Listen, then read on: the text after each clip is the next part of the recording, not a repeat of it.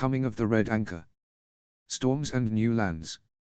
North Atlantic, 2029. James Warrington stood on the flight deck of HMS Queen Elizabeth as it sailed with its escorts and allied vessels through the North Atlantic Ocean, the cool salty sea air brushing against his face as he stared out to sea. He was in his early 30s and had recently been made Minister of Defense.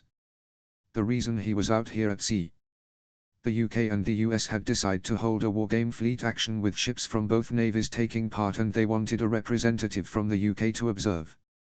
The Americans hadn't sent anyone as they didn't need to, since they had a high-ranking admiral there, and they are Americans, so do what they want, thought James glibly. The fleet totaled 20 ships, 6 British and 14 American. The British fleet was made up of HMS Queen Elizabeth, their aircraft carrier which was newly retrofitted with a nuclear reactor to bring it in line with others globally, 1 submarine and 4 frigates and cruisers. The Americans had the aircraft carrier USS George H.W. Bush, 3 submarines and 10 frigates and cruisers. Supply and support ships were 2 days behind them. They had met the American vessels just north of Bermuda and were now heading south to go into the calmer waters of the Caribbean. The plan was to split the ships into even squadrons upon arrival, each headed by a carrier.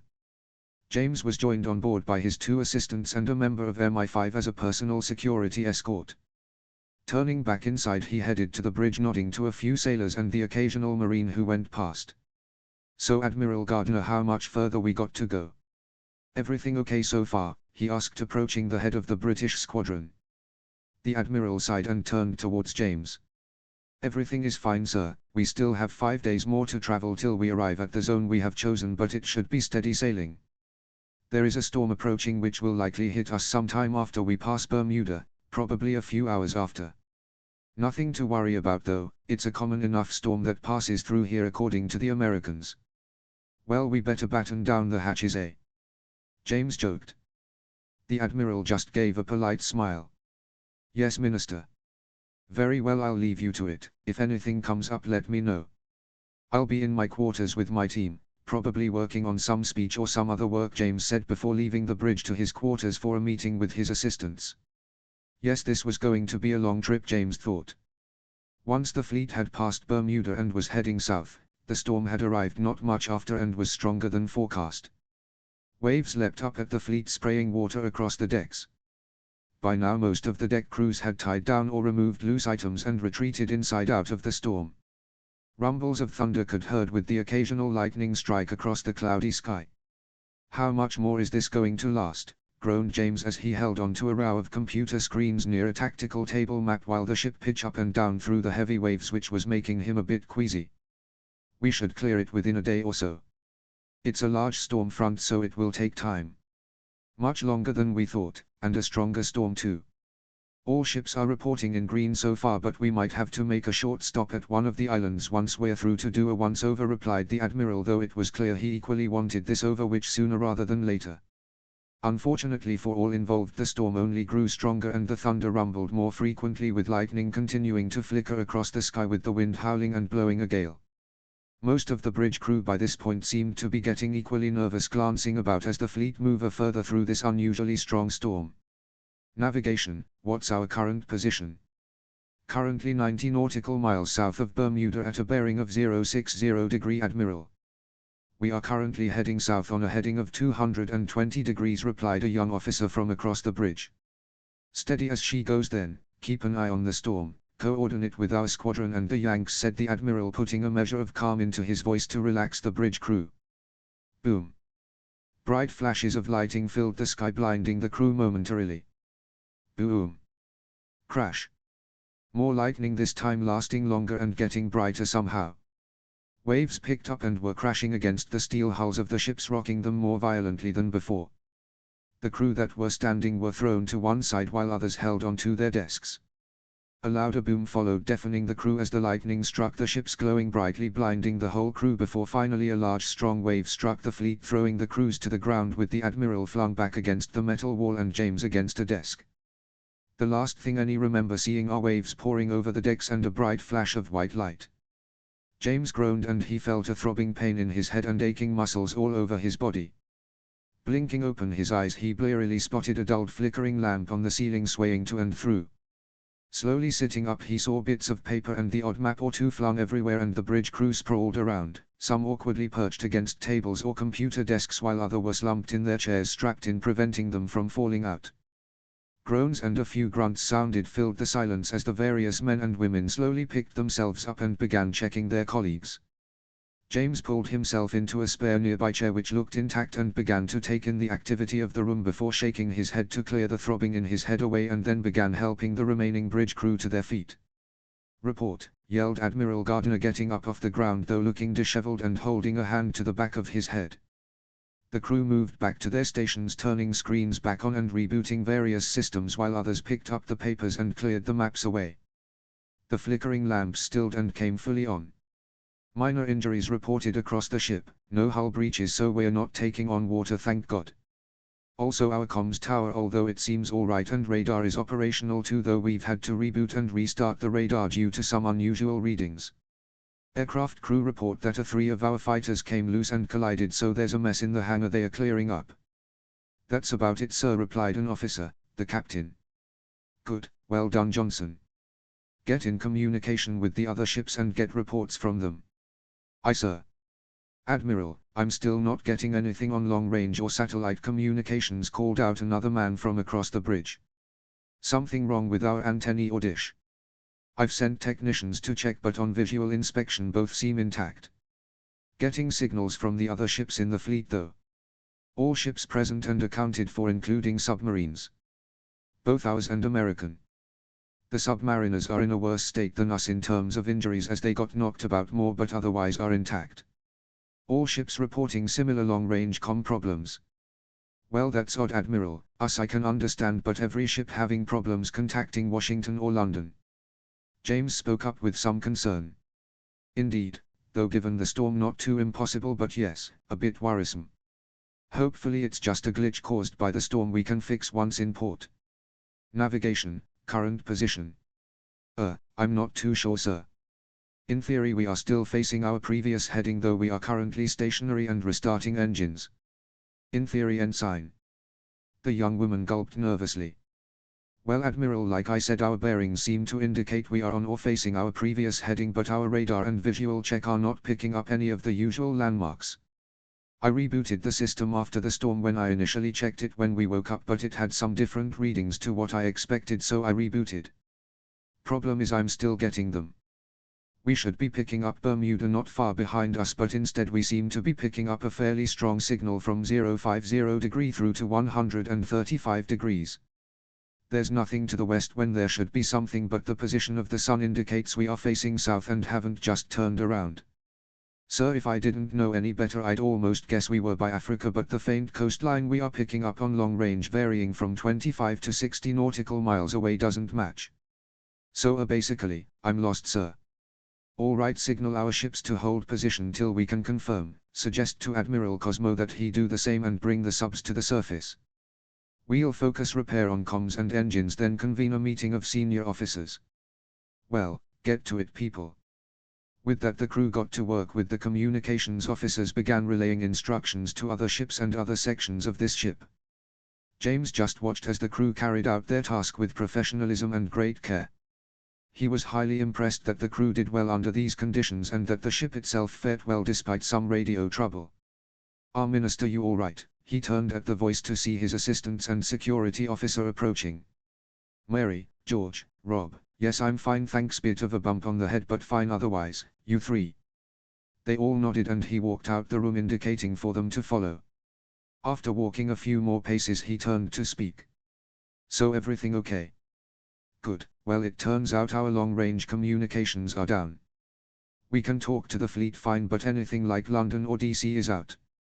Also we seem to have temporarily lost our position. The navigator says we should still be where we were, but the incoming radar data and eyeballing it says different, hence a bit lost. They're gonna check the systems, make sure everything checks out, then try again, I guess. After that a meeting of the fleet. I suggest we get comfy in our cabins, make some notes, try to carry on as normal for now and keep out the way.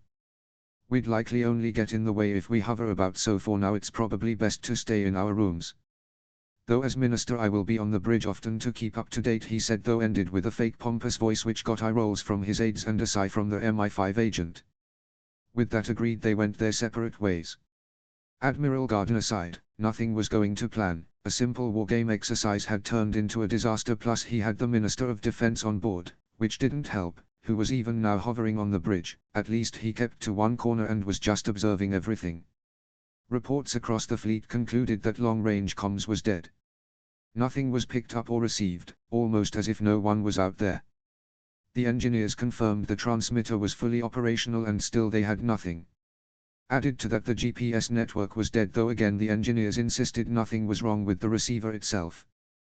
The ships themselves were otherwise fine, though both aircraft carriers had a few damaged planes which were now under repair. In short, they were lost and in the middle of nowhere. He sighed. A meeting was scheduled for an hour's time on the George H.W. Bush, so he was now heading to a loading crane that was to lower a small 5-man boat so he could get across. Apparently it was to be done in person since they were at a critical juncture.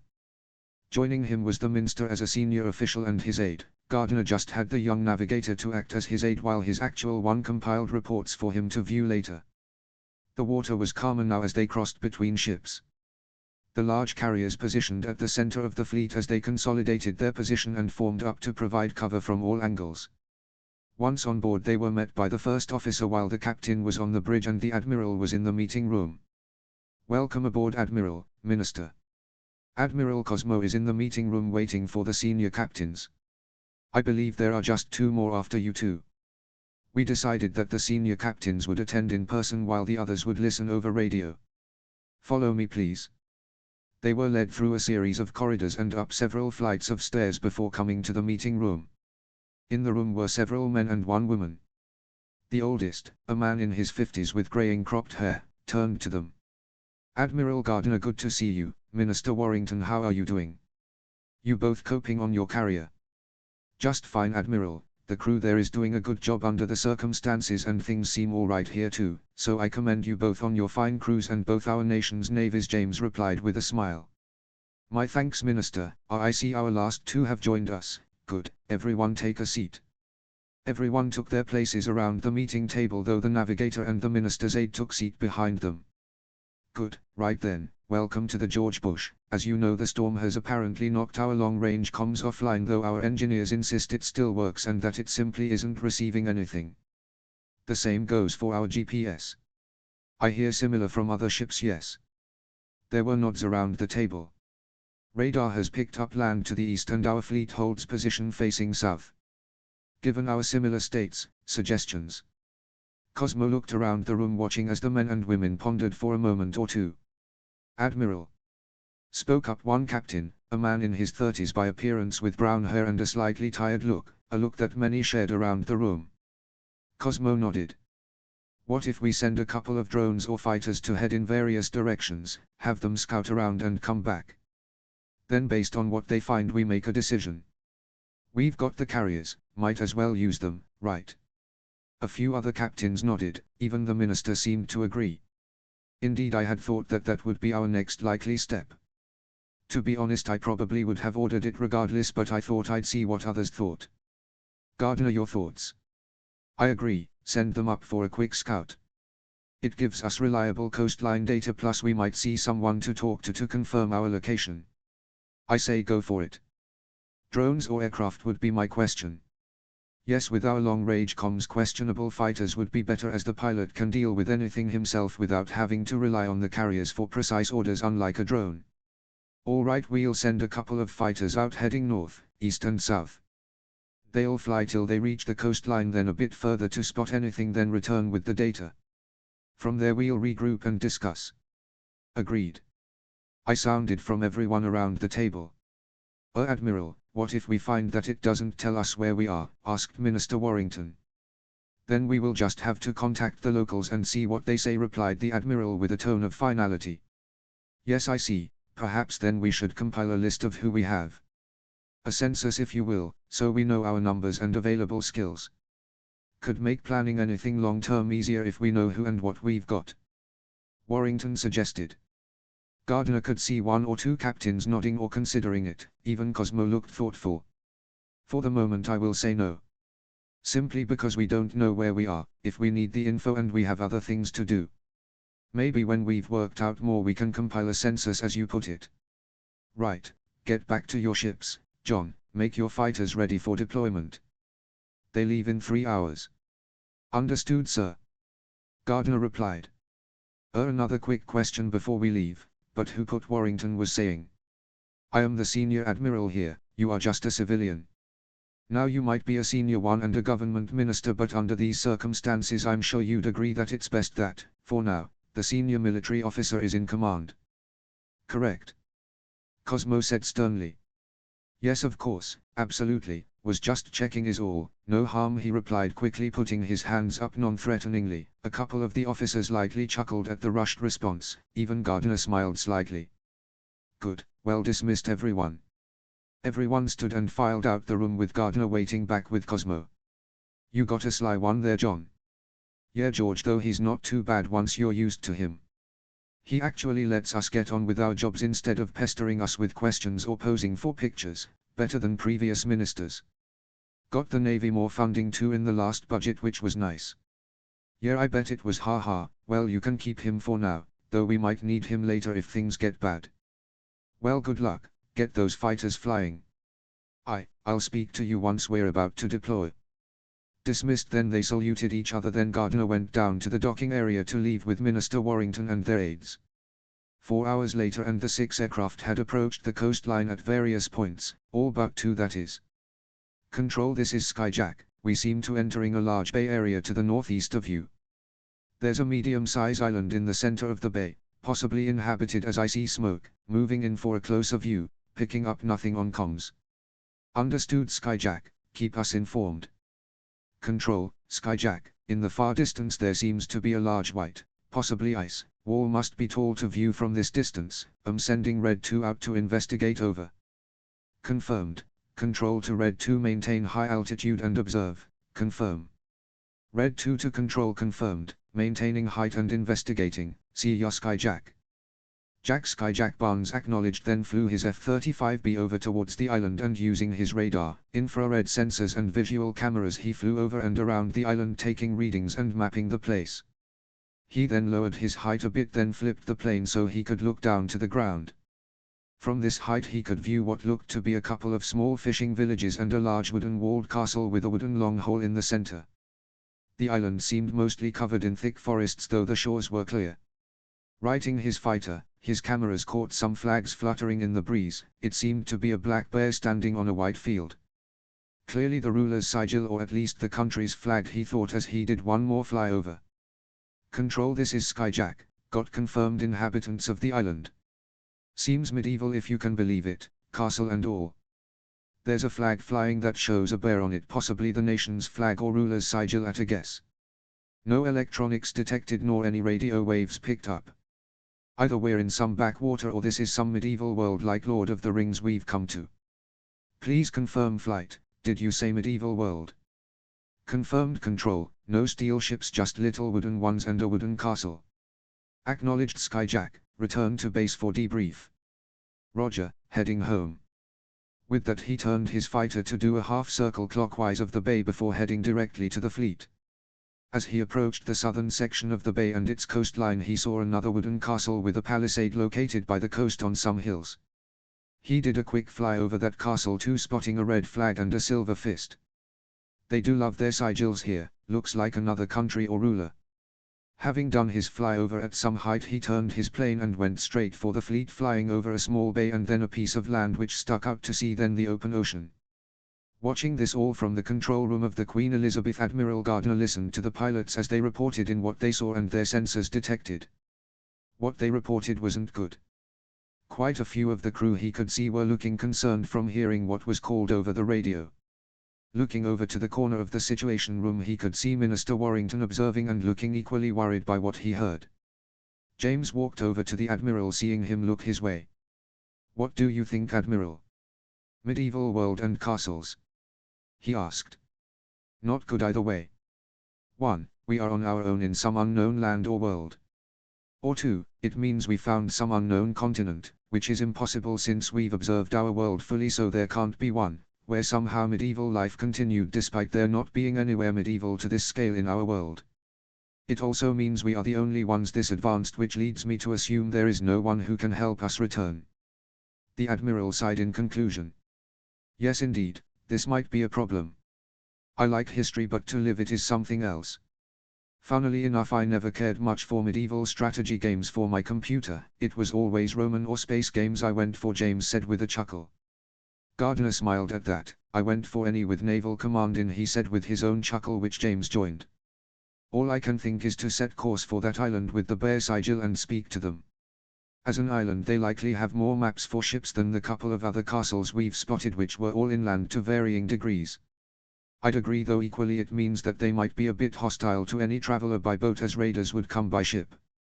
That said, with ours likely so different, they will be wary but maybe more open since we haven't harmed them, and if we show trust by only a small landing party. Gardner grunted in agreement. So I suggest you pass on to your colleague Cosmo and see what he says. Already done. He heard the same as me, and when I called him he thought the same. When our fighters return we will be setting course for what we've called Bear Island due to the bear sigil.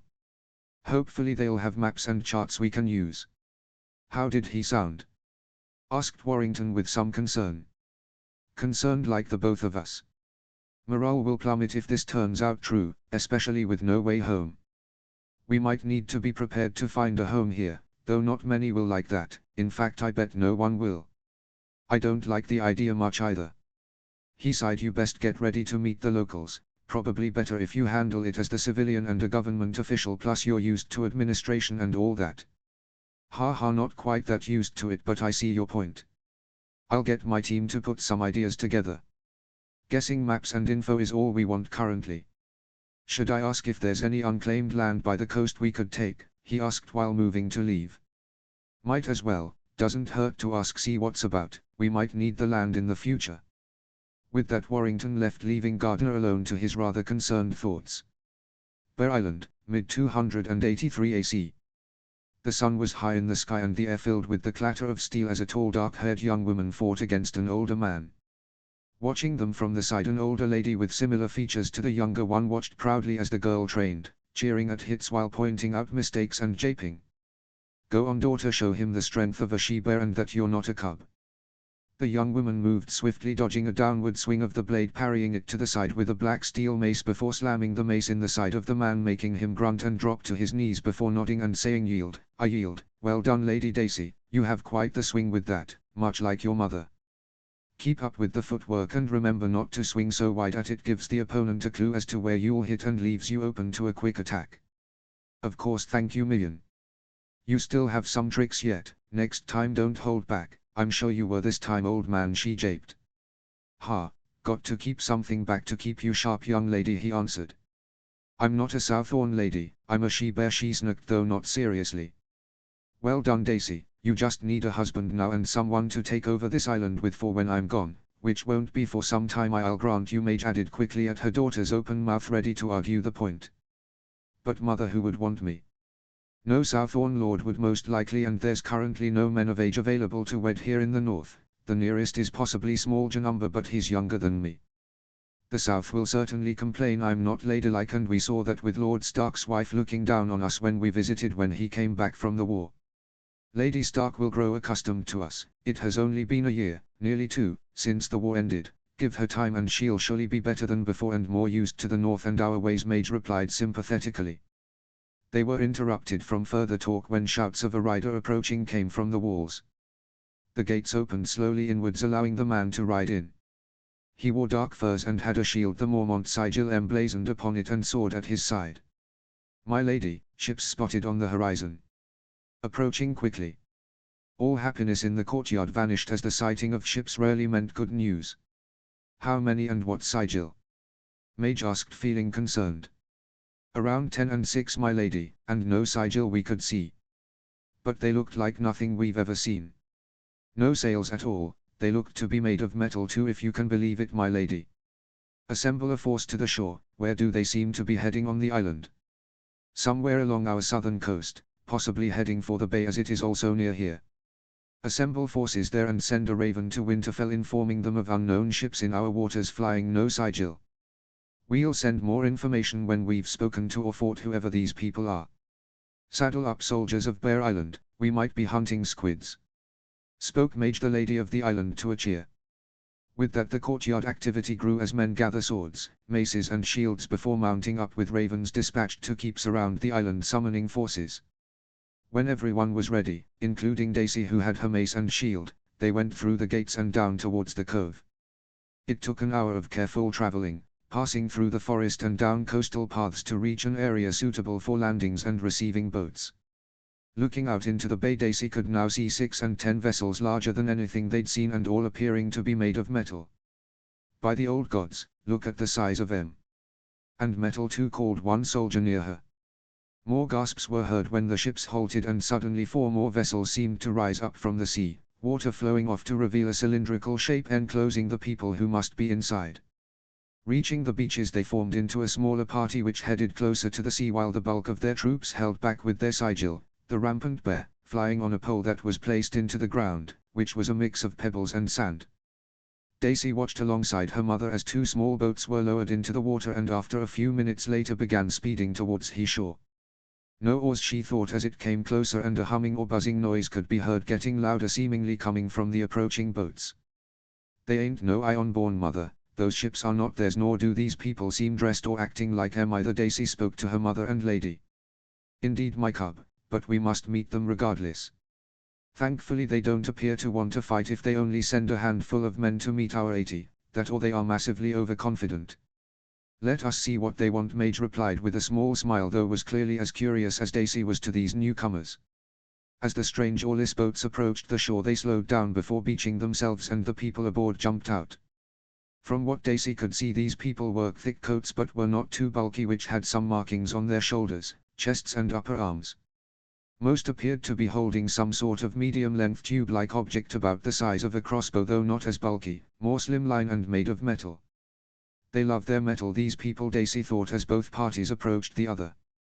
Most also seemed to be wearing a uniform of sorts, though none she could recognize, and bore no sigils from any northern or southern house either. Their skin tones and hair seemed to indicate they came from the north or maybe Stormlands, though 1 or 2 seemed maybe Dornish in origin or even being from Essos. A man, maybe late 20 or early 30, stepped forth. He wore a coat similar to the others but lacking the sigils the others had. He also carried himself differently. Whereas most of the people behind him, and there were some women to Daisy's surprise, were alert and stood warily holding their not crossbows, he lacked that alertness but seemed observant, at least noting where people stood and seemingly trying to decide who to speak to. To Daisy's left, her mother took a step forward and the man focused on her and took a pace towards her. Greetings, traveler, I am Lady Mage Mormont, acting ruler of Bear Island, while my brother, Lord Jorah Mormont, is away in the south. Who are you and what brings you to our shores? The man seemed to take a few moments to follow what she said, clearly either unfamiliar with the language or maybe the accent threw him. Hello, I am James Warrington, Minister of Defense for the United Kingdom of Great Britain, and I also represent my allies from the United States of America as the senior civilian representative of our 2 governments.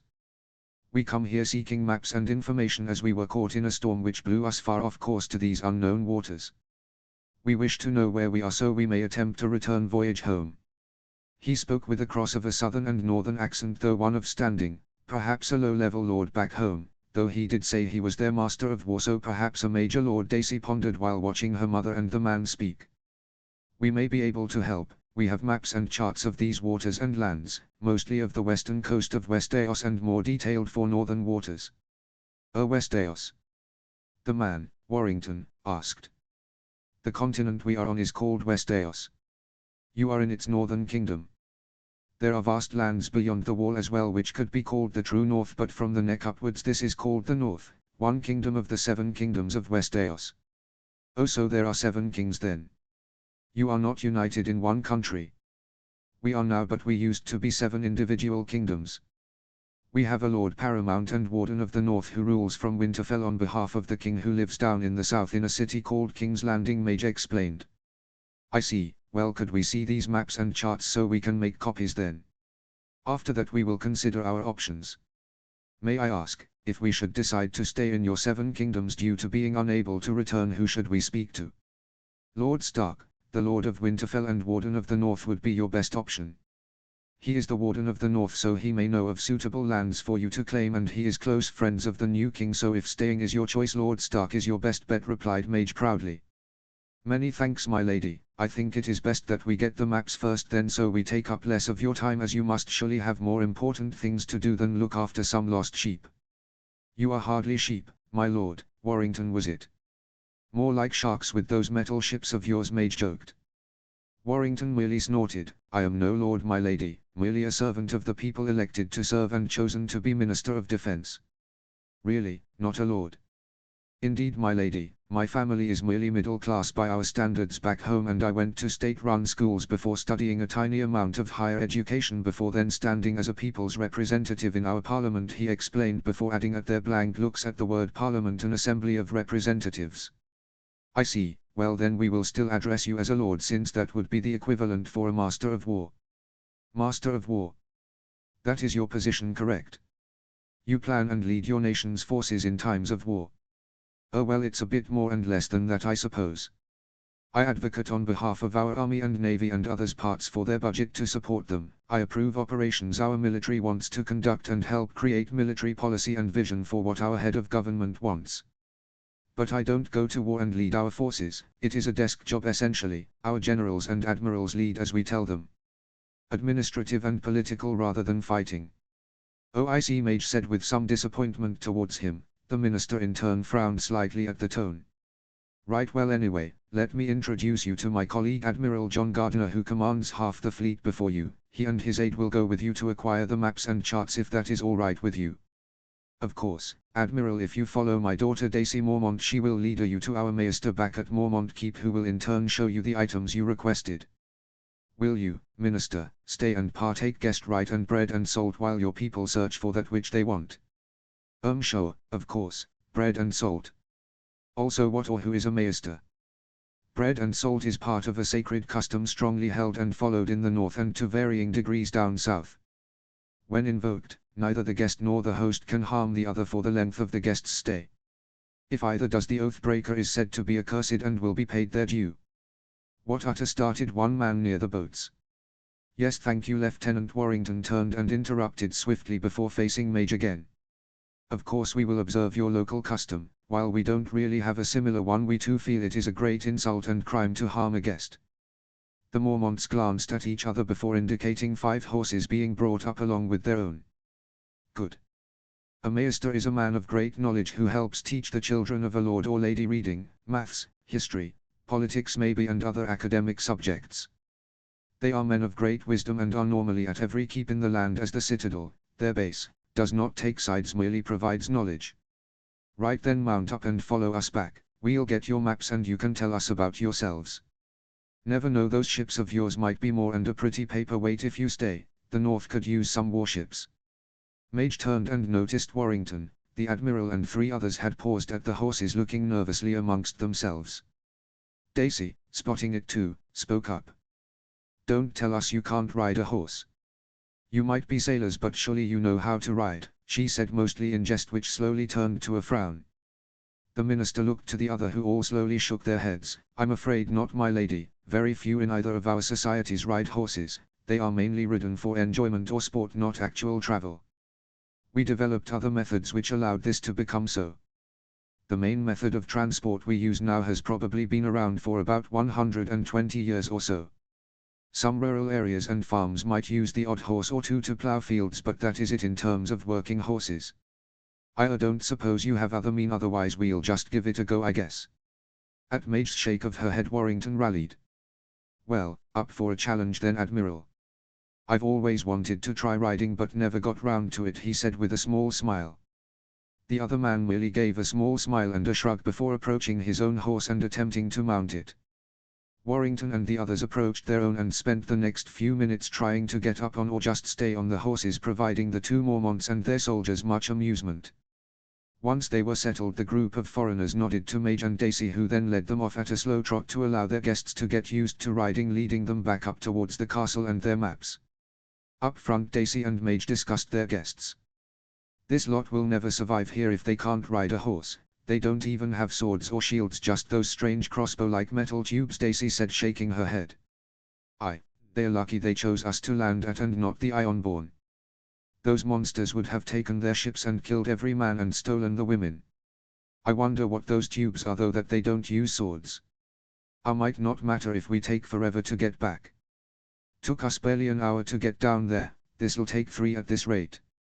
As for those metal tubes, I assume they are some form of crossbow as yet unknown, but that is a guess based on how they hold it. Very good daughter, good eyes you have, yes. And calm yourself, we have time, there's no rush, besides I think they are getting better with time, especially that minister. Despite not being a warrior he seems more the diplomatic silver-tongue sort, like those who play that stupid game of theirs, though at least him seems interested to learn the skills like riding. Speak with him on the ride, if they stay they might want advisors and they'd accept you when most wouldn't, as they seem to let their women fight too, so it seems, so maybe we'll get along and make an ally who can help us if the Ironborn decide to raid again, Mage explained softly. I see, I suppose I see worth in that, and yes you're right, if they stay they could help the North greatly, though as you say they'd need advisors. You might need to prepare for marriage too, daughter. Mother. You can't be serious. Why? Exclaimed Daisy, disgusted by the mention of the word. I just said be prepared, sweet cub. Lord Stark or the king might suggest it as a way to bind them to the North and thus Winterfell and then to the throne, thereby gaining their future loyalty plus assuring us of their fleet should it be needed. Besides he seems nice enough, a bit older than might be a normal suitor for you perhaps, but you're both of age, relatively close, though he might be 10 years older at least, but you're still suitable for each other. I hate you, Daisy said grumpily but without heat. Her mother merely laughed and rode on, leaving Daisy to stare ahead before glancing back at the man her mother seemed to think she might be forced to marry. I suppose he isn't ugly or unintelligent, at least, there's worse options. 283 AC, Mormont Keep, Bear Island. When they arrived at the keep the group partook in the guest rite ritual with the bread and salt before Admiral Gardner, his aide and the navigator followed Lady Daisy to the Maestas chambers. Warrington and his aide followed Lady Mormont to her solar to talk more. Welcome to my solar, take a seat and I'll have something to drink brought up, she said while heading around her desk to face her 2 guests. As they took their seat James took the moment to look around the room. It was a medium-sized room, not too large to be wasteful but large enough to sit 3 guests plus have space for her desk and chair. The wooden walls were a bit Spartan, though one wall had the bear sigil on a banner hanging off it while on another wall had a bookcase, or rather 5 shelves which had rolled up bits of parchment. They waited for a servant to bring 3 mugs of what appeared to be ale. 2 new friendships, Mage declared, which the 3 drank to. So tell me, my lord, are you married? The surprising question took the 2 guests off guard. Warrington coughed and spluttered while George, his aide, also choked on the ale. Ale bit too strong for you then, she said with a smirk at their reactions. No, I think it's fine. I'm sorry, but why do you ask? Bit of a blunt way to ask something personal, isn't it? James managed to reply. Bah, we're straight talking up here, no dancing with words like those southerners. Also, if you are to stay and want land, if you are unmarried they'll want you to marry someone local to ensure loyalty and blood ties. I see. Well, we haven't actually decided who would lead us if we stayed, mostly because we haven't decided if we would. I'm not even sure if I would be chosen to lead. I'm not our senior military officer in charge of the fleet, in fact I was only sent with the fleet to observe. That said, I am the only government minister with the fleet, but given the circumstances that doesn't give me automatic right to assume control. We will just have to see what happens. On top of that, you will find many will be reluctant to be forced to marry someone. Arranged or forced marriages are considered, well, no one really does it anymore, not in our countries at least. Mage looked a bit disappointed at that but also intrigued. Really, no arranged marriages? Not even amongst the nobility? Well, America has no nobility, though it has rich people and influential people. My nation has a nobility officially, though it is not as active or powerful as yours. We vote for our leaders, thus the views of the nobility are not listened to as much. You could say it is the reverse of here. The people are in charge and the rich have to accept and live within the law, at least in theory. There will always be those who bend or break the rules, but that's life. I see. You nations are quite strange, though yours at least sounds similar. We have a monarch, with lords and dukes and barons. The power just rests with elected representatives of the people rather than lords and monarchs deciding everything to their benefit and not the country's. We are a halfway house between you and the American system in simple terms. Those ships of metal, how do they float? Surely they should sink. And defenses, I see no catapults or ballista, wondering how they fight. They were made in a way to keep them afloat, something about water displacement I believe. As for defenses, well, let's just say they all have teeth and no one would want to cross them. He said in a hard and confident manner. Right then, so how many cups can you drink? She said with an evil smirk. The two men opposite her looked at each other nervously. Across the keep Admiral Gardner was getting only bad news. The charts and maps provided showed they were in a totally new world. The continent of West Eos was unlike any previously known. Seemingly the size of Canada down through Mexico in terms of terrain, but with a culture of medieval Europe or the UK. Essos was like Europe, Africa and Asia combined in terms of culture and possibly landmass too. In short, it was all different yet with hints of familiarity. Thank you, Maester, you have been most helpful. Are you sure there is nothing else to the western charts of this Sunset Sea? I'm afraid not, Admiral. No one has ever gone west and returned to tell the tale. Most believe it is the edge of the world. Perhaps your lands are simply the other side of the Sunset Sea. Gardner gave a small smile at that. No, I fear we will have no way back, though I thank you for the optimism, we might need it. We'll make some copies of these charts then return to our ships. Would it be alright if we stayed in that bay until we decide what to do? I don't think Lady Mormont will mind. If you are to stay, we will be allies anyway.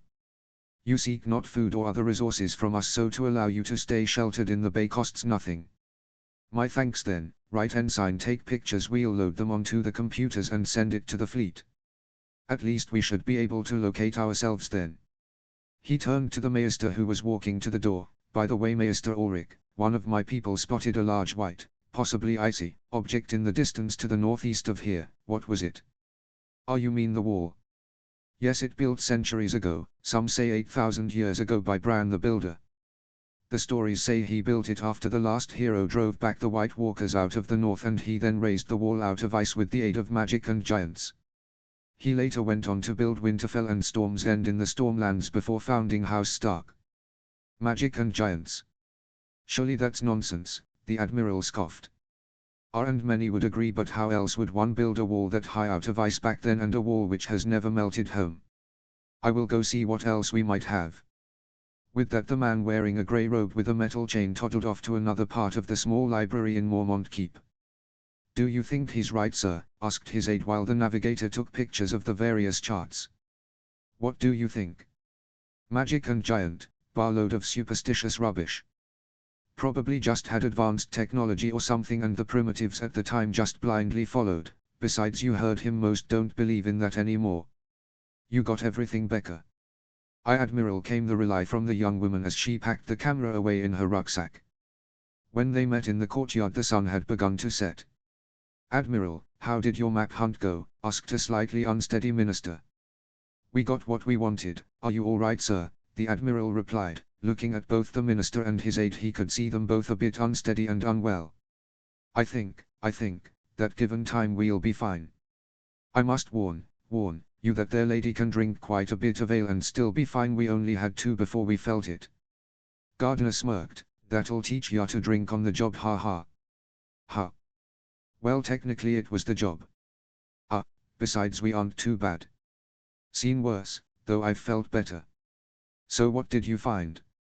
Warrington said, slurring slightly. We aren't in our world anymore. The continents are wrong and positioned incorrectly. We are not getting back anytime soon. He finished with some disappointment. It showed on all their faces. The faint hope they might be wrong had faded. Did you ask about that ice wall our fighter spotted? Asked Warrington unsteadily. Yeah, they call it, rather unoriginally, the wall. Built out of ice some 8,000 years ago by the guy who built Winterfell. The tales say it was built with magic and giants, he added with a scoff. What a load of rubbish. Magic, all showmanship and smoke and mirrors. Bit of technology thrown in to spice it up, but not actual magic, Just what I said.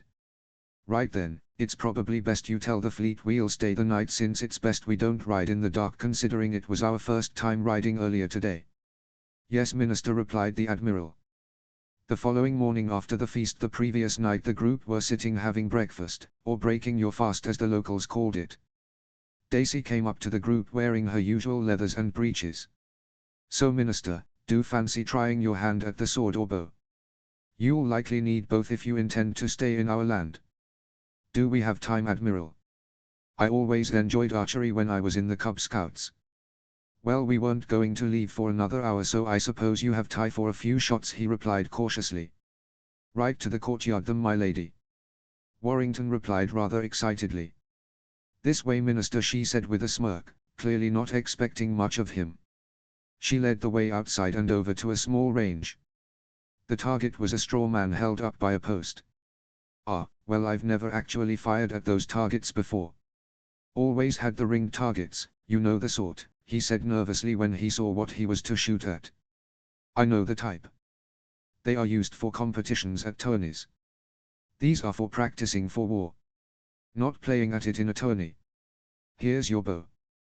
The bow had some weight to it but was lighter than some he'd tried back home at archery ranges. Holding it in front of himself he picked an arrow from the quiver Daisy held and placed it on the bow, knocking it in place.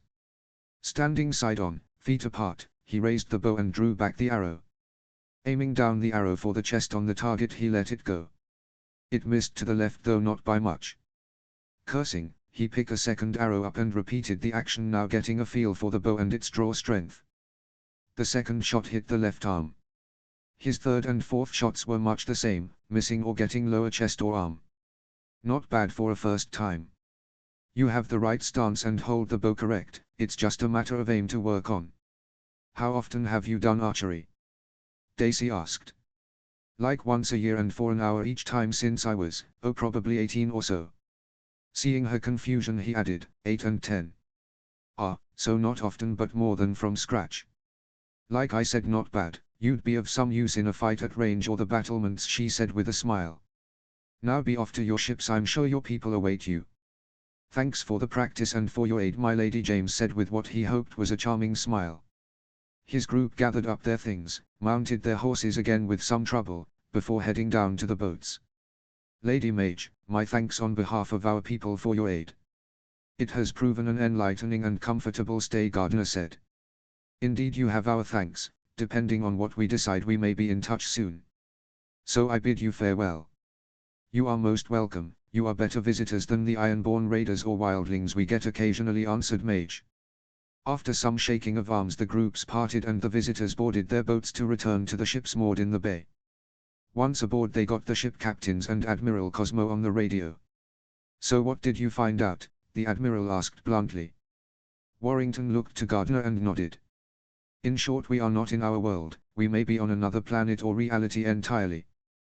The maps you can see show 2 large continents which we have never seen before. The language spoke is a kind of Old English that is hard initially to follow, but you can fairly quickly pick it up.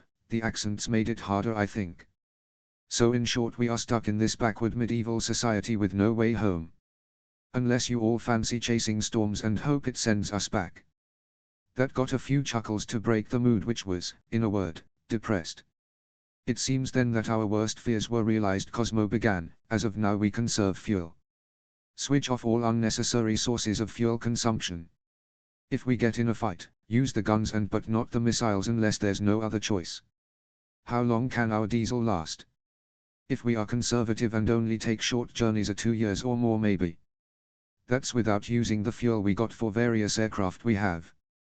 All but our subs and the George H.W. Bush and the Queen Elizabeth will effectively run out of fuel within a few years, maybe less, give or take a bit with their current capacity and usage, spoke up Captain Hammond of the George Bush. At the calls of surprise he spoke again. I checked our current capacity and spoke with engineers throughout the fleet to get estimates. I would argue that we find a place near to here as a base and only send out the subs for patrol work as they are nuclear or hydro-powered. The carriers are both nuclear, as you Brits decided to upgrade last year, so we go lucky. Assuming we can get some land to base out of. On that note, Minister, you spoke with the Lord of the Island, what do they have to say? Well, Admiral, it was Lady Mage Mormont of House Mormont I spoke to, who is the ruler of Bear Island. Her house is subservient to a liege lord who rules an area called the North, and he is called Eddard Stark. I believe his title is Lord of Winterfell and Warden of the North. Effectively he is in charge of this northern territory. He is in turn subservient to the king who lives in a city called King's Landing down in the south. Now in regards to gaining possible land to live on, Lady Mage said that the north is mostly empty and undeveloped with loads of untouched resources. There is also plenty of coastline along here that we could be granted. She also said that a likely condition would be someone, the person who is in charge of us, our lord as it were, who would have to marry someone of the north or maybe even another of the 7 kingdoms to ensure loyalty to the north and the king. Though kingdoms is a misleading name as there is only one king, the rest are lords or wardens of the other kingdoms from what I am told. I believe the north would be most interested in us as they have no naval military presence this side and are regularly raided by a people called Ironborn who come from the Iron Islands to the southwest of our current position. They also, as mentioned, have untapped resources which could prove useful and are far enough removed we are unlikely to be brought into war by our liege lord Lord Stark. The north is mostly inwards looking rather than the south, so it is rarely involved in their affairs. This would give us time to adapt to current circumstances and solidify our hold on whatever piece of land we are given and train against the raiders, James concluded. I see. Yes, thank you, Minister. I think first we must decide, are we staying or moving to another area, though by the looks of it would take months to reach Essos, which we can ill afford. Thoughts? Muttering amongst the various captains took place before one spoke up more clearly. I would say that it would be best to ask for sanctuary here in the north. If they truly rarely take part in southern adventures and troubles, it would give us the time to develop alternate fuel sources, weapons and ships and then train on them. By the time anything might happen we might have had 10 years to dig in and build ourselves. Besides, if we can still use this fleet if any problems arise. What medieval castle or ship will withstand tomahawk and harpoon missiles, 30mm guns or any other missiles and guns we have? That said, we should use them sparingly as we won't get more. Perhaps build some catapults and ballista. We should know how to make high-powered and accurate ones, certainly better quality than native ones, and we can use local materials for it, thus endless supply. There were sounds of agreement coming across the radio as others made their views known. Excuse me, admirals, captains, but assuming we stay, going by local custom, there must be a lord of the house we serve who will in turn pledge our loyalty to the liege lord and thus the king. Now we both come from democratic countries who no longer follow that manner of governance. Do we adapt it, say a leader voted for life or until retires then we vote for a new one? Or do we just have a lord and his family and their children's family and theirs etc., or do we just keep with an elected ruler for 4 or 5 years and have a new vote? There were grumbles now as clearly no one really wanted to answer it or address it. It is a valid question, Admiral Cosmo said with a sigh. In an ideal world I would advocate for your last option of keep democracy alive. Lots of voices of agreement were heard at that. However, we are military personnel who need hierarchy and a certain formality that lordships like those in Westeros would provide, and we are now in a hostile environment that is also medieval in thinking, so having one leader in charge could be of benefit. This affects all of us, not just captains and admirals, all of us.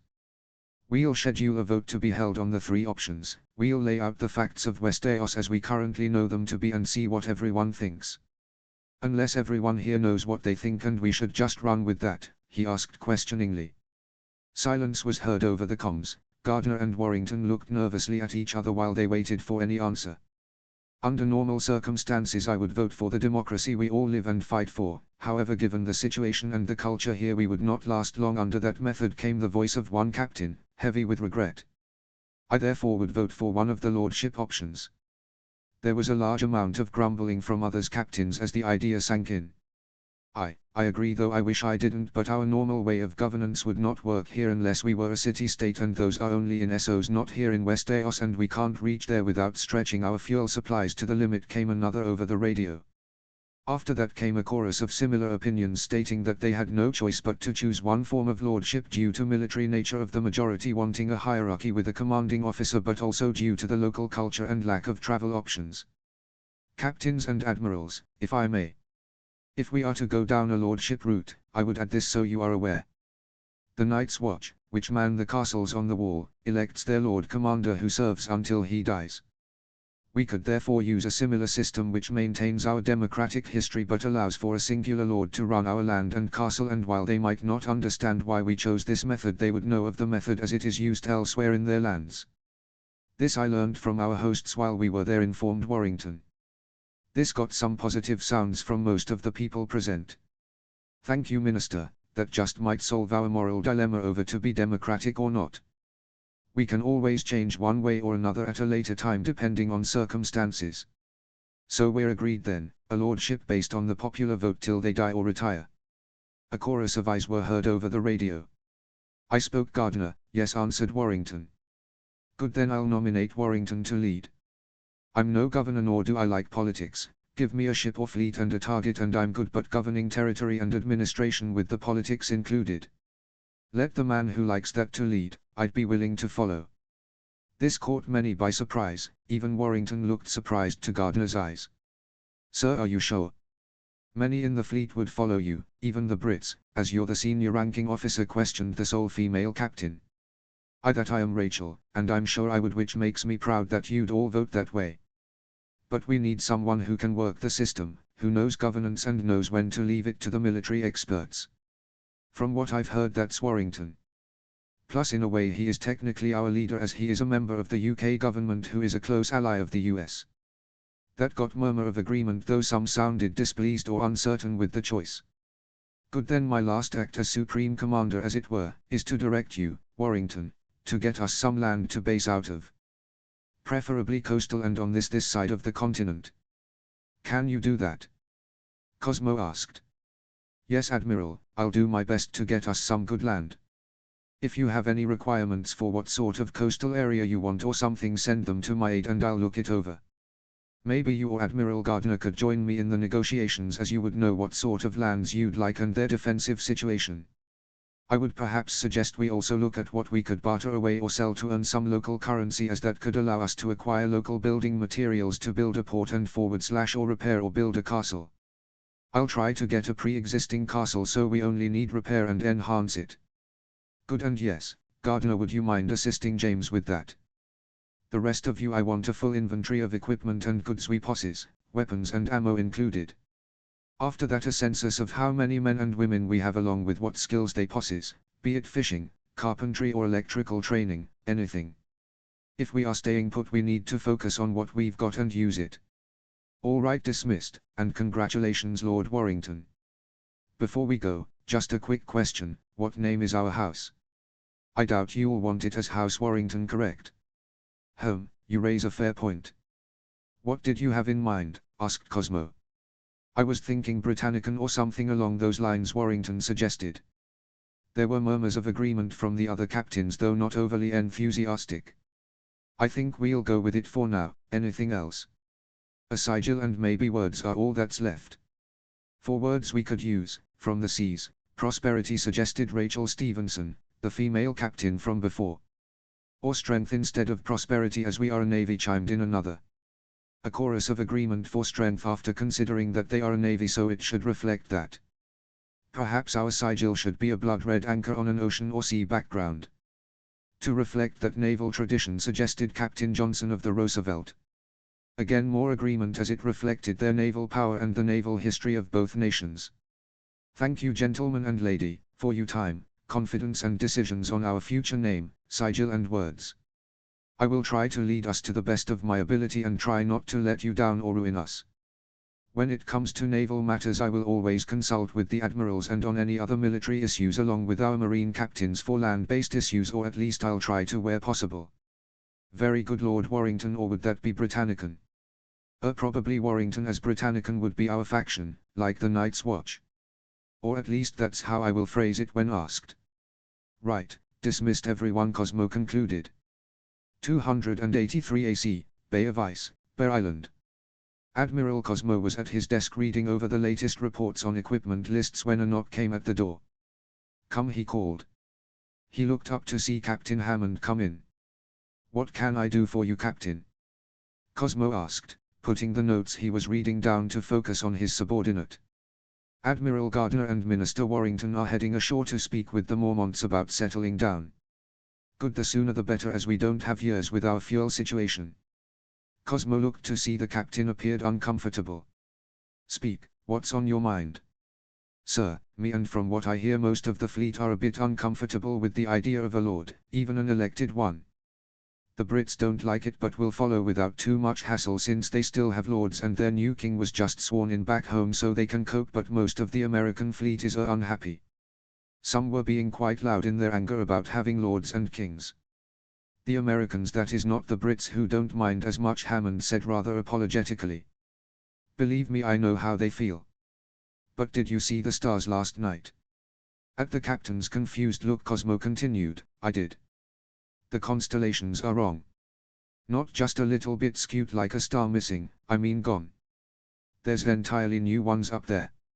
Minister Warrington brought his telescope with him for some reason, fancies himself an amateur astronomer, though he told me he rarely uses it even back home. Anyway, he set it up last night on the QE and took a look up above, thinks he spotted a planet or two as well while he was there. Not that we can check as he has the only astronomy telescope in the fleet. Said they looked nothing like Mars, Jupiter or Saturn. We are in an entirely new star system or reality, not sure which yet. So you tell those that grumble about wanting to go home, how can we if we are on a different planet, eh? Those that hate having lords and kings, well, tell them we don't have the ability to go making enemies because we will run out of fuel and weapons before they submit to us, and if we use anything heavy all that will be left is fire and ash. Which isn't worth ruling. We need to adapt to the locals somewhat but still keep our traditions and freedoms. I've got my aide and one of Warrington's to work up a rough Bill of Rights and Constitution, taking ideas from the UK and US and looking at what we know of here. Hopefully what they come up with will appease nearly everyone, so while they'll all hate the idea of a lord, they can cope because our laws and rights are the same and protected. Will you be making a statement about that, 'cause that could help amongst the fleet, sir? Thank you for volunteering your radio for me to do so, Cosmo said with an evil grin. Yes sir, Hammond sighed, knowing full well he'd walked straight into that one.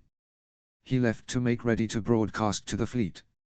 Meanwhile at the shoreline, Lady Dacey and a few soldiers were meeting the new arrivals. Minister, how nice to see you again, come for some more target practice, she said, smirking at the man who gulped nervously before returning a smile. While I may take you up on that sometime, I'm afraid I need to speak to Lady Mormont about negotiating with your Lord Stark for some land for us to settle if possible. As you know, this is Admiral Gardner along with my aide, Mary Granger, and his aide, Lieutenant Jack McDonnell. He said, indicating who as he said each name. Greetings, well, are you all up for a ride, she replied. After a short amount of trouble getting onto the horses, they were soon on their way back up to the keep. Once there they partook in bread and salt as the custom and spoke with Lady Mormont in the great hall, as it provided more space for everyone than her small solar. So you wish to stay then? I will write to Lord Stark requesting instructions. He will either invite you to Winterfell or come here. The reply will probably come within a sennight, 7 days. Travel time by riding would be about 2 sennights, give or take a day. That long? Asked Gardner. Indeed.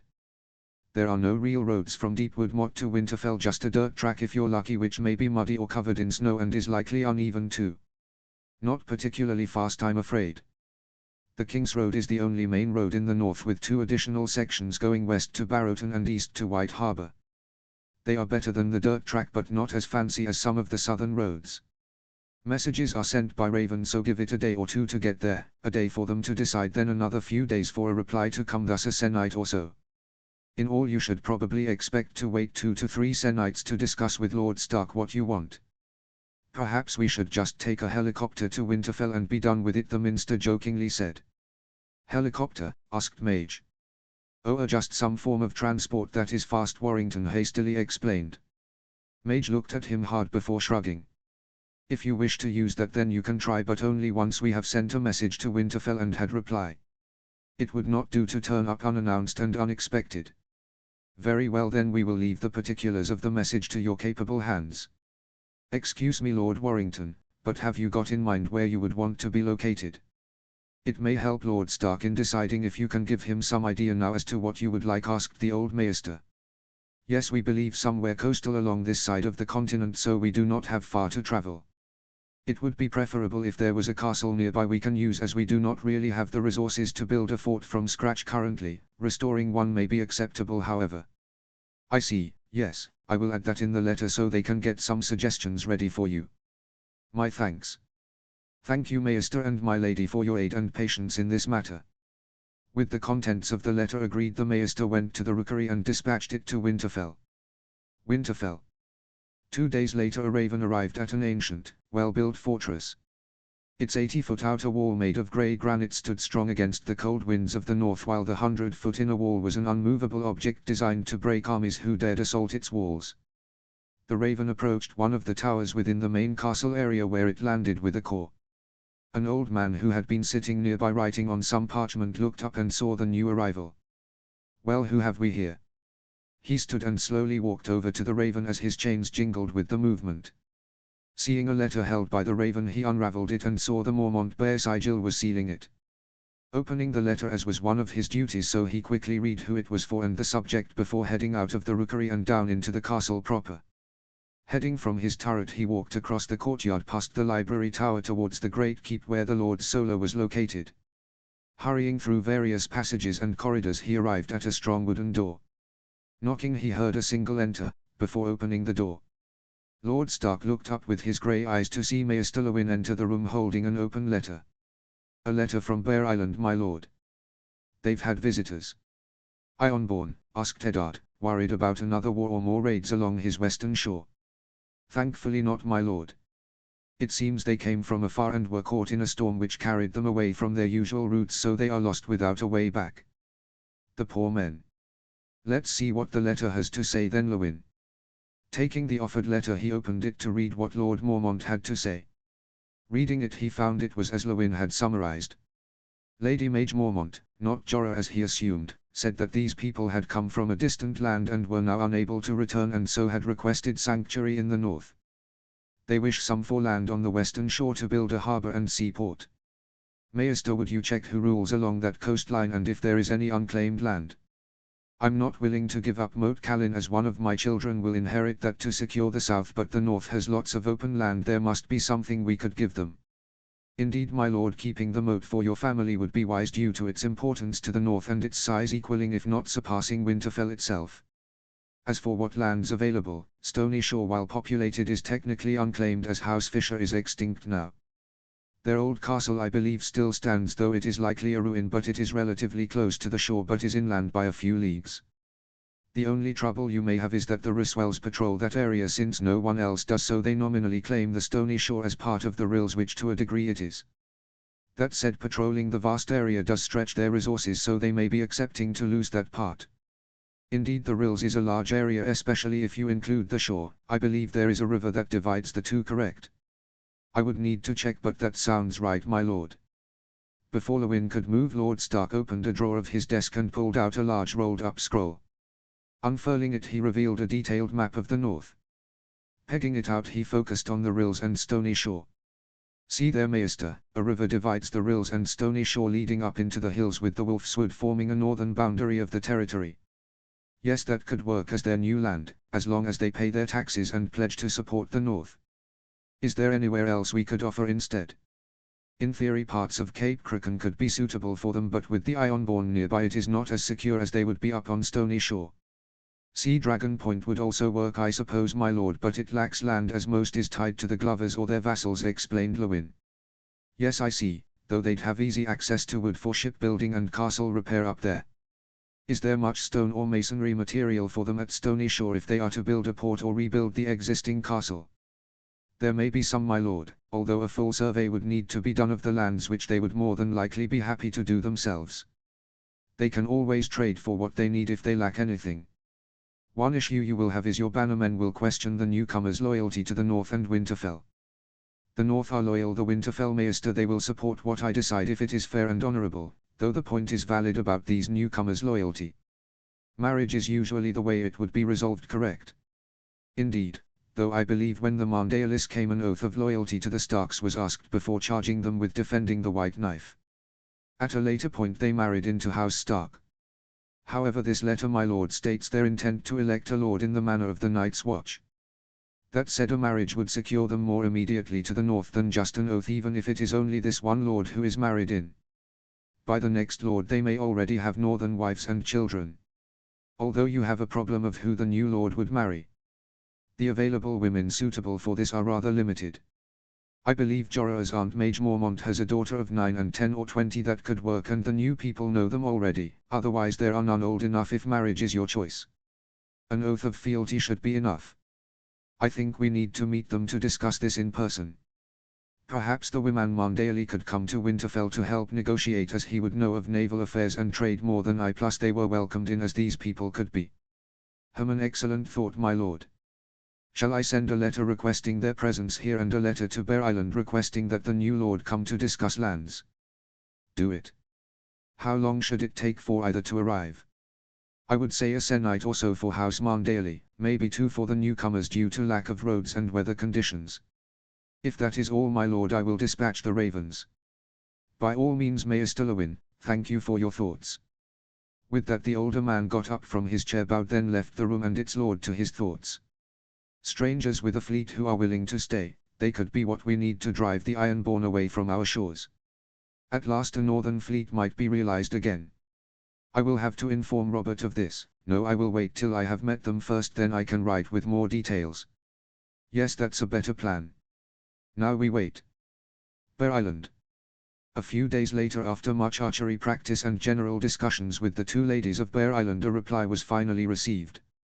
Lord Warrington, you and your people are requested to go to Winterfell to meet with Lord Stark to discuss the terms of your stay and the location of the land that may be granted to you. I suggest you start off in the morning.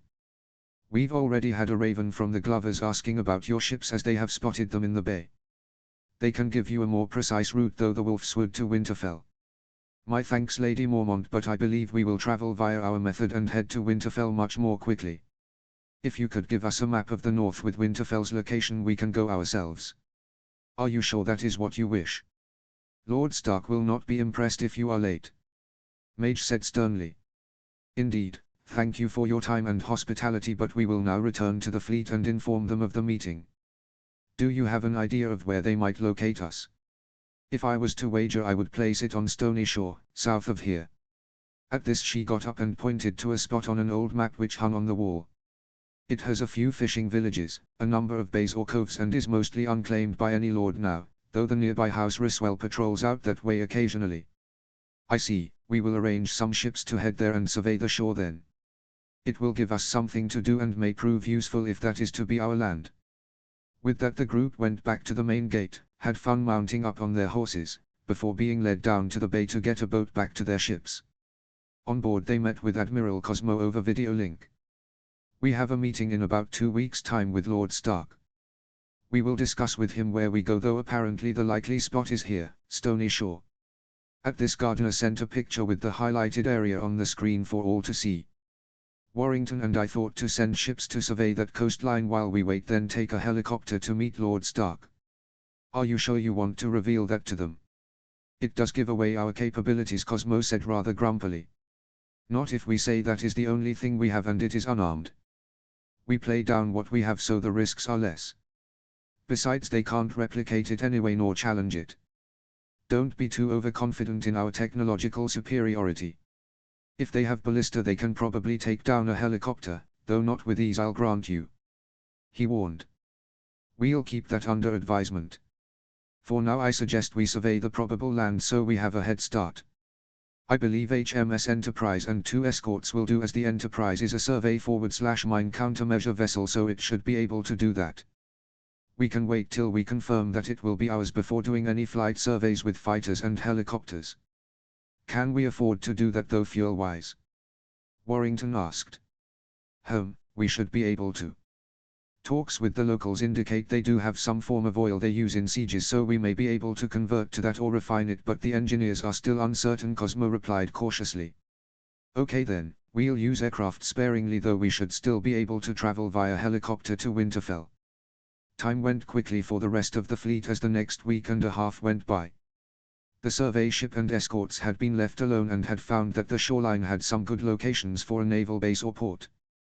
Longer-range scans indicated possible mineral deposits that would be useful for trade or construction, though identifying them would come later. With the meeting date approaching, they were loading up one of the Merlin helicopters fitted out with an extended fuel supply to allow for some deviation and locating their destination. With them were 10 Marines to act as security, fully kitted out with weapons and gear to make up for the lack of defenses on the helicopter, done in part to make it lighter and thus go further. Joining Minister, soon to be Lord, Warrington, were Admiral Gardner and both their aides. Once fueled and loaded, everyone strapped in and the engines started with the rotors spinning. It took off slowly before quickly gaining height and heading in a southeasterly direction. Pilot. "What's our ETA?" asked Gardner over the radio. "Should take us about 3 hours or so, sir. It's about 400 odd miles according to the maps, so we should have plenty of fuel to get back all right." The 3 hours passed surprisingly quickly as they looked out the windows watching the scenery change with mountains in the distance to the north and hills and grasslands to the south, all the while flying over a thick ancient forest. Winter fell. It was another cold day in the north which Ned barely felt. His wife Kat still complained most days, though she was adapting. His son Rob had just started to say a few words and could walk somewhat. His other son John barely talked, though was able to say words when prompted. Kat, however, still gave the boy a cold shoulder and ignored him when she could. Ned sighed. He wished he could tell her the truth, but it gave John the perfect protection because even she thought him his bastard son. "Oh lie, forgive me," he thought morosely, wishing that everything was different. As he walked the battlements, as he was prone to do when he was brooding, as many of the servants and small folk claimed, he looked north, seeing the edge of the Wolf's Wood with its ancient trees nearby and the beginnings of the northern mountains in the distance. Enjoying the quiet, disturbed occasionally by some of the household guard training under the watchful eye of Sir Roderick, he stood just enjoying the moment before going back to his lordly duties and hosting the Mandalis, who arrived the previous day for the negotiations. Then as he began to turn back he heard it. A faint whirring sound mayhaps. He listened closely. The soft whirring sound could be heard with maybe the same sound of someone swinging a sling for a slingshot. Looking around he saw no one practicing with a sling, and he turned to face the direction of where the now louder sound was coming from. Looking northwest he could see nothing, before he looked up in the sky and he thought he saw something. The sound was louder now, heard more clearly over the din of the hustle and bustle of castle life. In fact, others now began to look around for the noise they too could hear. Focusing on the sky he spotted it. It was grey and somehow floating in the air without strings. It seemed solid, perhaps metal. A guard walked past and seemed to stop as he heard the noise and followed his lord's gaze. "Bring the maester to me," Ned commanded. "Yes, me lord," he replied, quickly rushing off to fetch his charge. As he left, Ned returned to watching the unknown object slowly but steadily approaching his castle. He could see now there were glass windows at the front with a few more in the sides. And through it all the whirring, blaring noise continued, getting louder the closer it got. He saw what seemed to be something spinning on top of it as it got lower, now just above the tree line as it came towards the open fields which surrounded Winterfell. Some objects, small wheels by the looks, slowly appear on the underside of the machine, for it was clearly some machine of metal. He heard a small jingle-jangle as Maester Lewin appeared at his side to watch the last few minutes as the strange metal object somehow gently landed on the fields in front of the north gate. The metal blades were what was spinning now began to slow, and he could make out 4 spurs coming of a central pole which span. When the spinning blades slowed to a certain point, a single door on the side opened and out came 4 men who bent over as they rushed away from the grey whirring machine. After a moment half a dozen more stepped out and they too rushed out from under the slowing blades. The battlements and the gate were full of guards and castle folk standing staring at this strange event. Mouths hung open as they watched the unknown people start to bring some rucksacks and bags off the flying thing which had now stopped its rotating blades. Deciding that these must be the guests of the Mormonts, Ned decided to head down to the gate with Lewin to greet the visitors. When he reached the north gate he found that a group of them, 6 men and 2 women, had approached the gate and were waiting while more seemed to be by the metal box organizing bags and things. They all seemed to be wearing thick coats of some sort, some with sigils and patches on, while 4 were holding a cylindrical, metal object in a manner as to how one would hold a crossbow. One of the men stepped forth at his arrival and bowed slightly. "Lord Stark, I presume. I am James Warrington, the elected lord and representative of my people. A pleasure to meet you." Ned took a moment to look him over. "Lord Warrington then. A pleasure to meet you as well. I am sorry to hear you are unable to return to your lands. Are you sure there is no way?" The man, Warrington, smiled sadly. "Alas, Lord Stark, it is impossible. which leaves us with settling here. I see. I hope you will find the North a place you can call home. Northerners are generally suspicious of outsiders at first, but if you prove yourselves and treat them right, the North are good friends and hardy folk. Lady Mormont was a good host, I take it. Did you meet Lord Mormont?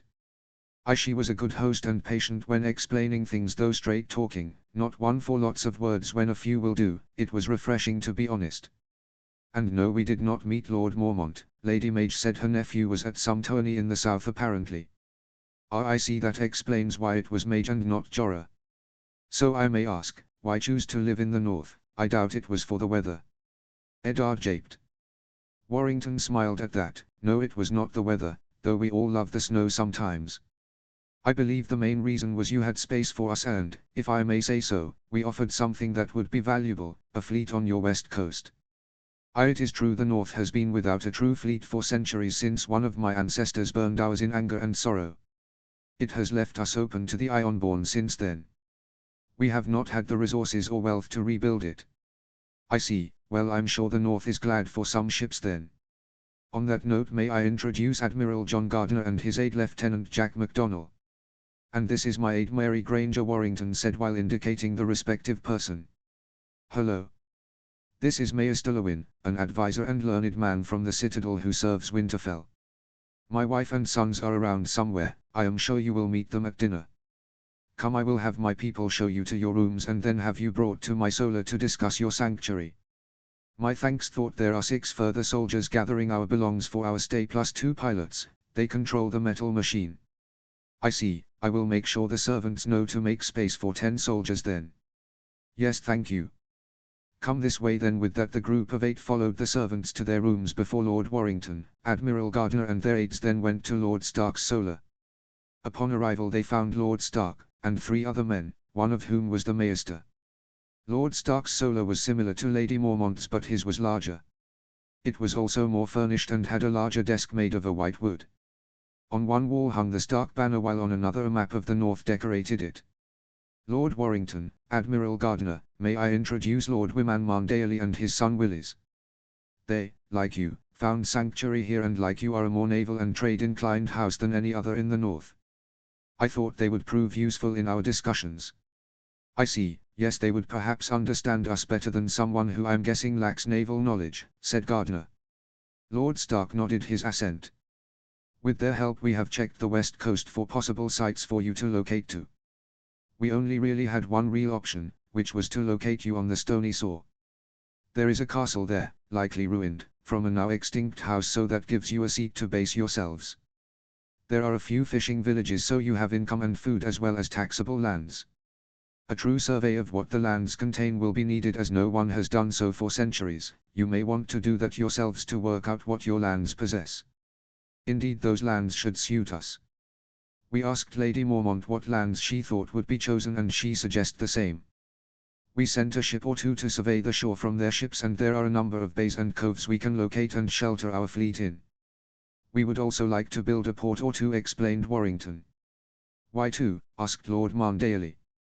The reason is we wish for a military harbour and a trade or civilian harbour, answered Gardner. It will reduce the ability of spies to determine our strength if civilian ships and trade ships go to an entirely different port. It also means if we are attacked, the military port should be free to counter. I see. Most intriguing. We never needed to worry in White Harbour, as there were few who would come this far and challenge Marndaly vessels. You would be dealing with Ironborn, Lannister vessels and possibly the Reach if a war broke out. I'm assuming you would have shipbuilders at both. Gardner nodded. I see. You'd then have 2 shipyards to turn out numbers of vessels if they were needed. Not bad at all. Plus we can always make ships for others in peacetime, suggested Warrington. Too true. We ourselves don't really make ships for others. Don't have the resources or incentive to do so, truth be told. Very good, my lords, Lord Stark said. Now in regards to the territory itself and its boundaries. He indicated the map on the wall and pointed to locations. As you can see, this river goes up inland to the hills. You will follow it straight into the hills, not towards these lakes, they belong to the Ryswells. Next go through the hills north towards the edge of the Wolf's Wood and then west to the sea following the tree line. It is a fair amount of land, but most of it is empty and none is claimed. You wouldn't be the largest landowner in the north, but you are not smallest either. If you are to become the new Northern Sunset Sea Fleet, you will need the resources and lands to build and maintain it. You will likely need wood, so once you are on location I suggest you contact House Forester for wood. Equally for stone to build with. Some you may have in your lands, so quarry as you please. Others you can ask me to contact some of my bannermen if they can sell you some. You have items to trade, or will you need loans? Lord Stark informed them. We have some things we can trade, yes, and we have workshops with mechanics and smiths who can make tools, though we may need some resources for them, though I have a full list of what we can sell or make now here. And so the conversation carried on for an hour or so as they discussed items for trade and purchase as well as details on the lands and people. You will likely need a weirwood planted in or near your castle. If it is to be your seat, you will need one for the small folk who may serve in your holdfast. Also, have you chosen a sigil, name and words? I will need to register it with the Citadel and King's Landing. I see, yes, we'd be willing to plant one and some trees, like your gods would, I presume. Ned nodded. In regards to name, sigil and words, we have chosen yes. Here is the sigil, a red anchor on a blue background, as he said that he passes a picture of what they designed. Our name is House Britannicum with the words from the seas, strength. A good sigil and fine words. He glanced outside to see it was darker now. I believe dinner will be soon, so join us for a meal and we can finish discussions tomorrow with the final terms.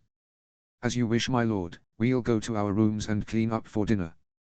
Good, I will send someone for you four. You men will eat with my guards at a lower table for the household. You will sit at a guest table near my family's table. Of course, we will see you there then, said Warrington as he stood up with the others. An hour later they were brought to the great hall, finely dressed in their dress uniforms or in a smart suit and dress for the civilians. Interesting clothes you four wear. May I present my wife, Lady Catelyn Stark, and mother of my son Robb. Lady Stark was a young woman barely 20 with auburn hair and blue eyes. Lady Stark was holding a small boy no more than 2 years old. He seemed to have his mother's hair and eyes, though features of his father on his face.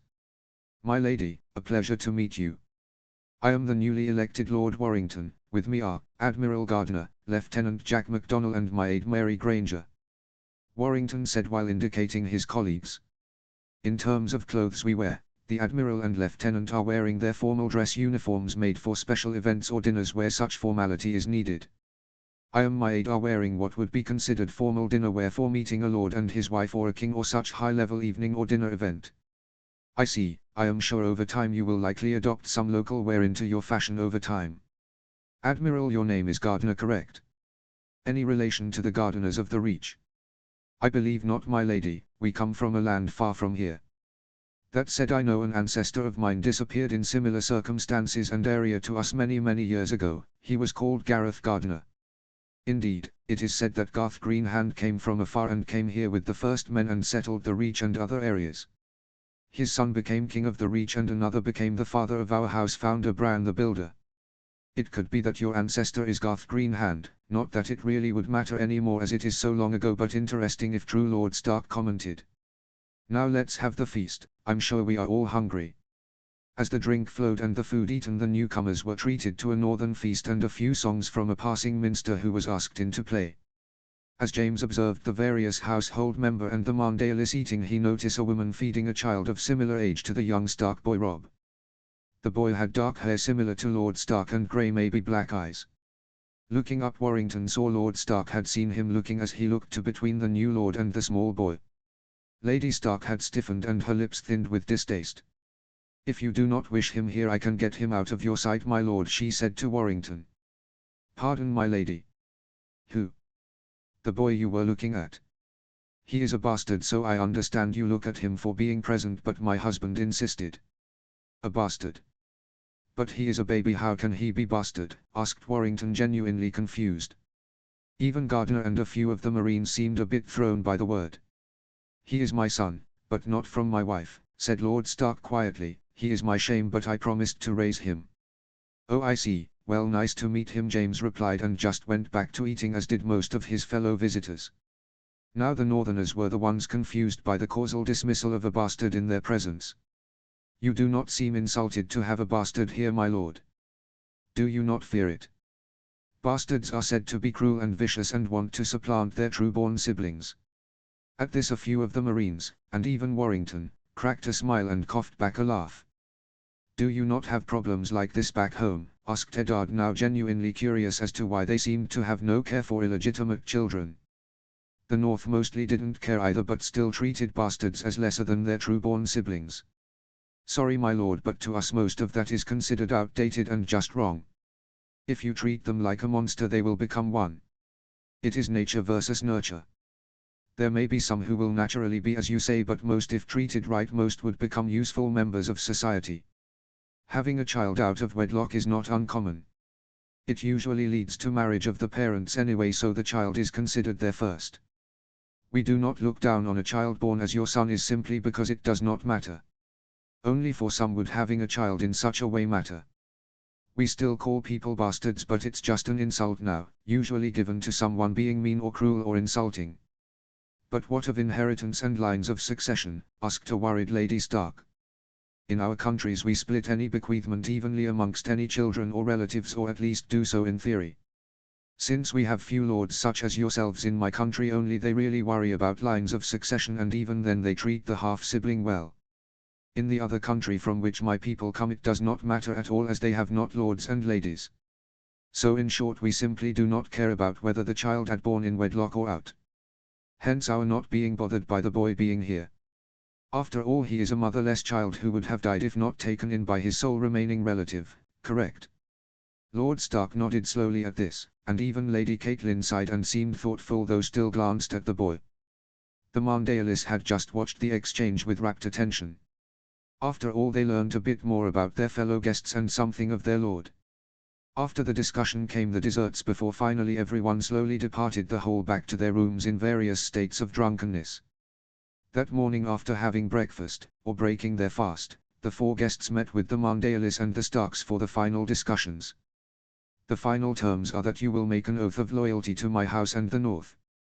I had thought of possibly a marriage arrangement with one of the northern houses, but we lack any of available age other than Lady Mormont's daughter.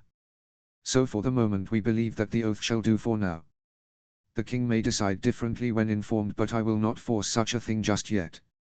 I do suggest, however, you get to know the daughter, as it may indeed be that you marry her to ensure your house's loyalty to the North and thus to the king," Lord Stark informed them. "I see, many will not like our being forced to marry, or rather my being forced as their lord. I do not care for arranged marriages that much either, to be honest, and neither do my people, as we have long abandoned the practice," answered Warrington bitterly. "I sympathize my lord, but it is the custom, and you may have to conduct some yourselves with other houses as part of trade deals or alliances. That is why I will refrain this time, as when the Marndalis came they did not marry into the North immediately either," explained Eddard carefully, fully agreeing that the practice needed to be handled cautiously while thinking of his own sister who hated being betrothed. The Marndalis nodded in agreement. "Indeed my lords, there is no rush. Why, when we came here we only married into the Starks a generation or two after our arrival, as most of that generation were already married or not of age to. We did take wives and husbands from other northern and occasionally southern houses at that time, though it was not part of the deal, more like unavoidable when looking for marriage," explained Wyman Marndaly. "How many come with you, Lord Warrington?" "How many to settle or as soldiers?" asked Lord Stark. "We have just over 11,000, I believe the precise figure is around 11,100 people in our fleet. Most are sailors, though some are marines. They are ground forces that can board ships or fight on land. We have engineers and a few other professions related to military affairs. So in terms of a fighting force, essentially all of them are, though we would leave some behind when you call your banners." 10,000. "That is a number. Why, I don't think any other house raises that much. You'd be the largest banner in my forces. Hells, you'd probably make up half my previous totaled forces." Lord Stark looked in amazement. "You forget my lord, most will be sailors on ships. In terms of soldiers, probably only 1 to 2,000 or so. I'd have to check how many marines we have. Anyway, since we have fishing villages, we will try to improve their yields to sell some more and better preserve the fish. Maybe some of our sailors will do some fishing instead for a change. We hope to build a new fleet to expand and replace our current ships, as they are harder to maintain than what we will build. As a sign of goodwill we have some advice on shipbuilding if you are willing to listen." The Marndalis nodded, One of the ways we have made our ships faster is by placing copper plates to the outside hull of the ships. This will reduce the corrosive effects of the salt water and the collection of plants and algae along other things on the hull. It will allow the ship to stay out at sea longer without hull repair and improve its speed. The Mondialis nodded in understanding and even some excitement. We plan on doing the same when we begin ship construction. Yes, I see, it will be quite interesting to try. How will you bolt them on though? Iron rusts. We use a copper zinc alloy for the bolts. I'm not sure I know that one. We should be able to find a sample for you to look at. Is there enough copper to be found? Maester. I believe so, my lords. There are a handful of mines around West Eos and I believe some in Essos. Acquiring the copper should not be too hard. You use oil in your sieges, correct? Asked Gardner after a moment of thought by the occupants of the Solar. It is mostly tar we use when firing catapults, though oil and tar is poured from the gatehouses, yes. Why? Asked the curious Lord Stark. Where do you get the oil? Mostly it is whale oil that is used, though some types of oil come from Dawn or Essos, but it is expensive and few barrels are made at a time. Only great castles like Winterfell or King's Landing or the really wealthy use oil in their defense, the rest use boiling water or whale oil in the north or in Dawn hot sand with water, answered Maester Lewin. Again, why do you ask? Lord Stark said. We have machines, and various tools that require oil for use. Acquiring oil would be high on our to-do list, explained Gardner. You may be best trying whale oil. You should find some in northern waters, or you can try find a source of oil in your lands. Now are we agreed that, among other things, you will swear the oath of loyalty, pay taxes and the like to Winterfell, and will provide soldiers or ships when I or the Lord Stark call the banners? Asked Lord Stark, drawing the meeting towards its conclusion. Yes, Lord Stark, we are willing. Good, then I will have Maester Lewin draw up a proclamation stating your house is Lord of the Stony Shore, as well as providing explanations of your boundaries. I will have word sent to the shore informing them of their new lords as well as to the Ryswells of their new neighbors. Come to the Great Hall and we will do the formal ceremony in front of my family and those of Winterfell. Lord Mondaly, will you witness as well? Of course, my lord, I would be honored. Just give me a while to get there. I'm not the man I was in my youth, he wheezed, getting to his feet. No, you are twice the man, Eddard japed, and Wyman chuckled. I have been known to feast a bit. With that the group made their way to the great hall, where they waited for a few members of the household to arrive and witness the swearing, including one man who carried a large great sword made of a dark smoky steel that rippled in the light over to Lord Stark. With everyone present, Lord Stark rose, holding on to the great sword with the blade pointed straight down, and indicated for Warrington to stand before him and kneel. I, Lord Eddard Stark, Lord of Winterfell and Warden of the North, do hereby create the noble house of Britannicon and charge them to guard our western shore. Do you, Lord Warrington, swear fealty to House Stark and to be loyal, law-abiding subjects? I, Lord Warrington, on behalf of myself and my people, do swear fealty and loyalty to House Stark, and that we shall guard the western shore from those who threaten the North and her allies. Then let it be known, before me is a noble lord of a new noble house. Rise, Lord Warrington of House Britannicon, Lord of the Stony Shore, finished Lord Stark. With that Warrington stood up and the two lords clasped hands and the whole erupted into cheers from the Northerners, and the men of the new House Britannicon smiled. They had a home. 283 AC, Winterfell. With Warrington sworn in by Lord Stark, the British and Americans relaxed and enjoyed the celebratory feast that was held that evening. Sampling many of the northern foods again, like boar, stag and the vegetables grown in the north, they ate well. There were still some cultural clashes, mainly the male Stark soldiers not believing the female Marines that they were soldiers too. They were soon shut up in a fist fight the Marines won handily the next morning. The exhibition ended when asked about their skill with swords and bows. The Marines looked to the new Lord Warrington, who shrugged and simply said, "Show them." They picked up their rifles and went to the archery range. A crowd gathered, including Lord Stark and Maester Lewin, eager to see what these weapons the newcomers had. The two female Marines, seeing as they were the one who had to prove themselves, aimed their rifles down range at the two targets and let loose a short 4-second burst. The noise startled the jeering Stark guards, and Sir Roderick, the eldest and most formidable of the soldiers who had just stood silently until then, jumped too. Many covered their ears at the loud noise, which then turned to stunned shock as everyone saw the damage done to the straw mannequin targets. They were ripped to shreds. the arms and chest area wrecked and torn apart with the legs now laying on the muddy ground. The two Marines nodded at each other and turned around with smug smirks. "Corporal, Lieutenant, good shooting, head back inside, I believe we are ready to go now," called Warrington. "Aye sir." They turned and headed off to their assigned rooms to fetch their gear for the flight back. "Enjoy the demonstration, Lord Stark," Warrington said bemusedly to the stunned lord. "Indeed a most devastating display. But those were only wearing chainmail, not full plate like most southern armies. Surely they would struggle with that." Can always try. You got some full plate you don't mind risking?" "Possibly, Mickton." A tired middle-aged man with grubby clothes came over. "Yes my lord." "Mickton, do we have any steel plate that would do to represent armor like the Knights of the South use?" "Aye me lord, we have a couple for use in repair work and for making suits of armor." "Good, set a plate up in the range. Lord Warrington wants to try against full plate like a knight wears rather than just the chain mail." "Yes me lord, I'll just grab it." With that the man went off and a few minutes later had set up a chest plate of armor around another straw target. This time the Marine Major took up his spot on the firing line, aimed his rifle and let loose a 5-second burst.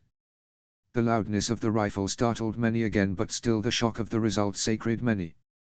The plate of armor had dozens of holes now in it. At least 3 dozen. "Impressive, don't you think?" Warrington said. The silence in was deafening as the guards and servants realized just how deadly those rectangular objects. That was around 10 bullets a second, so 50 should have hit, but with recoil and distance you'll get some variance in fire pattern. There is probably close to 50 holes in the armor though, since he fired relatively close. "I think you will change much here, Lord Warrington," said Lord Stark with a slightly scared voice. "I just hope you never have to deploy them, because you will devastate armies if you do so." "All I can reply to that is, you haven't seen our ships yet," Warrington said with a smirk, and Eddard was suddenly glad he wasn't the Ironborn. With the displays over, the crowd departed talking about what they'd seen, and Warrington and his people finished packing, readying to go. When done they met in the courtyard with their things and bade farewell and thanks to the Starks and the Marndalis before getting in the helicopter and slowly lifting off to much nose from the blades and the awe-filled faces of the castle folk. The fleet. The journey back took 3 hours as it had getting there. Upon landing they called for a meeting of the senior captains and admirals. Gardner and Warrington went to the comm room where a video link had been set up between ships. "Gardner, Warrington, how was the trip?" "Successful," asked Cosmo. "Well enough, Admiral. I am pleased to inform you we have the land and recognition. Stony Shore is ours. We brought a map which shows our boundaries, but it is a wide area. Lord Stark accepted me as the new lord and our system of selection. He said it was unusual to vote for a lord, as only the Night's Watch does so and they are a special circumstance, but he accepted it. I am recognized as the new lord of Stony Shore, as will my elected successor be." There were some grumbles from the captains at the mention of the lordship. "I suggest we depart for the shore and see who's about, begin surveys and set up base there. From there we can see what resources might be untapped, as well as have the engineers begin plans for the 2 harbors we want." "I'm sorry, did you say 2? asked a captain in confusion. "Yes I did, Captain." "Tubert, Captain Tubert." 2 because one will be military some distance from the second, which in turn will be civilian. I want our navy out of sight so there are less details about ship size and fleet size and composition. It also means that should our public port come under attack the navy can swiftly reply. Only the Starks and Marndalis know that detail and we shall do best to keep it that way. In that form I would suggest building the main public port first near to the castle we should find just inland, and then construct the military port and shipyard just up or down the coast in another bay. That is doable, though it will be costly. Are you sure you'd rather not just build the naval base nearby but away from the civilians? It would be easier and we can still have them separate with different sea walls but within the same bay," said Cosmo. "If you believe that is better, you are the Navy, you'll know which will be easier to do." "Very well, I will have the Enterprise survey the best spot along the coast for 2 ports that can be near to each other. Hopefully they'll have something by the time we arrive. Everyone else, set course of the Stony Shore. We've got some land and a home to claim." The next few hours were spent in a frenzy as the ships made ready to depart and maps of the area were exchanged. A small team went ashore to say farewell to the Mormonts and to let them know if they needed anything in the future. With that done they set off for the stony shore, making quite a sight to the people of Bear Island as the ships took off at great speed. They arrived in force at an area selected to be the new port. It was about halfway along the coast heading south in a sheltered bay area. Along the way they had passed a handful of small fishing villages which had one or two small boats. "Admiral Cosmo, we ready to begin?" "Indeed, drones and fighters are ready to begin aerial surveys. I have sent a team of marines and engineers to go and assess the current castle," he informed Warrington. "Make sure they search every room and the basement and check for hidden passages. I want anything worth keeping, including furniture, paintings, gold and armor. Hopefully we can use it to kit out the new one we build or when we've refurbished the old one." Stony Shore. An hour later aircraft of various type were flying high above the stony shore out of sight of the locals, conducting radar, sonar and all manner of scans. The team heading for the abandoned castle took 2 hours to finally find and begin to search it. They were not impressed with what they found. The castle, if it could be called that, was more than a motte and bailey like Deepwood Motte and the Norman forts of old in England, but it was still poor in design and condition. The stone walls had collapsed or been knocked in with pieces clearly removed. The central keep was in better condition, but still there were collapsed passages and plenty of cracked stonework that made many of the team uncertain if being there was a good idea. Major Tom Preston of His Majesty's Royal Marines surveyed the view from the battlements, or at least the only accessible portion of them.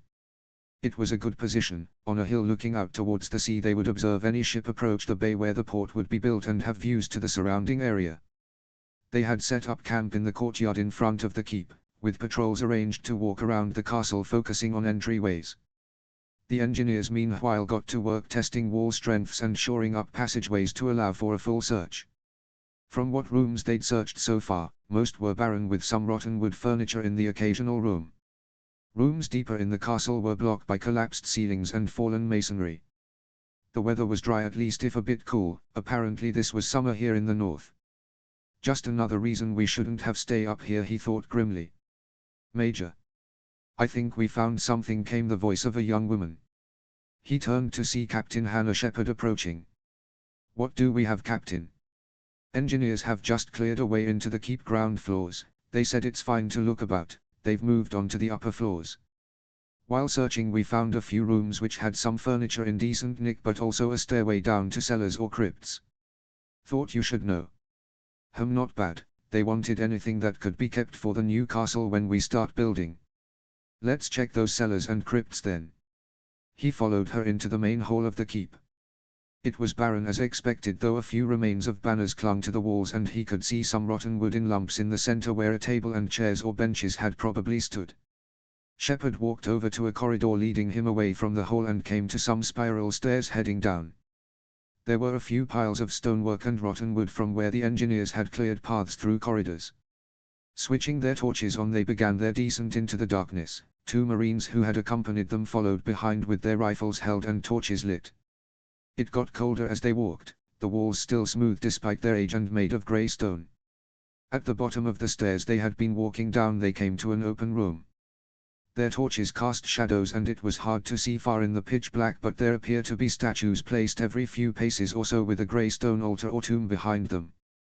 Most of the statues were featureless due to their age, but some still had defined looks. Walking slowly down the wide stone corridor they eventually came to 2 large doors, this time made of metal. They were either bronze or iron and seemed jammed or locked in place while having a fish and anchor sigil on them. "A vault?" asked one of the Marines. "Possibly. It's made of metal rather than wood like the others and does have a sigil on it, presumably of the old house who owned the land and are buried back in that chamber," Tom said.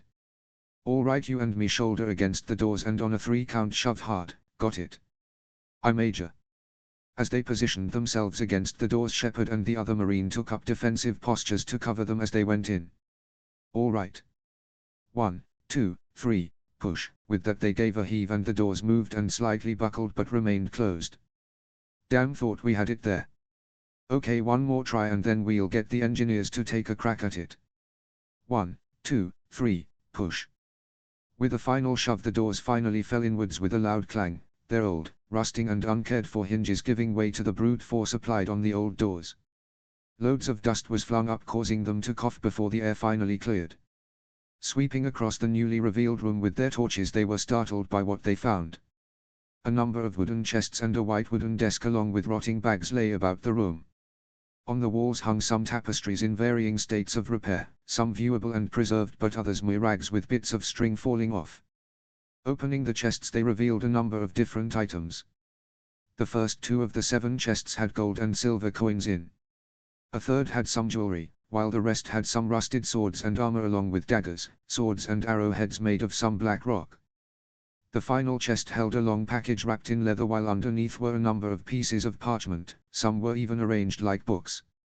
"All right lads, get some engineers to shore up these rooms, then get a count on the various pieces. I want it inventoried by tomorrow. In the meantime I'll report back to base on this find. I'm sure our new lord will want to know about this." "Sir, have you checked the package yet?" asked Shepard as she held out the long, wrapped-up item to him. "By all means open it, Shepard," he replied, having another glance around the room. He then watched as she unraveled the leather cloth and revealed the hilt of a blade. Next came an old leather sheath lightly decorated in fish and anchors.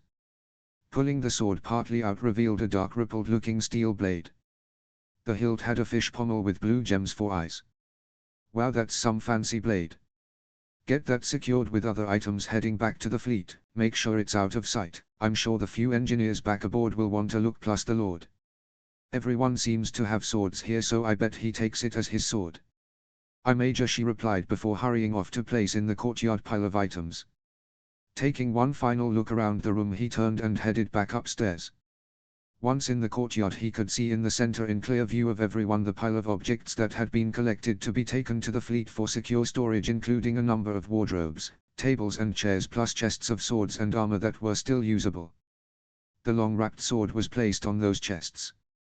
Walking over to one of the tents set up in their makeshift camp, he spotted the person inside by the radio and asked them to call into the fleet.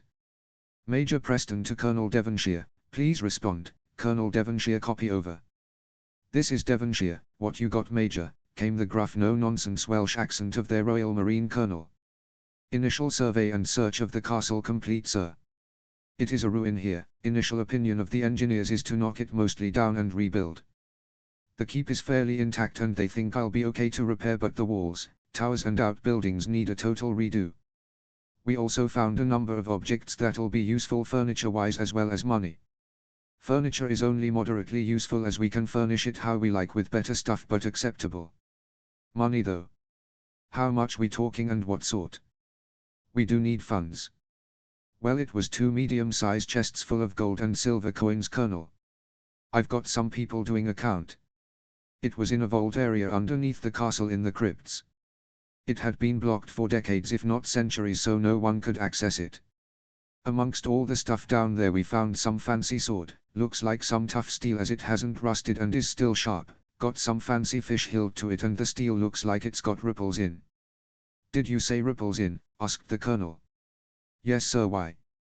"According to the report on the meeting at Winterfell, Lord Stark had a 2-handed greatsword that had a similar type steel blade. No other blade was like it, the rest were common steel blades. I want it brought back for analysis by the engineers and eggheads, the few we got, that is. They're all mostly on the Enterprise as it is the most science-friendly ship in the fleet." "Aye sir, it's amongst the items for recovery. Just send a Merlin or 2 and we should have all we want easily." "Understood, Major. Expect recovery choppers in 5 hours." "Good work, Devonshire out." Over the next few days the surveys reported back their findings after analysis, with indications that there were some iron deposits in the hills. Clay deposits were found nearby as well, and they also located was some coal up near the Wolf's Wood but within their new lands. One thing that did interest the few engineers and mineralogists was the sword recovered from House Fisher's ruined castle. It was incredibly strong and of an unknown steel composite. They found that it also seemed to lack any reaction or oxidization resulting in rust that normal steel would eventually. In short, they were stumped by it, with some speculating it was Damascus steel, which was made by unknown methods and had been rumored to be incredibly strong and resistant. They had also determined that it was a type of sword called a longsword by asking a few of the fishermen about the sizing of swords, and it was measured at just over a meter long with a hilt for one-hand use. Quarrying had started using locals and engineers to begin setting up a harbor wall. Then using wood and more stone they would make the port itself. Bricks from the clay and sand would be heated in coal-fired forges with iron melted in similar forges for steel and iron working. They paid the locals by building them new brick homes that wouldn't burn down and which would be insulated better than their mostly wooden and stone ones. The port and the homes would have a proper sewer system leading out of the port and a bit down the coast before out to sea, thus reducing the smell further. All of this was designed by the engineers using their modern construction methods, their current resources, and bartering for extras or paying using some of the gold and silver coins. It was during the 6th week of owning their lands, with construction now in full swing due to the clay and iron mines, that a ship appeared off the coast with a sigil of a tower on fire. They had so far built half of one outer seawall and had begun parts of the second half. A number of brick and stone houses stood on the shore set back a bit inland to allow for piers to be built. They'd been aided by a number of willing locals who had nothing to do, who had helped mining or building along with the Navy engineers. The fleet of ships had anchored in the bay they'd chosen away from the seawall construction to maintain overwatch and to keep out of the way. Within the port a large 2-story house had been built for use by the lord or the mayor of the town. At present just Lord Warrington inhabited it along with his aides and some soldiers who awaited a barracks under construction. Maester Barnaby stood at the front of the ship the Citadel had tasked with taking him to his new post. He'd been chosen mostly due to having no post currently, but also his knowledge of northern houses and the first men. What little he'd been told of these new people and house indicated they'd need the knowledge, plus they would need someone to maintain the ravens that had come with him to set up communication. The trip itself had been relatively peaceful and quick, with a strong headwind giving them a boost. As they came round the coast, following it eastward towards land set back in an average-size slowly narrowing bay, he saw them. They were massive. Larger than any vessel he'd seen or heard of. All of them made of metal and none possessed sails he could see, following an unknown design, but he could see similarity in design between all the ships and in some cases spotted some of the same class. Looking ahead he could see a wall under construction, while further away another wall was just starting. Clearly it was to be a large well-built port, as he could see on land a number of stone and some other material buildings. All but one were just the ground floor. The crew of the ship he was on were equally stunned by the ships, both in awe and terror, and he could but agree. These vessels would be devastating and nigh impregnable to all but a concentrated attack, which was doubtful to occur if they were as armed as they looked. The ship anchored away from the shore, but within the area soon to be enclosed by the sea wall. He was shortly ashore with his belongings and equipment, where he met 4 oddly dressed people with thick coats, 2 of whom held rectangular weapons. Held like a crossbow. "Hello," spoke the man in front. "Welcome to what we've called Stony Port. Bit unoriginal, but we needed a name quickly for it. I am the newly elected Lord of House Britannicum, James Warrington." "Ah yes, hello, and no worries, you would not be the first, nor the last most likely, to choose a name as you have done," he said with a smile. "I am Maester Barnaby. I have been chosen by the Citadel to be your Maester. If that would be acceptable." "Oh of course yes, we would need one, we didn't know how soon or how we'd have one. I'm guessing Lord Stark informed you of our presence and need, hence your arrival." Indeed, it caused quite the stir to have new arrivals and for them to be named lords. That said, given your ships and where you were located to, it makes sense that it would occur. The North has been without ships for hundreds of years, the Mandaealis notwithstanding. Do you have a place for me to set up? Home, well you see we are currently building the port along with its defenses. We were then going to rebuild the castle, which isn't too far away. In fact, I currently alternate between one of the ships out there, and the mansion we build for the future mayor of the port, who would oversee it specifically on my behalf. So for now you could settle into one of the rooms in the mayoral house like myself, or we could arrange for a dedicated building.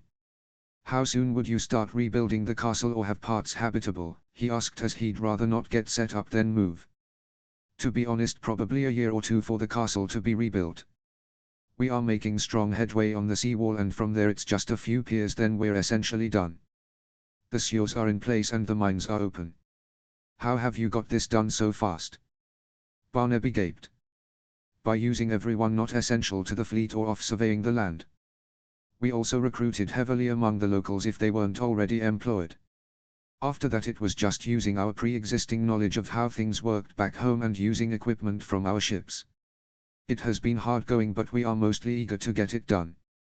We had a few problems as some didn't want to stay and wanted to go home, but there's no way home, so it's been taking time trying to get our people all right with our situation, explained Warrington. I see, yes, most terrible what happened, of course, my sympathies. I believe it best that you, if possible, build me a construct near you mayoral building. I have a number of books needed for reference by Maestas as well as information the new lord will need on occasion. That's on top of the ravens needed for sending messages around Westeros. Of course, we can always turn it into a public library once the castle is built and you are moved to our new seat of power. That is acceptable, the Maester grudgingly agreed. Why a public library? So the people can learn something, of course, the lord replied, as if that explained everything. Which in a way it did, but it was nearly unheard of to let the ordinary folk learn as well. Are you sure it's wise to let the small folk learn things, my lord? He asked cautiously, as this was to be his new lord and didn't want to get off on the wrong foot with him. Everyone has the right to some education, Maester. I would have thought the Citadel would want everyone to read and write. Besides, every one of the people who came with us in the fleet can read and write to high standards, mathematics as well as some sciences too. It goes for both men and women. But how? How can you let them know so much? How does it not overthrow your system of government? Because it is our system of government. It relies on an informed and educated citizenry to make an informed choice about who leads them and to keep the government in check. It also means our workforce is capable of many tasks and is more flexible as well as happier, allowing a broader range of skills and jobs. For now, let's get your things in Mayoral Mansion, then afterwards there's a few things I'd like to show you that we found and are uncertain on. Of course, my lord, a Maester lives to serve his castle and lord. So for the next hour or two the Maester's belongings, ravens and books were brought ashore and stored in a few rooms in the mansion. One of Warrington's aides returned to the fleet to coordinate things from there, freeing up space for the Maester to set up. After that, one of the new servants in the mansion brought him to see Warrington. The rooms and corridors were well lit, the Maester thought as he walked down a corridor following the servant. With warm walls and even warm water eventually came of taps in his room. Much like what they say of Winterfell, he thought as he wandered the stone corridors.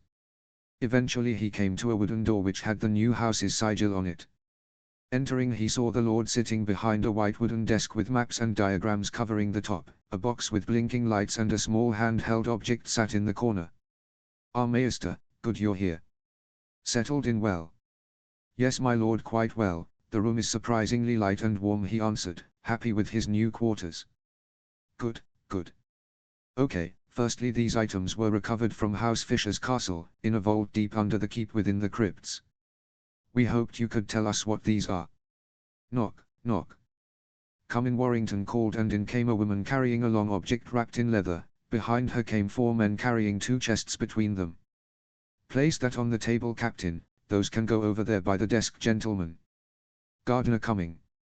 "No, Minister, my lord." Warrington waved it off dismissively. Admiral Gardiner said he'd ask about it later, and Admiral Cosmo is organizing the fleet some more, something about the subs out on patrol off Cape Crackan. Colonel Devonshire asked to be informed if the discussion was relevant to port security. Similarly, Colonel Marks from the US Marines asked that if it affected the whole Stony Shore or the North etc. that he be informed, Captain Shepard said. "Very well, Captain," dismissed. With that they were left alone. Maester Barnaby watched as Lord Warrington picked up the long object and unwrapped it. Slowly he revealed a sword, probably a longsword, Barnaby thought. The pommel was good quality and was still brightly colored, unfaded by time, with the gems still in good shape. When the blade was withdrawn from its sheath, however, he took in a sharp breath in shock. "Valyrian steel," he whispered reverently. "You know this metal?" asked Warrington curiously. "We've tried analyzing it ourselves and all we can tell is that it is super strong and doesn't rust." "Indeed, my lord, those are the main features of Valyrian steel apart from the rippling effect in the steel and its color. It comes from Valyria, as the name suggests, as they were the ones who made the steel in this way. Said to have involved magic and dragon fire to make it, according to the rumors. No other people or nation has come close to making new Valyrian steel, though a few expert weaponsmiths can reforge existing metal. For example, make a great sword into 2 long swords. There are very few of these weapons around today, at least in Westeros. 227 I believe was the last count, though many have since disappeared or been reforged. Most that are still known are family heirlooms wielded by the lord or heir in battle. They are also nearly all named. I see, so quite a find then. What was the name of House Fisher's blade? I would have to check, but I do not believe that it was known they had one, although it is clearly theirs by the pummel and colors. I believe they might have had possibly died out before the registry was taken, so it is likely this was lost to history until you found it. Essentially, choose a new name for it then. The Maester nodded. Very well, next we have these black stone, glass-like objects. At this he opened one of the boxes, then the next one, before picking up and placing a dagger, a sword and an arrowhead on the table. What do you make of these? Barnaby picked up the unusual dagger and looked at it closely. I believe these could be made of obsidian, or dragon glass as it is popularly known. It was used, before bronze working was known, by the first men, those of Valyria and supposedly the children of the forest. There is rumored to be tons of it on the island of Dragonstone. Why would they store those then if they have steel swords? Something to ponder, I guess, maybe just storage as an artifact. Very well, the last thing we needed checked, apart from the coins to confirm what they are these scrolls. I'll let you take them and try to read them, as I doubt you can tell me now. I can tell you something from the cover of the books and the first page of the unrolled scrolls, he said after looking over the various pieces. They are histories, seemingly to do with the long night. More accurate than any previously found and in surprisingly good condition. Even some of the records at Castle Black are not in as good a condition. He paled as he read through the lines on one piece of parchment before switching to the books and flipping through pages and then picking up other scrolls. You all right, Maester? Warrington asked, concern in his voice. Yes thank you my lord, it's just some of the things in these books and pages should not be real. It claims the White Walkers had been real and were only driven back and not destroyed like many believe. That they will return when men turn inwards and forget their past. It can't be real. They are just a myth. Magic is dead, it died with the dragons. Seriously? What is it with the whole magic thing here? It's not real, it's just parlor tricks, mirrors and misdirection, Warrington said with some exasperation. Indeed, I'm sure some is as you say, but there is real magic in Essos, and dragons once existed. Oh, they were real, he added at Warrington's look of disbelief. The dragons died over 100 years ago admittedly, but their skulls, until recently, were in the throne room of the Red Keep in King's Landing on full display. The largest, Balerion, was said to be big enough to swallow a mounted knight whole with room to spare. As for magic, well, there are shadowbinders and warlocks, and then there are also the Red Priests of Arla, a religion over in Essos. The Red Priests focus on fire and sacrifice. You will find, my lord, that magic is quite real no matter what the others at the Citadel claim, though I will grant you it is greatly diminished, if not completely gone from Westeros. Or it was until I read this. Even your coming here could be considered magic, Barnaby pointed out. I see, though I must say I do doubt it is all as you describe. I mean, dragons. Magic. Magic I never believed in, and dragons were always this myth or fantasy for my people. So you're saying that if these documents speak the truth then at some point in our distant past these walkers really existed, and in the future they may return to try to kill everyone, bringing an eternal winter with them. Perhaps that is why the sword, the dragon glass and these documents were placed so deep within the castle in the vault you found, preserve them to warn future generations. I will read these documents and translate the older ones as best I can. It is possible they explain more about the dragon glass or sword or the White Walkers, said Barnaby. I will leave that in your capable hands then, Maester. It seems you have your first task after getting the ravens and yourself set up. Good luck. Let's just hope at the end the tale says the end. I hope you sleep well because it was a storybook, Warrington jokingly said. Barnaby gave a weak smile. Yes, it would be a relief if that were the case, my lord. If I may. Of course, happy researching. And with that the Maester left with the various documents, while James slumped back in his chair thinking over what had been discussed. Walking to the corner of the room, he picked up the small handheld object, flicked a few switches on the connected box and then spoke. George, you there? I need you to arrange a meeting with both admirals, and both marine colonels. I want it as soon as is reasonable. You got me? Yes, Minister, will an hour do, replied the voice of his aide who was on the Queen Elizabeth. Yes, that'll be fine, George. It seems there are things that we thought we knew that we didn't. An hour later and 6 men were sitting in a conference room, with one in grey robes looking around in astonishment and fascination at all the various things such as the lights and computers.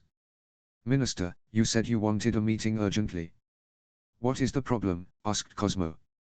First of all, Admiral, may I introduce our new Maester, Maester Barnaby. If you wish to know something about where we are, the culture, history or science etc., ask him. He is also in charge of the ravens that allow messages to be sent between castles. A chorus of hellos sounded. Right, so, we have identified the sword as something called Valyrian steel, which is impossible to make now as no one knows how to do it, but they can reforge it. It's also really rare, with only 200 odd weapons made of it in Westeros. Those daggers and arrowheads are made of dragon glass or obsidian, as the Citadel calls it.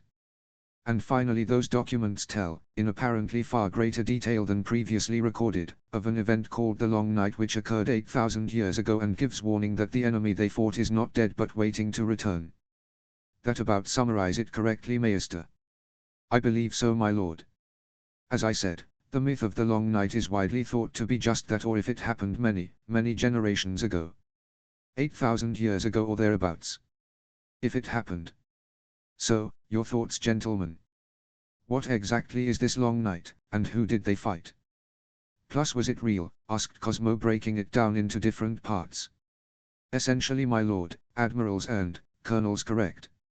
Essentially, the tale goes that the White Walkers, sometimes called others, and were beings of ice and led by the Night King, came down from the most northerly point of Westeros and started killing every living thing.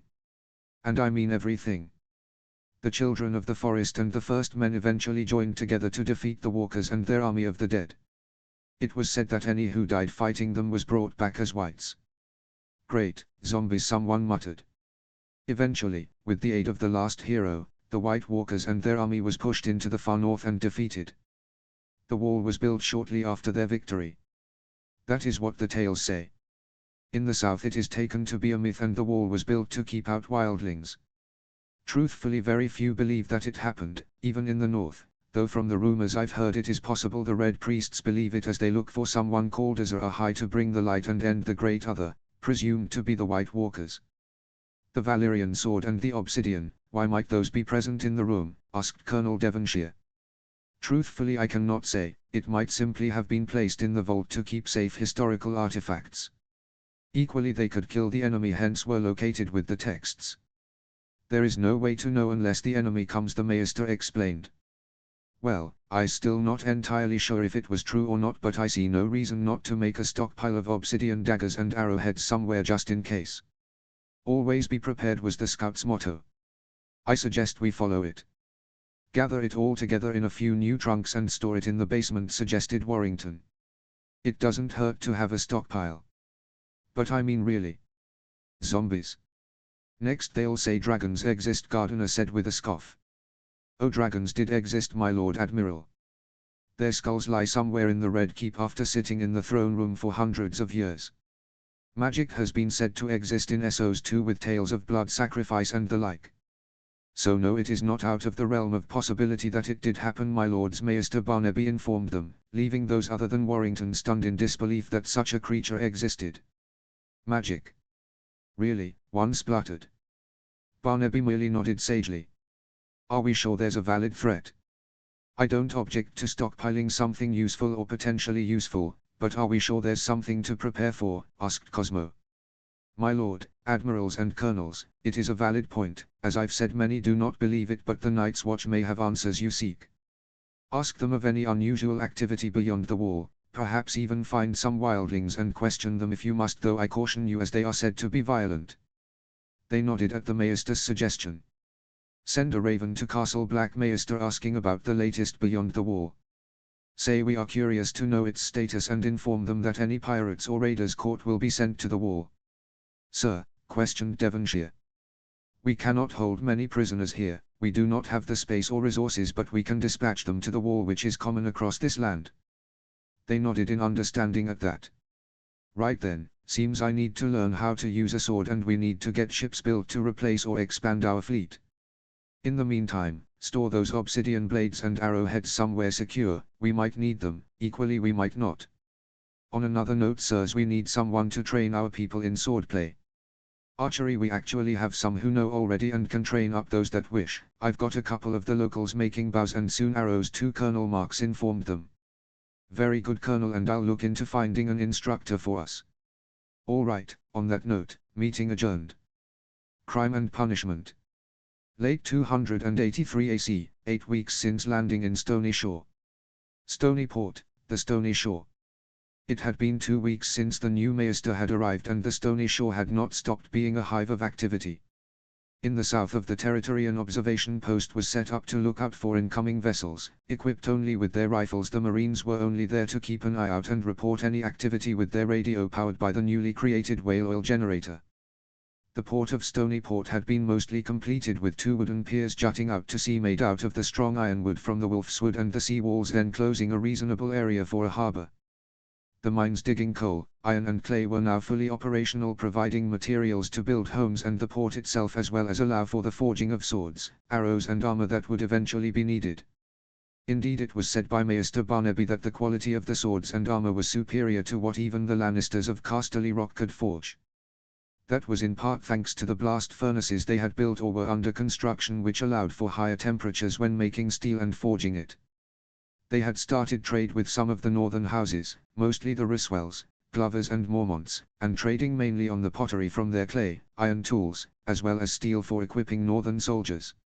In return they had bought wood, clothing and horses needed to equip their people and build what they needed. During this time they had also received a raven from King's Landing from the king and his council welcoming them to West Eos and confirming their lands granted. Things had not of course gone without problems. Construction had taken more time than thought and the engineers had had to explain some techniques to local craftsmen. Some of the sailors and marines had been angry about staying or having lords, which of course everyone agreed with, but saw no real practical alternatives to what they had. This of course led to imprisoning some of the more violent offenders when a fight broke out, but it was thankfully quashed quickly as marines from elsewhere turned up at the noise, but it still left a dozen in cells and half that in the sick bays for cuts, broken bones and bruises. Things had calmed down a bit after that, with most still reeling that a fight had occurred. The result was that Lord Warrington took the charter drawn up by his aide and Admiral Cosmos and announced it to the fleet.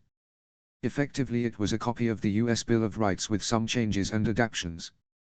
For example, while it was typical that a lord would be judge, jury and in some cases executioner, they had gone with keeping the current military judicial setup with a judge, jury and witness etc. The lord would not involve himself in military judicial problems. The lord would still be the judge for local people's problems, but there would be a jury to decide if they were guilty or innocent based on evidence. Archery lessons had progressed as those learning got used to the slightly different bows, but sword training had gotten nowhere fast with no instructors at hand yet. For the locals much had changed, but much had not in the 8 weeks House Britannicum had been at the Stony Shore. They still went fishing or farming, but their methods had changed somewhat, but slowly, with some reticence still. The fishermen had been shown how to make better nets for fishing and traps for crabbing and the like, while farmers were informed more thoroughly of crop rotations, which they did to varying degrees already, and manure from the newly acquired horses was sent to help fertilize the soil. Their farming tools were improved from iron to steel plows to make them tougher and lighter than before, as well as glass houses were scheduled using sand and heating it in furnaces, though it was taking time to get the furnace ready and the sand having the right mix since no one was a glass maker. Most of the engineers from the ships had mainly been instructors, helping local craftsmen learn new things and teaching those that had nothing else to do learn a new trade. Mostly it was either mining or construction for the seawall and piers. Due to the number of people and their other projects, they hadn't built many new homes for the locals or themselves, just the 2 brick-built bungalows stood plus the mansion along with a partially built maester's residence. The rest still had their own homes in their villages, which they traveled to and from or stayed in tents provided by the Navy personnel. But things seemed better for them as they were informed in groups of various hygiene things they could do by the doctors, mostly washing themselves more regularly, disposal of food waste and other sorts, as well as general medical help in regards to cuts or illnesses. This in turn made the people generally happier and more willing and able to work. It was during this time that the initial though of getting the castle built in 2 years was thrown out the window as they learned the local construction methods and their own. The new schedule for the castle was that once the port was finished with defenses and homes built, they would construct the castle with a new time frame of around 5 to 8 years. This was based on mixing both modern and local building methods, having a large workforce that will be freed up and experienced from building the port, using existing materials from the current ruin and estimates from a castle construction project in France called Project Guidelon that had finished a few years before they left in 2026. Apparently one of the engineers was a history buff who had heard of the project. So in short they were settling down as well as they could, though lingering anger at the lordship still echoed. Some personnel argued for a more interventionist policy in regards to technology and knowledge, some going so far as to attempt to leave and hand out medical or educational knowledge, but were thankfully brought back to the small colony. The simple reasoning was they could not trust that any advances they gave could come back and hurt them at a time when they were still settling down. In terms of teaching other things, Warrington and the admirals simply thought it best to see how teaching things went with the locals they have influence over before trying something nationwide, not that they weren't sympathetic to the idea of sending medical aid to other areas. Another reason they thought best to hold off on sharing knowledge was that they could be declared heretics or worse if some of the knowledge they tried to give out got out in a bad way. Knowledge of their existence had filtered down to other areas of the country as over the next few days, as their 8th week since taking Stony Shore progressed, a few other northern houses sent ravens of welcome. One raven though came from a port to the south in the Riverlands called Seaguard, with a Lord Jason Mallister sending a warm welcome and a warning of Ironborn. He ends the letter by suggesting a mutual alliance to clear the shipping lanes of raiders, since House Britannicus is the only naval force to the north, and with them and House Lannister the three can enclose the Ironborn if they ever threaten Westeros. What do you think of that offer, Maester? Admiral, asked Lord Warrington, sat at his white weirwood desk, recovered from the castle. The two glanced at each other before answering. Minister, the offer of an alliance against pirates could be useful. It will buy us time to get ships built, as we can only rely on our ships for so long and they have limited fuel and ammunition. As you know, I have instructed ballista and catapults added to the ships, but with the guns and missiles limited it does complicate things, Admiral Cosmo advised. While I have not a full understanding of your weapons problems, an alliance would be beneficial, as it would secure trade routes heading north and open up more possibilities that someone would trade with the northern houses. They would also be the only ones capable of assisting in an attack on the Ironborn or helping repel one by them, put forth Barnaby. Yes, I will think on it then. Have we had any trouble with the Ironborn yet, Admiral? Nothing yet. No ships have come north of Cape Kraken the entire time it's been watched. We have 2 submarines out there and 2 destroyers patrolling the waters out of sight of the Iron Islands and in line with the subs. If I had to guess, they only just heard of us and are preparing something. Maybe I'm just paranoid, but it has been quiet, and according to the Mormonts they raid frequently but not often. In short, we should be due a raid, but they might increase the fleet size if they know there's ships to fight, the Admiral informed them. I would have to agree, my lord. It is likely they are building up for an attack on Stony Shore to put you in your place and destroy what you have to prevent a challenge. I suggest caution and vigilance. Keep watch then, Admiral, and if a fleet come north of Cape Kraken and they are flying sigils of Ironborn and show intent to reave and pillage, destroy them. Capture the ships and crews if you can, but leave nothing left. I want them guessing on our strength and abilities, responded Warrington sternly. Understood. They'll make good target practice for my people and somewhere to vent some anger. Good, Maester. Have we found a suitable swordsman to teach our people? There is a possible option, a sellsword called Bronn, rather immoral and pragmatic but said to be good in a fight. With steady income from training you and your people, he could be inclined to stay. That said, he is a sellsword and if given enough could betray you. Look for others, perhaps one of those knights you have told us about, but keep this Bronn in mind. We are not desperate yet and have no land-based enemies. All right, thank you for your thoughts, he concluded. Iron Islands, Pike. Across the sea and to the south they had indeed heard of a people who had gotten lost due to storms and had been granted land in the north. These Greenlanders clearly know nothing of the sea if they got lost. If they seek to challenge us, let's show them the true masters of the Sunset Sea, called one young man. As you know, we are building our forces to take on the mainlanders and declare ourselves free and bring back the old ways. The usurper has no loyalty of mine or our islands, and he is weak from war. They will not challenge us as they cannot get to us. But we must prevent these newcomers from posing a threat. You're on, my brother. Do you think you can make these people shiver in their boots and reap what we sow? Destroy their ships and ports, prevent them becoming a threat to us, called a man with a gaunt face and grey hair. Yes brother, for what is dead may never die, what is dead may never die, chorused the crowd. Give me 20 ships and I would reap and reeve along Stony Shore and destroy their ability to threaten us, said Euron. But father, surely me or Maren can destroy these Greenlanders, asked the first who had called out. No. Euron shall, as he has paid the iron price and is a capable leader. You will pay your price on less important or potentially dangerous tasks before I set you to destroy an entire coastline. Perhaps if it was just a raid on one village maybe, but an entire shore with ships and soldiers. Not yet for you, boy. Now go, Euron. Destroy them. By your command, dear brother, Euron said with a bow and flourish before walking out of the room with a jaunty swagger. Continue to prepare for our freedom, men. With these newcomers burnt we will have no opposition, and then we shall rule the seas and reave and pillage as we like. Aye, and cheers followed loud enough to wake the dead. The following day Euron was on his ship, the Silence, leading his fleet of 20 ships to pillage and reave the Stony Shore. It had taken a day to reach past Cape Kraken and Blazewater Bay, and they were lucky to have the wind at their back. All right, you lot, we will render these Greenlanders impotent against our future supremacy. We shall smite them down and take their women, and we shall pillage and raid their coasts. Let us show these cocksuckers what true Ironborn are. Silence only came back to him though the men raised their arms. I'm sorry, but I thought you were supposed to cheer at that. Cat got your tongues. Oh wait, I do, my mistake, ha ha, he said with a cruel smile and a cackling laugh. When he finally stopped laughing, a crewman pointed to the small boats coming from the various ships in the fleet. Once everyone was on board, Euron took charge. All right lads, this is what we gonna do. They only have 20 ships and are mostly likely unmanned, as they have all gone ashore to settle, so we will charge them quickly, causing as much damage as possible during the night. They won't see us or be expecting us, so we can go unchallenged once they are destroyed. Understood. Most of the captains nodded. Lord Drum, why are you here?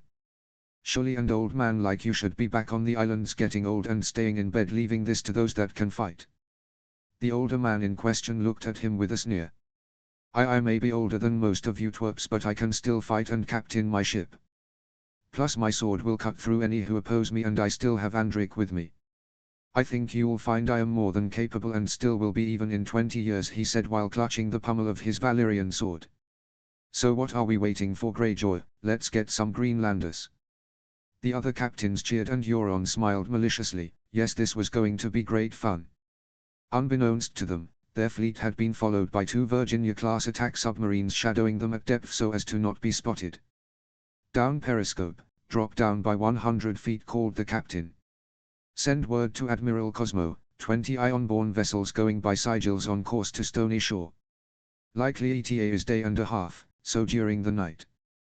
Prep for possible night attack. Aye sir, came the reply from the communications officer, who began flicking switches and speaking into a small microphone. The Stony Shore, USS George H.W. Bush. Admiral, call coming in from the USS Iowa off the coast of Cape Kraken. Ironborn vessels on northerly heading.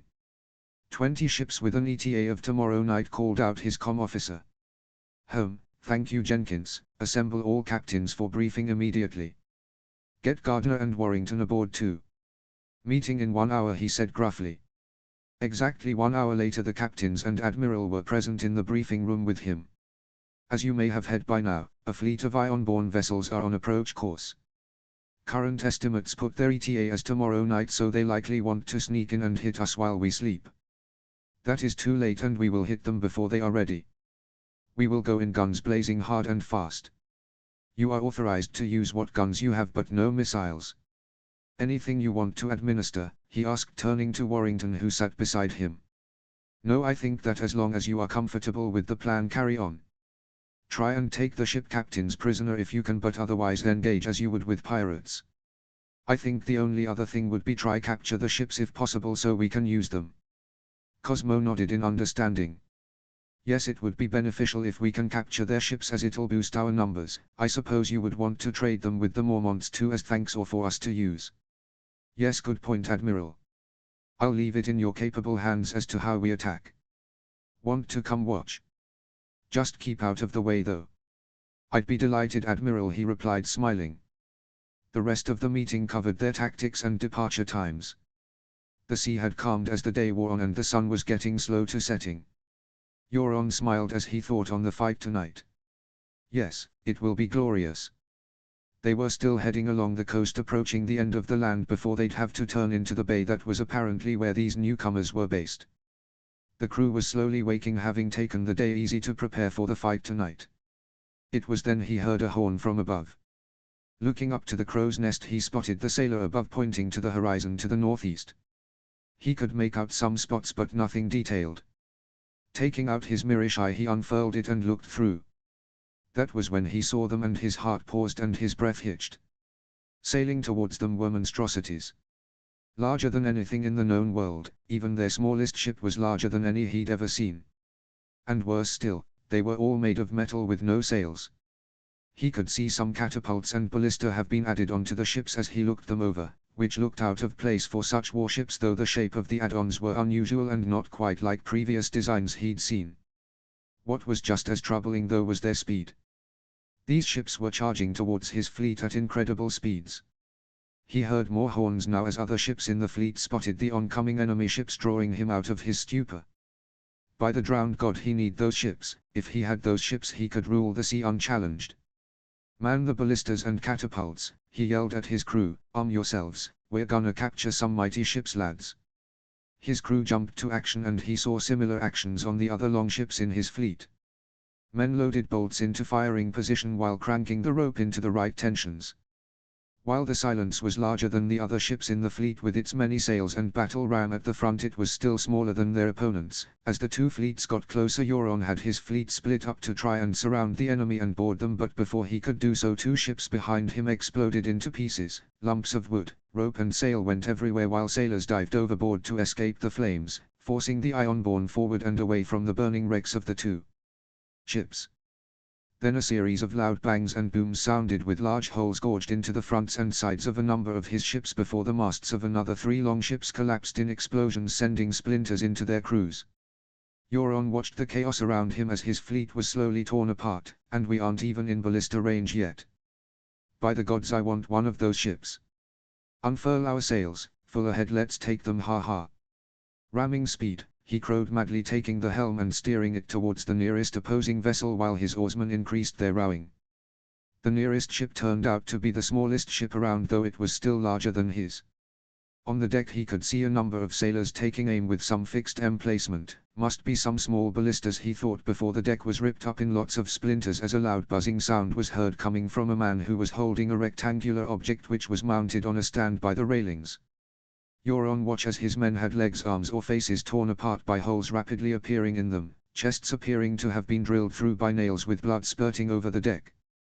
It was in that moment that he had his first taste of true fear for the first time in many years. Never before had he seen such destruction done to men. It made him hard as it also terrified him, wanting one of these weapons to rule the seas with. It was then he noticed the buzzing had stopped and a group of 10 and 2 had now boarded by climbing up the sides of his ship. "Ha, fools, you carry not even a sword, gut them, men," he yelled at these interlopers. What happened next he hadn't expected. Instead of cowering or trying to fight, they raised up some tubular objects, much like how one would hold a crossbow, and pressed a trigger on them similarly. Bang! Bang! Bang! Rang out as his men dropped down or were pushed back. Charge after charge repelled and his men lay on the deck, blood running over it and dripping down the sides as Euron watched the last of his deck crew get cut down as one would cut fields of corn in harvest. How? You Greenlanders can't be this good, fight, you cowards! He drew his sword and raised his axe and approached the group of weirdly dressed and armed soldiers stopping less than 7 feet away. They turned to him. "Pirate, surrender or join your friends. Surrender and you will be treated fairly. I am Ironborn and what is dead may never die," he spat at them. "Fight me then, bastards." One of the men stepped forth accepting the challenge. He seemed to pump the odd weapon he held and then there was a loud bang after he pointed it at him. Euron felt like he was punched in the stomach by the mountain that rides as he was launched back and fell to the ground. He lay there trying to understand what had happened. He turned to look across the fleet and saw that only 10 ships still stood whole, and he could hear more bangs and booming sounds from the other ships along with yells and cries of pain. Blood leaked from his mouth and gushed from his chest as he coughed up more blood. He heard more shouts and bangs from below as the rowers tried to attack the boarders, but they too were slain quickly and methodically by these unknown Greenlanders. He snorted. Yeah, they were not green like true Greenlanders, these people knew how to fight quickly and brutally at sea. He managed to turn himself onto his front and drag himself towards his cabin to get bandages. How the fuck are you still alive? You took a shotgun round at point-blank range, came a voice behind him, or was it above? He turned over and saw another man standing above him. Surrender, friend, and we can heal you. You've lost. There is nothing to be gained from fighting anymore. Let us help you now, came the pleading voice of the man. I am Ironborn and we pay the iron price. It seems today I paid with my life, but what is dead may never die and you will suffer for eternity by my brother's hand. But first I'll take you with me, and using what little strength he had he lurched himself up off the ground, pulling his knife attempting to stab the neck of the man, who jumped back in surprise, brought up his right hand which held some object, then there was a single bang and then, nothing. The body of the man fell to the ground, a hole in his head and a knife still in hand, as Major Walker turned to watch over his US Marines and holstered his pistol. It had been a bloody business taking this ship. The crew had been like rabid dogs trying to kill his boarding team, but they were no match for shotguns and assault rifles. It seems the story had repeated on other ships from the sounds he could hear. They began to check the bodies for belongings and anything of use before throwing overboard to join the sea. Carry on here, Sergeant, I'm reporting back to the bush, he called to one of the men. Understood, Major, we'll need a few people to help as this is quite a big ship, sir, the sergeant replied. Understood, I'll have some more sent this way. Admiral Cosmo stood on the bridge observing the clear-up. It had been a swift and brutal assault on these Ironborn. The submarine attack on the rear ships had helped cause confusion amongst the fleet, and then their cannons and minigoons had wrecked the ships. They had captured 10 ships in the end, along with a few captains and others who had been moved to the brigs of number of ships. Most surprising, they had even recovered another fancy sword from one prisoner. Lord Warrington stood to one side taking in the results of the engagement with interest. You decided what you're gonna do with the sword, Admiral. What did you think we should do with it then? I would have suggested it be given to the head of the Navy and a symbol of his position, much like my sword is a symbol of the new lordship. So, fancy a nice sword. You do know I already have one as a ceremonial blade, right? Details, Warrington replied with a dismissive wave. You can give that to Gardner, as he did not have one packed with him. Otherwise I'd have said give to the guy who beat that Iron Lord. He didn't beat him, the Lord surrendered after we had killed most of his crew in the initial assault on the ship. Well then, my initial idea for the head of the Navy to have one then stands, Warrington replied smugly. What do you make of the ships captured? They'll be useful once they are fixed up and given some improvements. Mostly just better ballista or scorpions. Might copper bottom them as well to make them quicker and last longer. They'll need fixing up first, so probably a year to get them all in fighting shape. Any thoughts on what you'll do with them? I think we'll keep all but 2 and give those to the Mormonts. Fix them up then hand them over. Do you think any of those wrecks might be usable? Either for target practice with our new weapons or for resources? Possibly. I'll have some divers take a look once we've organized the captured ships. The prisoners? Asked the Admiral. Warrington sighed. I honestly don't know.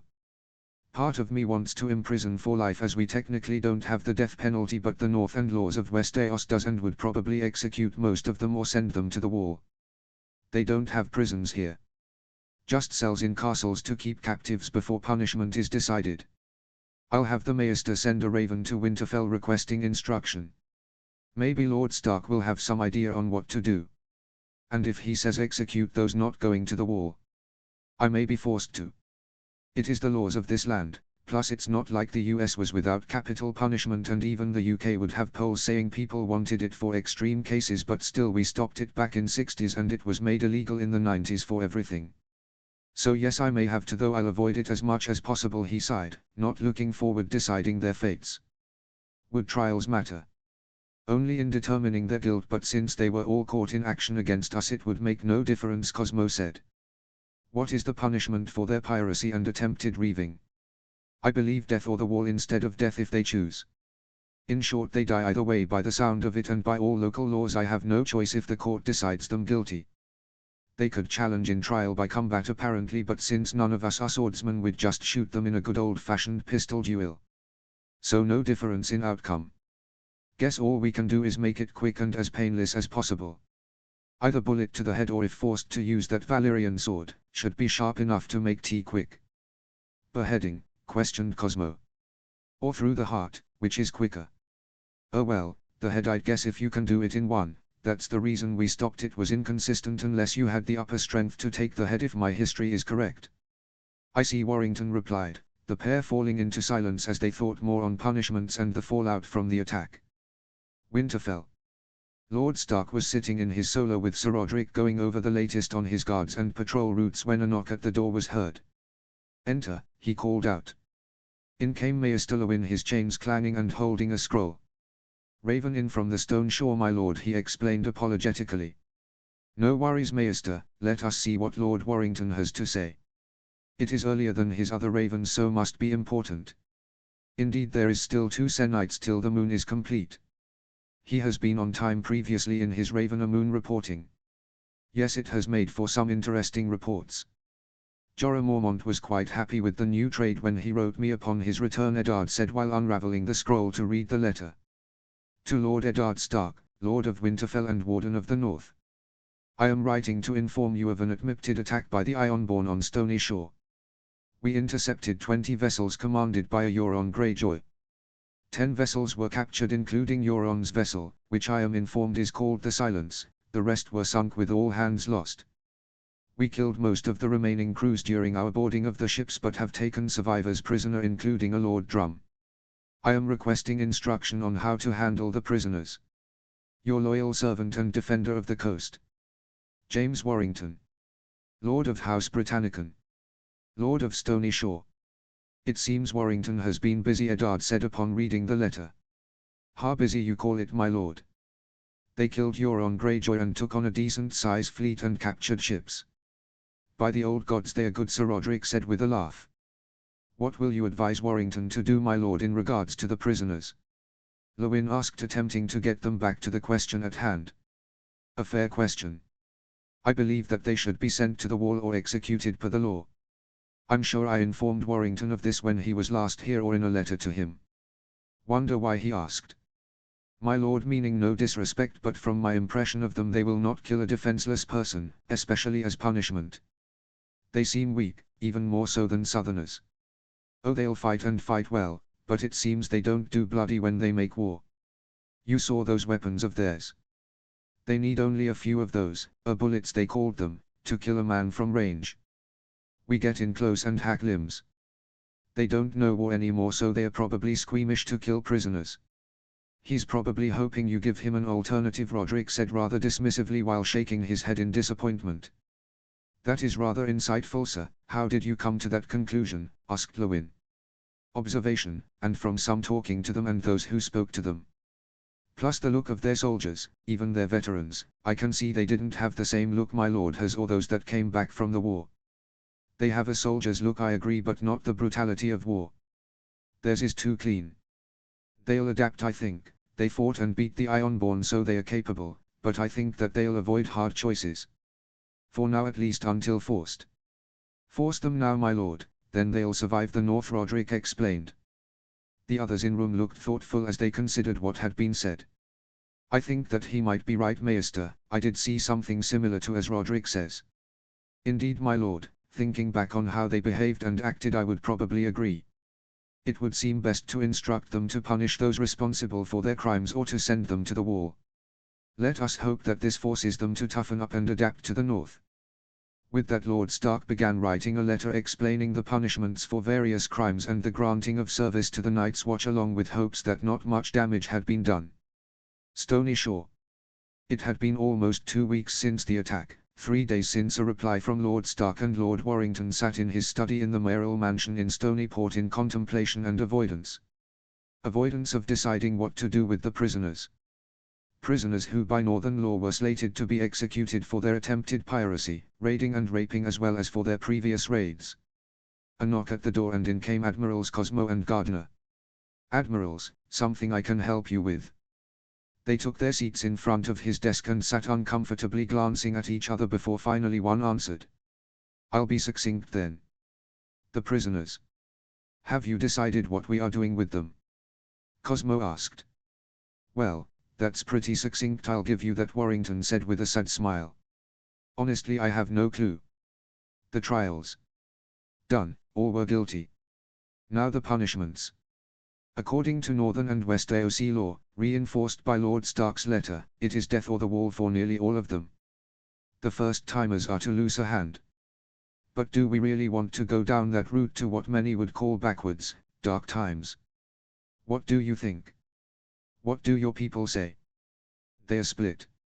Some say do as local laws dictate, no matter how distasteful, though that group is split into those who'd want to dish that sort of punishment, i.e. ones we need to watch so they aren't bad apples, and those that just want to, oh well, when in Rome, as they say. The others say we should build our own prison but send those we can to the wall. Cosmo said apologetically. So essentially all the thoughts I'm thinking. Great, I hoped there'd be a decisive view I could go with, grumbled Warrington. I'm sorry, if it helps we will both back you on whichever you choose. I think most will, as they know this is not an easy choice and it sets a precedent. Oh, believe me, I know, I also know how brutal humans can get. Look at our own histories and the ones here. We only got rid of the traitor's death in the 1800s, hung, drawn and quartered. Hanging we made illegal for most things back in the 60s. You still execute murderers by chemicals. Warrington continued to rant on history and morals and various other topics before finally sighing. We are military men, decide and order it. We cannot keep them much longer, Gardner said sympathetically. Do we have a way to kill painlessly? Only a bullet to the head, or a sword to their neck. Your Valyrian steel blade will do it, I'd think. Or mine, I guess. Haven't looked at it much, even though it's on my wall. And we can't afford to spend a bullet on executions. A sword it is then. Do we have someone strong and accurate enough to make good on it? At least until I can. He who passes judgment should swing the sword. I don't like it, but it's one of the things I did like about Lord Stark. He doesn't shirk from his duties and does it personally so as to make sure he does not pass sentence lightly, Warrington said tiredly. Either Marine colonels or their most senior majors could do it. Are you sure this is how we are gonna go, Minister?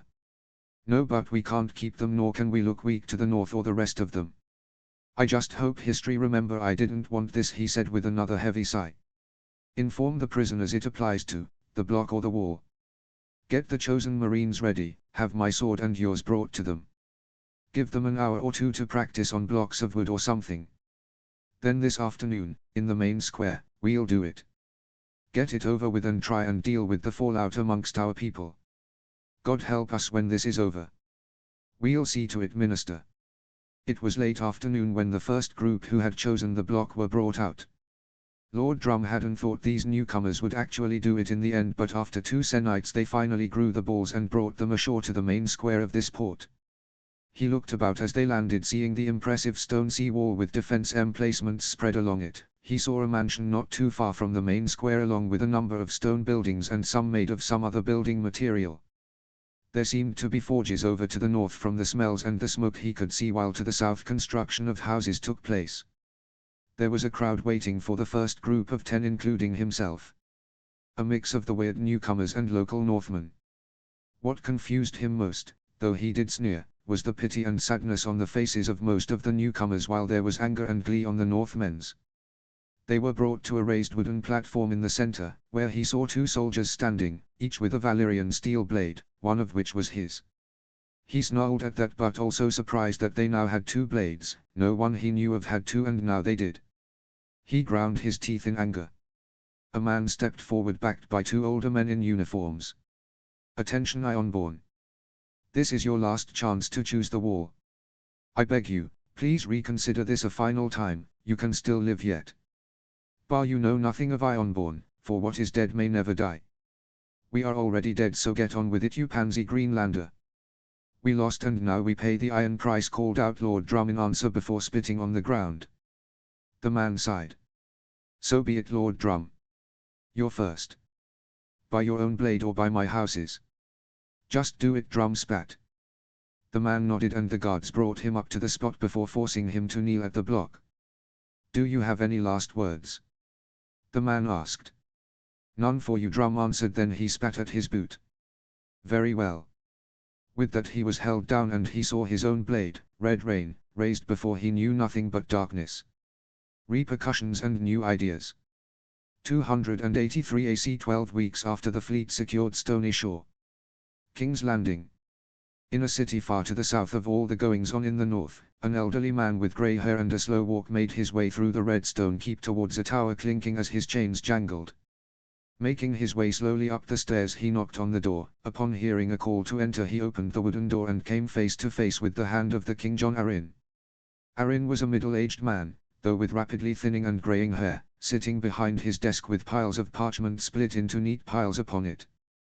The walls had shelves with a few books and tomes, while on another wall hung the flacon of House Arryn. "A raven has come for you, my lord hand. Bears the sigil of House Stark. Marked urgent," the Grand Maester croaked out. Arryn looked up and a soft smile appeared at the mention of his old ward, though it turned to a frown at the mention of its urgent nature.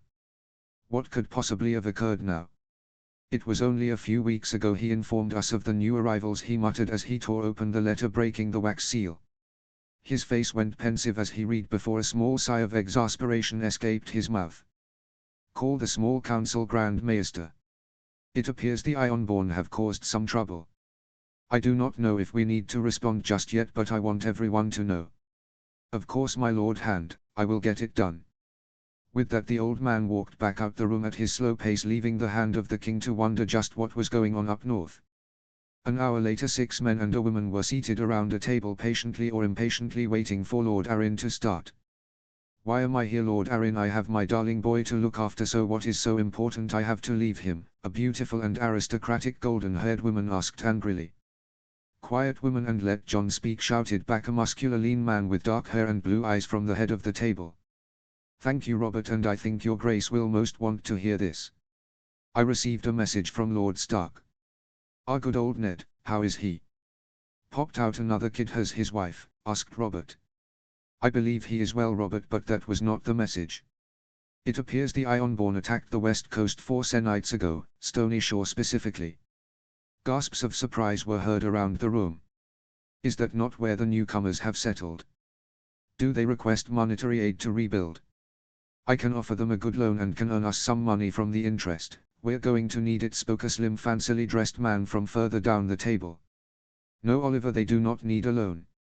Apparently they crushed the attack and carried out the king's justice. Ned was merely letting us know in case other attacks may occur." "Bloody squids, Varys, why didn't you hear of this? We can put them down surely, John. They've been a threat to everyone along that coast. Isn't that right, my dear?" The golden-haired woman sneered, breaking her beauty. "The Ironborn are no threat to House Lannister, though they try. I am told they occasionally raid the coast, though rarely in numbers for fear of my father. I have no care for what occurs with those northern barbarians. The Ironborn can do what they like above the neck." John Arryn gave her a look of disapproval at that. "In any case, your grace, I did not hear anything, as my birds have been quiet in the Iron Islands. As for the north, well, I have a few little birds there, but not in Stony Shore. From what I can gather, the newcomers are tight-lipped and monitor closely all who arrive, which makes placing someone there difficult," explained a bald man in fine silks. Well, we don't need someone there just yet. Though it would be good to know how they are doing." "As good neighbors, of course," said Arryn. "Of course, Lord Hand, I will endeavor to do so," Varys simpered. "I suggest vigilance along the coasts in case they try anything. It doesn't hurt and can show unity amongst us to deter them from anything else. We are not quite ready for a naval engagement with the Ironborn, as I'm still building up the royal fleet," a young man suggested through his grinding teeth. "Yes, not a bad suggestion, Lord Stannis. Grand Maester, write to Lords Tywine and Hoster, inform them of the attack and for them to be vigilant in case of others." "Right, well, I think that covers the main issues. Was there anything else?" Silence answered. "Good. Thank the gods, now I need a drink." With that shout, Robert stood up from his chair and marched out, accompanied by an older man in gold armor with a white cloak attached, while the others bowed and watched him leave. As the room emptied, Varys hung back, looking out from the balcony onto the bay, looking east, pondering the newcomers and their apparent thrashing of the Ironborn. The game is just beginning, and these people just might decide who lives and who dies. With that he vowed to redouble his efforts to place a little bird on that shoreline. "Pike. What do you mean no one has seen them? It's been 4 nights, they should have been back by now." Father, please calm. Don't you tell me to calm down, boy. I've paid the iron price and raided, raped and pillaged. You have not. What do we know? Another man stepped forth. My lord, our ships have seen no one return south since your brother Euron went north. I can see only three possibilities. 1. Euron has won and started raiding more along the north's coast. 2. He has won and gone elsewhere, maybe west, as he is mad and might want to try heading west. Or 3. Well, he may have been defeated. Defeated? Have you lost your minds? We are Ironborn, there are no better sailors than us. He had 20 vessels including his own. The North has no vessels on this coast, and the newcomers, while they may have had 20 ships according to rumors, they would still be no match for us. We should have had at least one ship return if nothing else. Now go find them, he yelled at the assembled lords and sailors, who then made quickly for the exits to head out to sea. Not you, Victorian, wait, Balon called. A younger, larger and powerfully built man than the one seated in the throne held back till all were gone. What is it, Balon? He asked calmly. We will have to delay our plans if he really is gone. Build enough to make up for the losses and surpass that. If he is dead, then I want the North to suffer for their murder of our brother. Then we will hit the rest of them like the Lannisters. His voice dripped with derision. We will make all who look down on us regret what they have done and beg for our mercy, which we shall not give. We shall reap what they sow and ruin them all. It may take another year to do so, brother, but I shall attempt to speed that up. Do it. I want nothing left when we are finally through with the Starks and the Lannisters. We shall have revenge if they have robbed us of Euron. By your command, brother. For what is dead may never die. For what is dead may never die, Balon answered mournfully as Victorian turned and left to complete his tasks. They will suffer most painfully for you, brother. Most painfully, Balon muttered. Stony Shore. The port was a hub of activity as the captured vessels were repaired by the local shipwrights and naval engineers, while building went up in organized blocks with a commercial district close to the docks to allow easy access to supplies, while homes and living space were created to the south, now numbering over 50 stone and brick homes with a weirwood planted in a fenced and gated area for those to pray nearby. In the mansion, Lord Warrington was hosting a meeting of the senior people in his lands. All right, admirals, what's the latest on our ships? We have repaired 2 ships which were less damaged than others and started to get a few locals trained to operate it and the weapons. The rest still need a few weeks, maybe a couple of months for the worst. On top of that, we will need to acquire the copper to plate the hulls. As for the fleet, we took no damage, a few dents or paintwork chipped from their ballista or scorpions, but they were easily fixed. We did expend more ammunition than predicted, but we rationed it well. We will need to resolve it though, Gardner explained. What do we need for gunpowder then? Metal for bullets we have, it's just gunpowder, right? More or less, Minister, replied Colonel Devonshire. There's a few extra ingredients, but essentially we need sulfur, charcoal and potassium nitrate.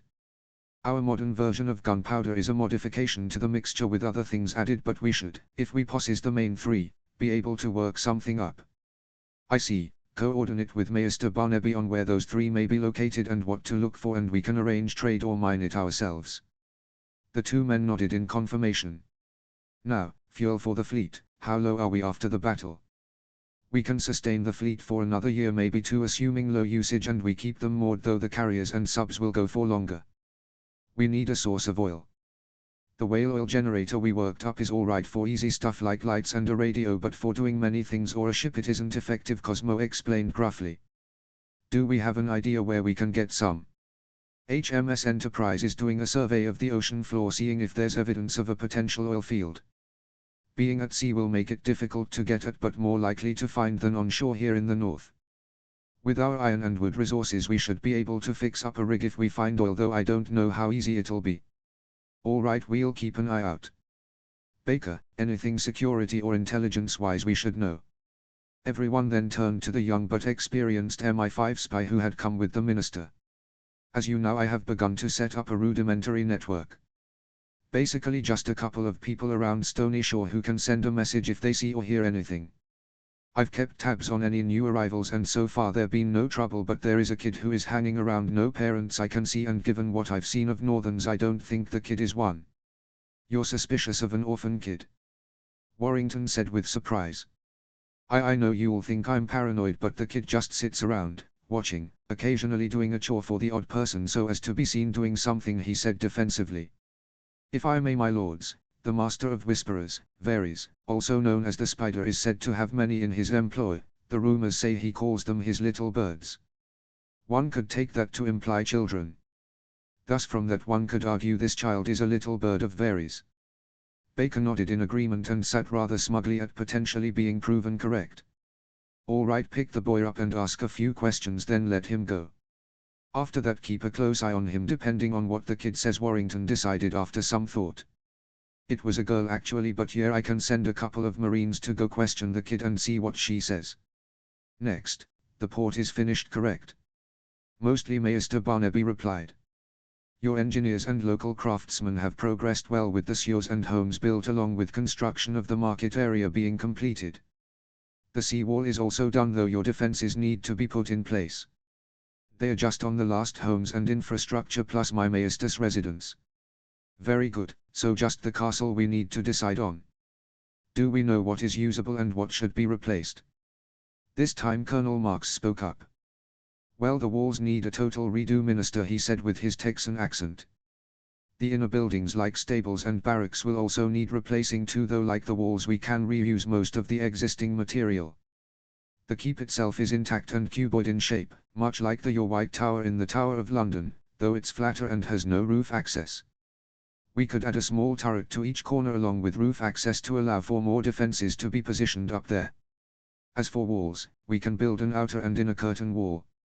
I'm thinking 40 foot high for the outer wall and 60 foot for the inner. The keep itself is around 70 foot, so that gives us the high ground regardless. Are you sure you want 2 walls?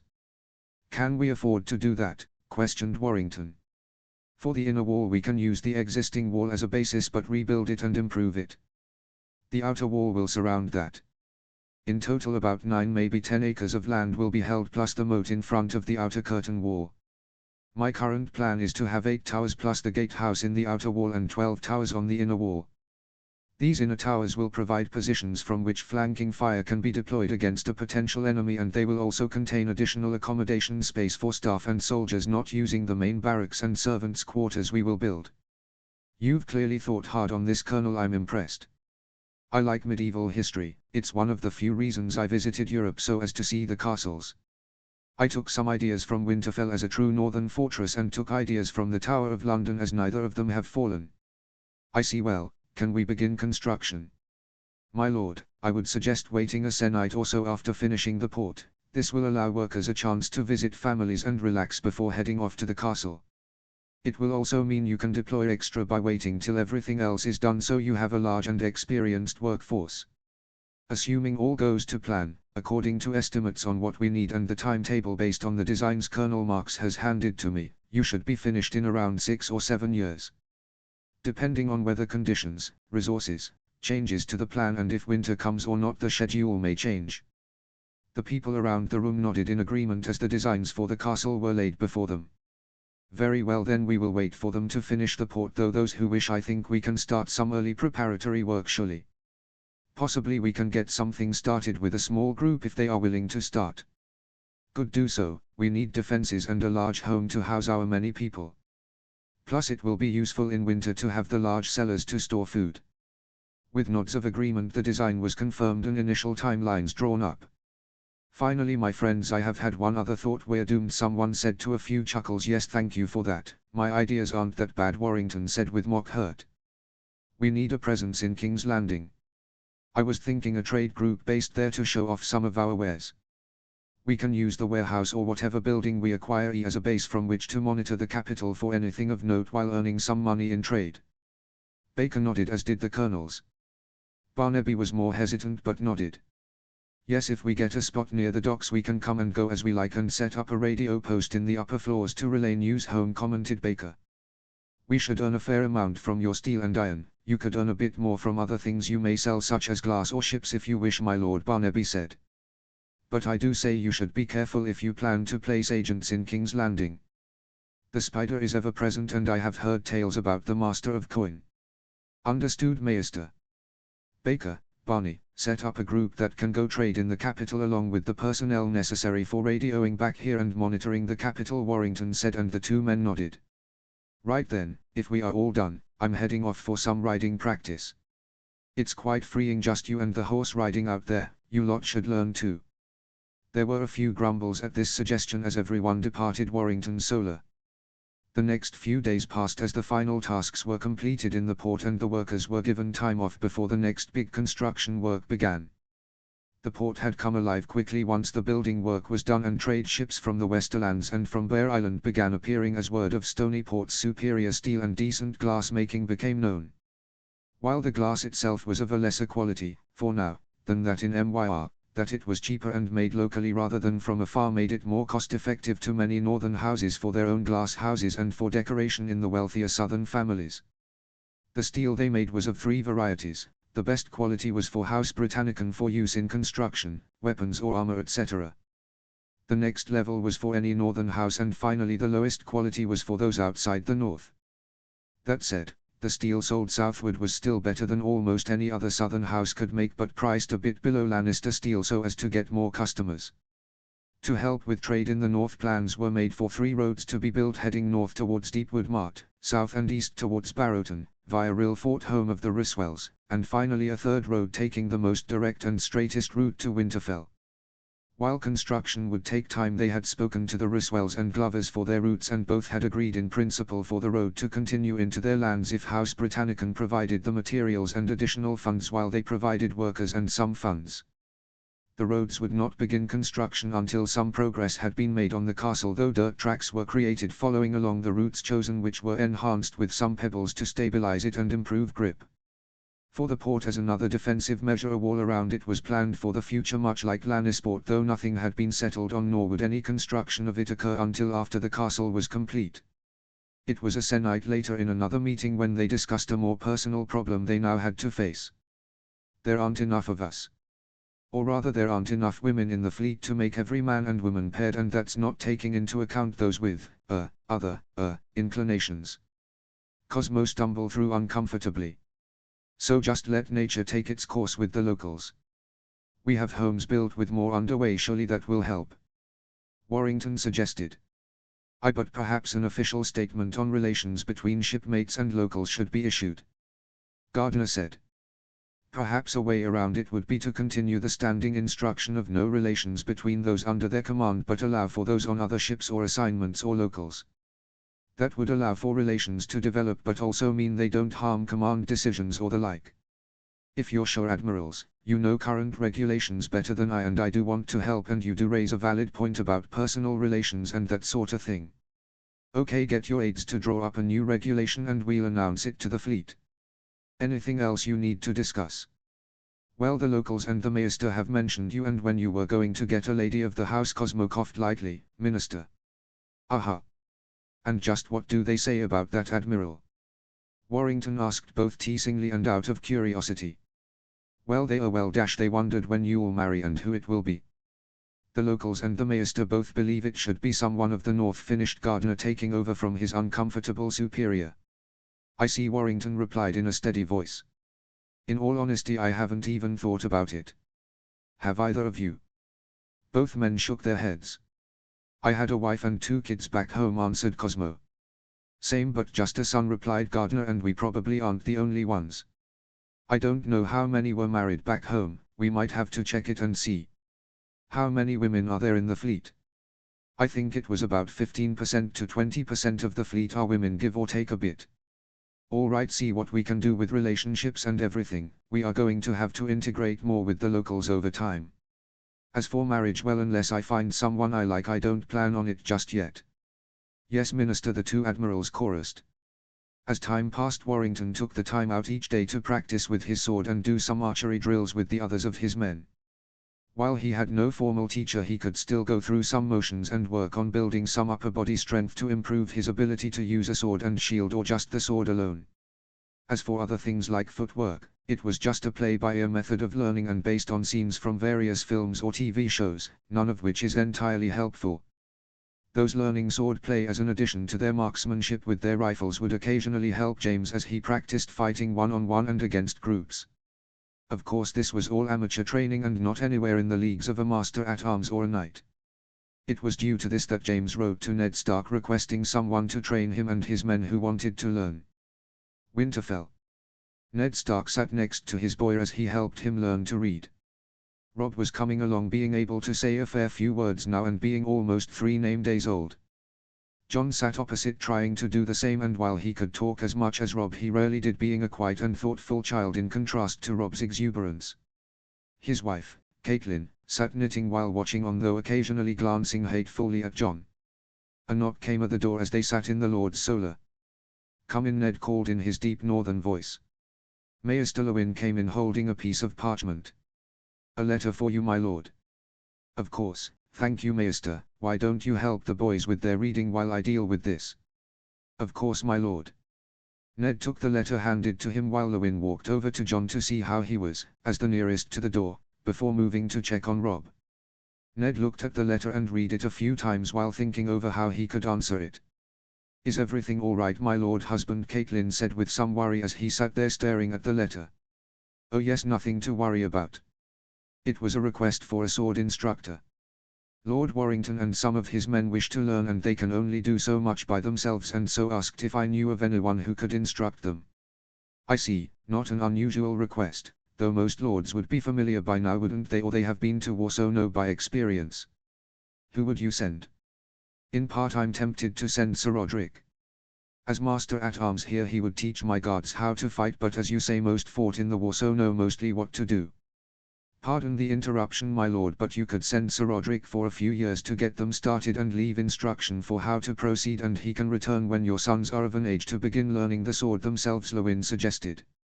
"It is not a half bad idea. The boys are 2.5 days now, and I wouldn't start to formally instruct them till they are 6 or 7. It could work, though I would not have him stay that long. Maybe 2 years or 3 would suffice." "For that you would need to ask Sir Rodrik on how long he'd need, my lord," Lewyn answered softly. "Bring him here then, best get this over with." Lewyn nodded and left, returning a few minutes later with a middle-aged man with slowly greying hair and a small beard. "You asked for me, my lord?" he asked in a gravelly voice. "Yes, I have been asked about a possible sword instructor for House Britannicon to train their men and their lord. I wanted your thoughts on who would do and how long they'd need." "Of course, my lord." He paused as he thought on the problem. "You would likely need someone to spend a good 4 to 6 years to get them in shape. Most lords train from 6 or 7 days and do so almost constantly from then on. The guardsmen would probably train for a few moons solid before we'd put them on guard duty, and after that they train when not on the job. I have no clue what training or level the Britannicans would be at before starting." "So it would be a 5-year job, you reckon?" asked Eddard. "That would probably do it to get them to a reasonably level." "What are you thinking, my lord?" Rodrik asked cautiously. "I was wondering if you could do it for a few years or until my sons are ready to learn. The guards here are sufficiently trained, correct?" They are, but I would nay let them rest on their laurels and go slack, my lord. You have to keep pushing, keep training. I'm sure I can do so in your stead, or get the captain of the guard to keep up their drills, my friend." "Would you do so then?" "It's only temporary, and I believe no other than you could do so in 5 years. By that point my sons will be old enough to train and you can return home. You might even pick up something from them in their drills," said Eddard optimistically, attempting to boost his Master-at-Arms morale. "Very well, my lord. When should I leave?" "Not yet, my friend. In fact, I plan to go visit them myself once the new year has passed, which should be in a moon or 2. After we have celebrated New Year I will then go and visit them, as it would have been almost 6 moons since they claimed Stony Shore, and I wish to view their progress." "Ned, are you sure you wish to visit? Surely you can write letters for reports?" Lady Stark said worriedly. "Nonsense, cat, it will only take a se'night, maybe 10 days to reach them. I will stay a few days then return. In short, I should be back within 3 se'nights. You and Lewyn can hold for that long, surely. And if anything happens I can request that flying thing of theirs," Eddard explained. "You must find out more on that, my lord." The Citadel was quite intrigued by it, though they also didn't really believe me either, if truth be told. The Britannicans' explanation of how it worked, while making sense, I just couldn't picture it. They said it was like the sycamore tree seed which spins, and I said, "But how does that help it fly?" And they replied that you spin it faster to create lift. Most intriguing what they spoke of. Oh sorry my lord, I got slightly distracted, as you command, and I'm sure we can cope for a sennight or two without you, Lewin said with some excitement before looking a bit bashful at his outburst. The other just gave him sympathetic smiles or a grunt in the case of Roderick. Thank you Maester, I am always a raven away and there must always be a Stark at Winterfell. Besides reports only give you so much and their plans for new roads. The one to Winterfell will be a boon for the north as it will allow quicker movement westward in case of Ionbran and for trade. You will do fine Cat for a few sennights, nothing major is planned after New Year. Take the bastard with you then, he might like those people and stay with them, plus it gets him away from me and our boy. Cat, he's not a problem to anyone, even those from House Britannicon did not care and was their argument not valid about how bastards who have betrayed family were raised badly. Seeing her defeated sigh, he nodded. I will take the boy if you wish. I would rather him go to serve the north with people who will not care of his status and feed him well than rot, starve and freeze away at the wall. Father, me wanna see boats, Rob said from where he sat, looking up pleadingly. Me too, asked Jon softly. Boys, you will both stay here, for there must always be a Stark here. You are a Stark, Rob and Jon. While you may not have my name, you have my blood. Stay and guard your mother, Rob and Jon. Help Rob. Can you do that for me when I travel for a short while? The boys nodded after a quick glance at each other. Good, now why don't you go get ready for dinner, go on. With that the two boys got down from their chairs slowly and went to the door and were assisted by Maester Lewin and Lady Stark. Eddard sighed when they left, leaving him alone with Roderick Castle. You sure you're alright with training them? It'll be an experience, besides it might get me ready for teaching your boys a bit more. Been a while since I had green lads to train from scratch. I'm good with it, me lord. Very well then, I will write to Lord Warrington informing him of your assignment and that it is for up to 5 years. You may return prior to that if you feel they are acceptable. I will tell him we shall leave for Stony Shore after New Year. As you wish, my lord, Sir Roderick said before getting a nod from Lord Stark to leave. Show and tell. Early 284 AC. Stony Shore. So Gardener, you got anything new for me now? It's the new year, and with it now being 6 months of us being here in the cold north.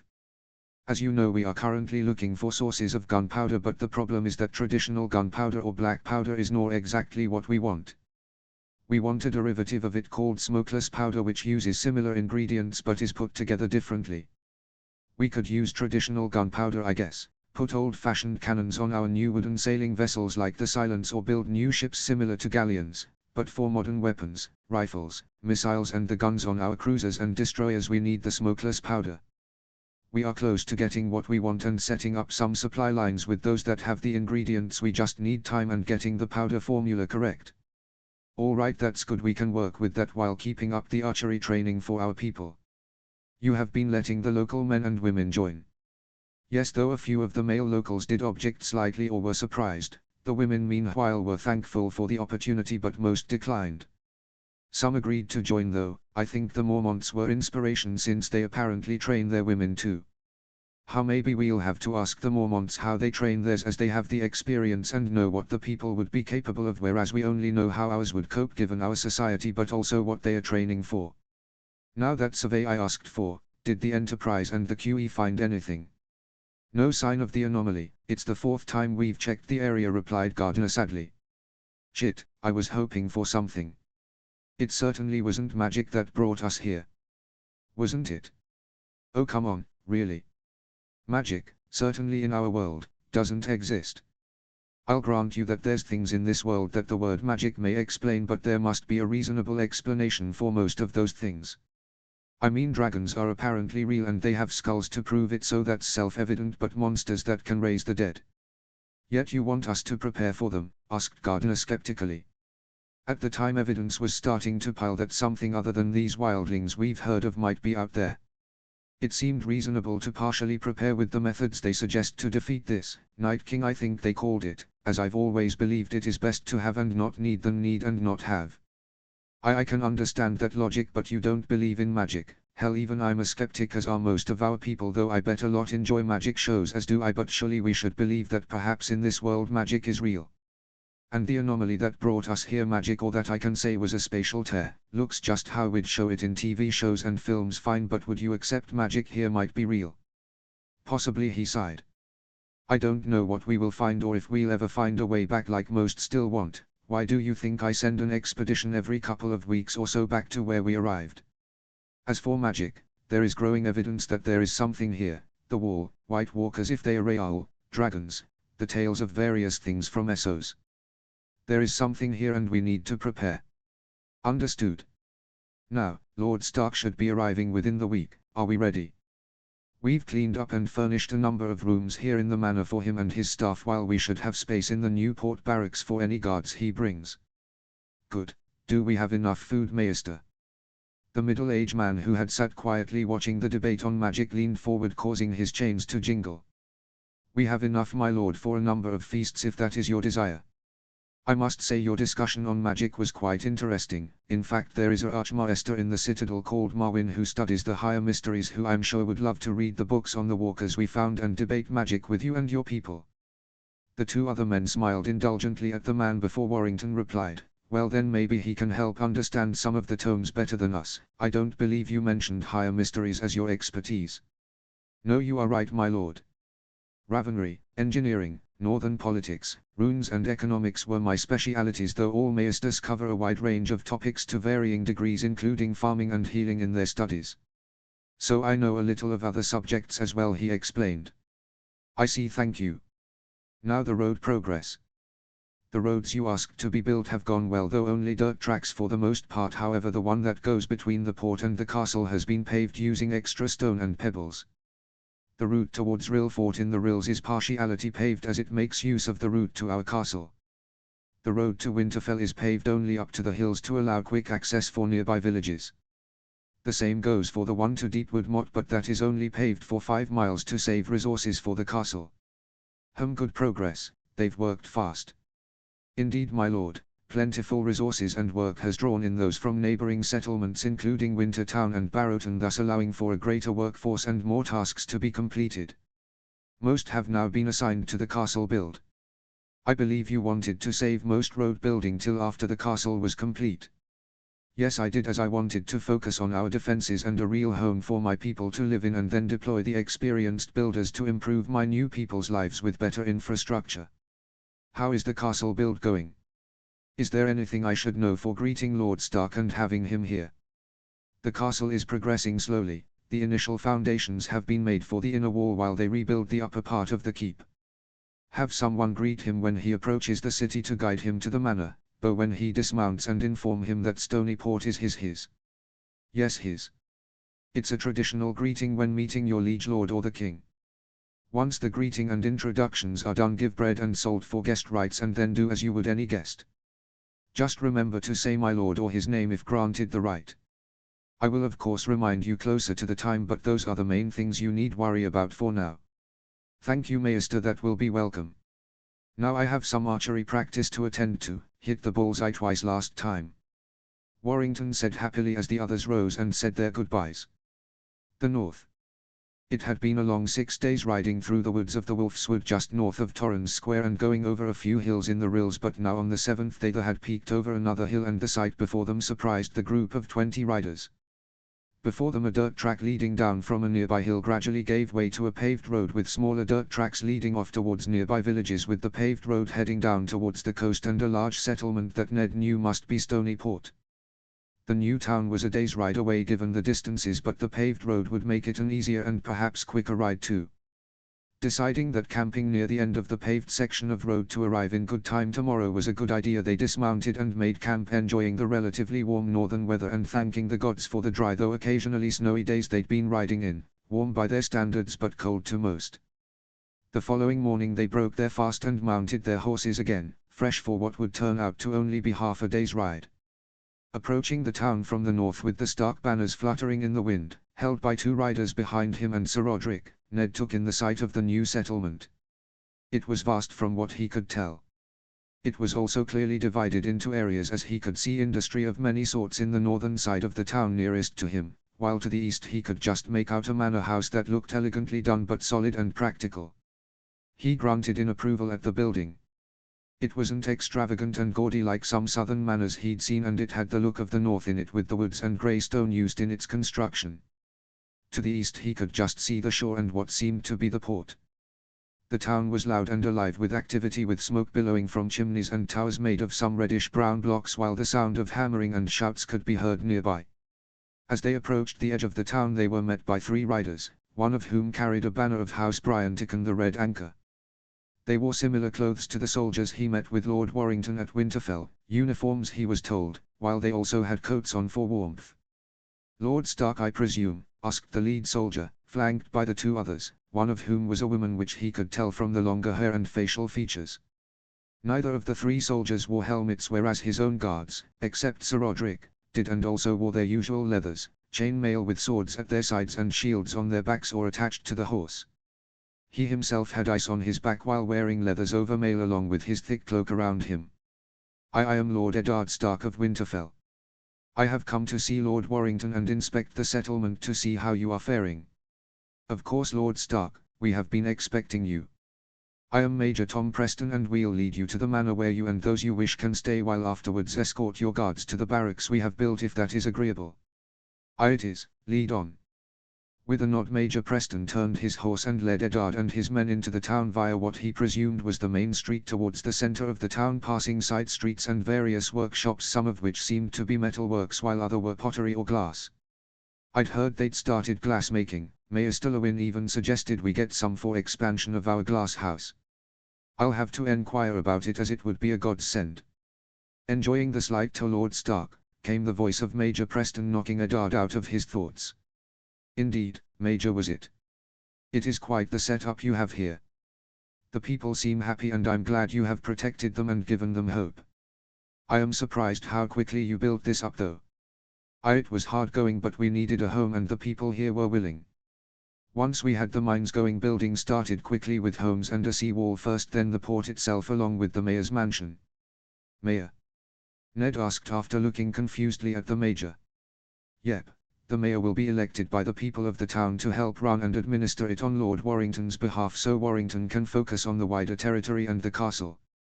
The mayor still reports to the Lord, but the town will be nominally independent but still reporting to and paying taxes to Lord Warrington. Since the castle is not ready yet and there is not as much to do in regards to the rest of the territory just yet, we have no mayor for now, and Warrington does it all with the maester, his own 2 aides and the admiral's help. So far it's been good," explained the major happily. They continued through the northern road down to the main square before turning eastward along its main street. Here Ned saw mostly open spaces with areas marked out with wooden posts and fenced off. "What is with all the empty space?" "It's for when we develop the government sector of the town. Taxes, education, and other offices will be built in this area of the town when we need them. Some more homes are also planned, I'm told," answered the major. They carried along at a slow trot towards the mansion that was now quickly approaching.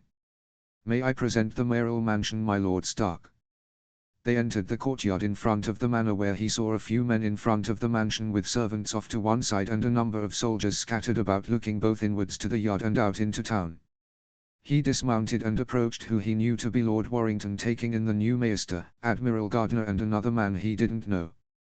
Bowing, Warrington said, "Lord Stark, welcome. Stony Port is yours." "My thanks, Lord Warrington. You may rise, no need to bow so much.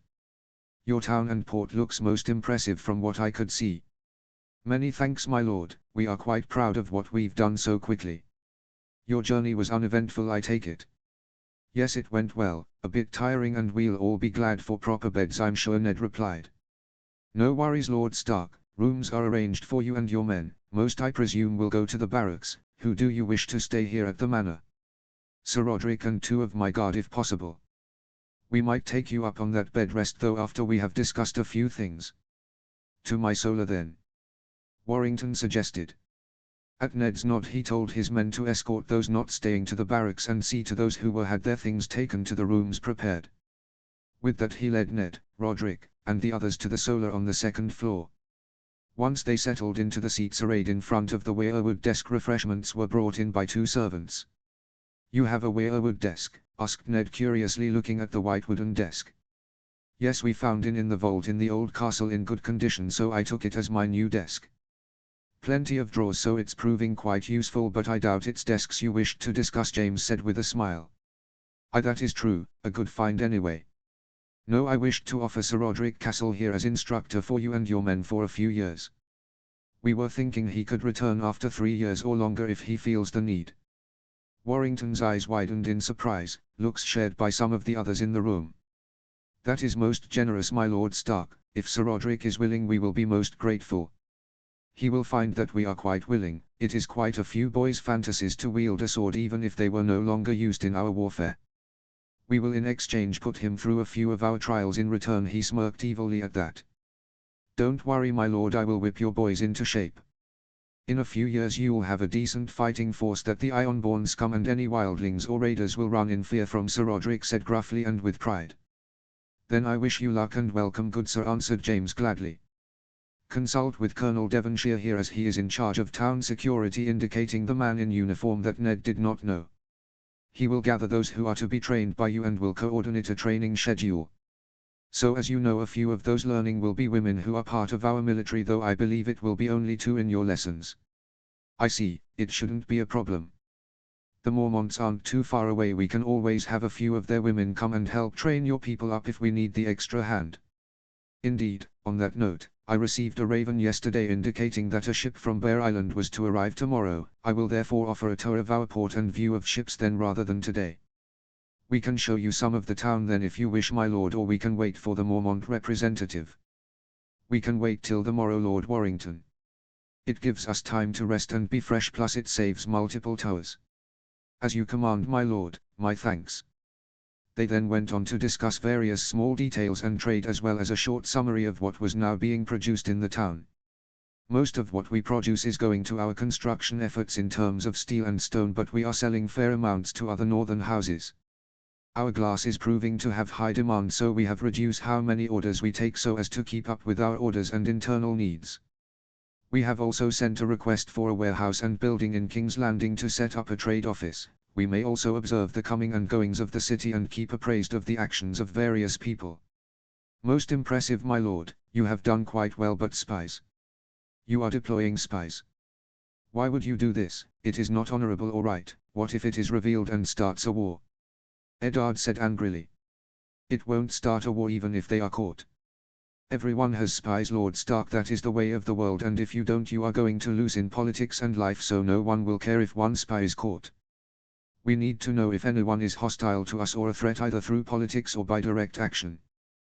Besides, we will keep you appraised of anything that affects the North so you are aware of the South. Lord Stark grunted and hummed before relenting. Fine, I do not agree, but you are right, there may be things south of the neck I may need to know. Any crime that you need, report. 1 or 2 bandits that were quickly captured while attempting to raid. One was killed while trying to escape, the other is on his way to the wall. My people are not that happy with the rate of brutal methods such as losing a hand or death for a fair number of crimes. We are adapting, I believe, though slowly, said Warrington. They broke shortly after to prepare for the evening feast and then ate the hearty meal which had been prepared in the dining hall on the first floor, which had a single long table with 20 seats around, with Lord Warrington at the head of the table and Lord Stark to his right, with Admiral Cosmo, who arrived from overseeing the fleet, to his left.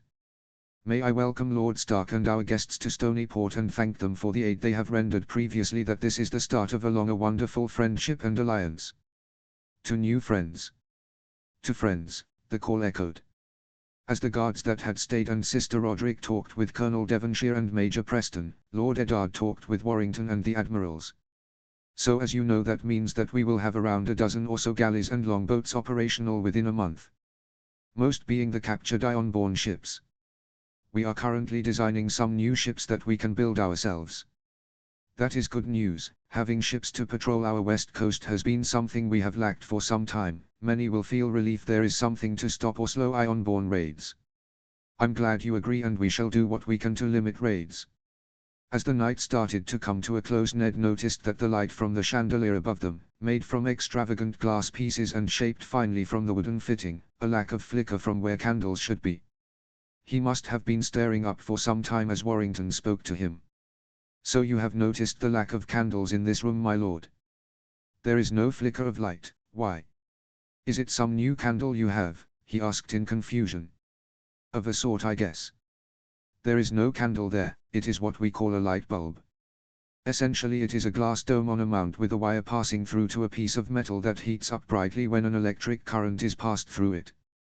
Electricity is a power to do things, such as turn a wheel or pump a forge rather than rely on hand turn or pump.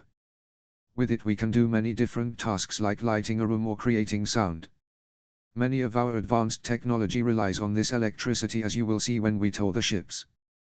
This is so far beyond me, Lord Warrington, I can't say I fully understood all you said. It is almost like magic to me, to be honest.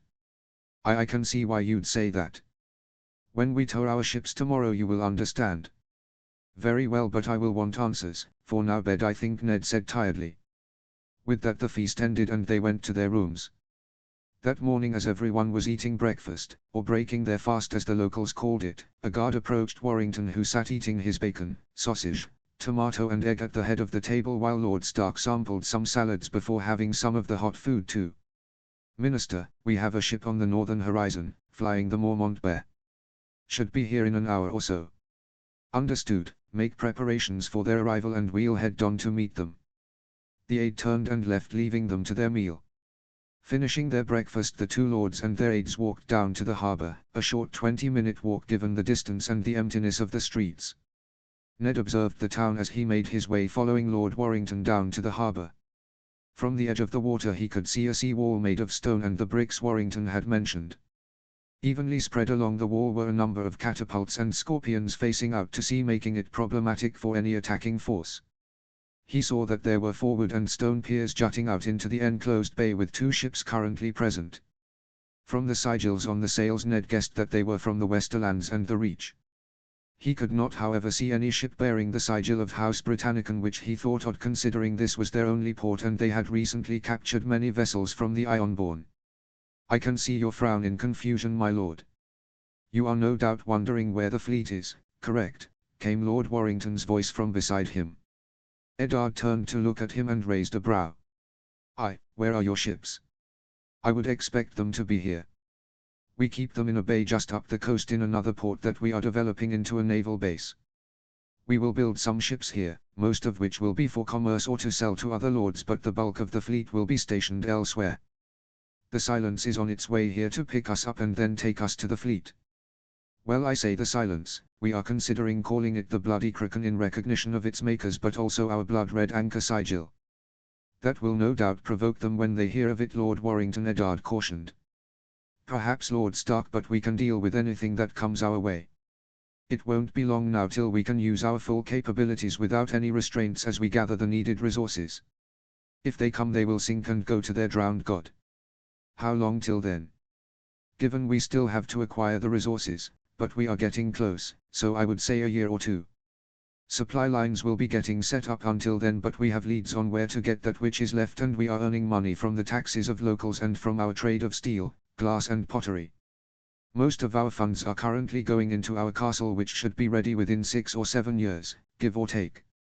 Most impressive, Warrington, most impressive. This will help the North greatly. If your contributions to the Northern Treasury continues, I might be able to build more roads and repair those we have, Ned explained. A worthy goal, Lord Stark, many will be happy for them and it'll improve internal trade as well. Another suggestion for you to consider would be Moat Cailin, that is a ruin, is it not? Repair it, it doesn't hurt to have the Shield of the North at full strength, suggested Warrington. You are not wrong, for many years my family has considered rebuilding it, we just never had the funds. One of your sons could take it when they come of age.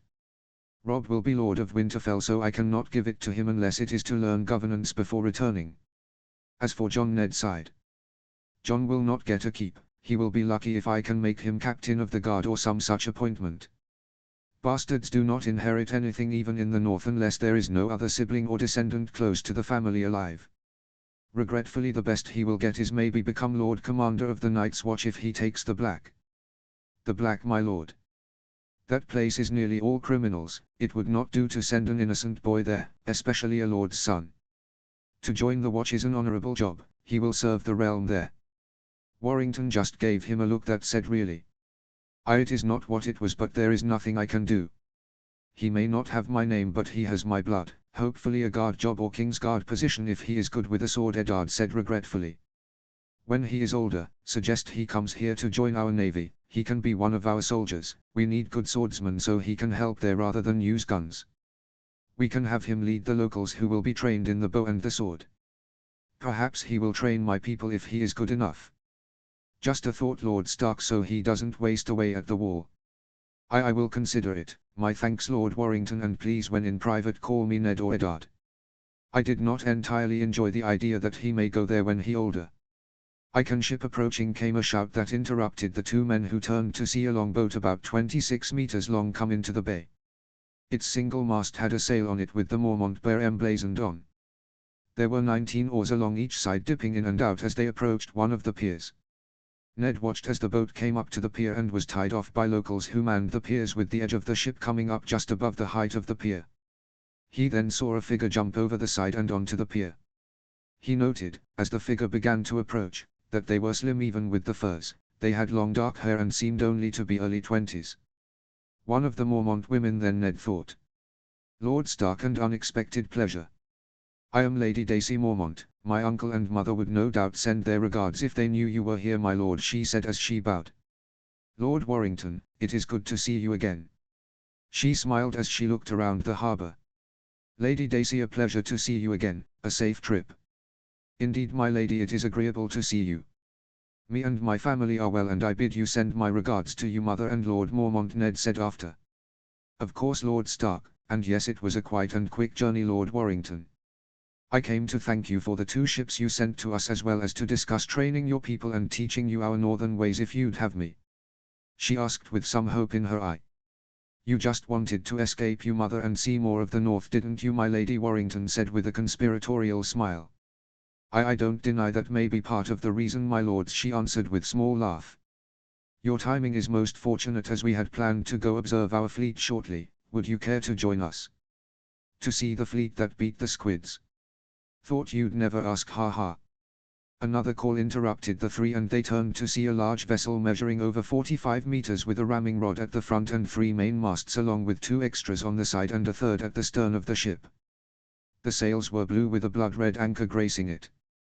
I give you the Silence. Former ship of Euron Greyjoy and now our flagship. We've added scorpions and the like to each side, as well as a catapult towards the front on a raised platform. Impressive, right? James Warrington said proudly at the impressed faces of Lord Stark and Dacey.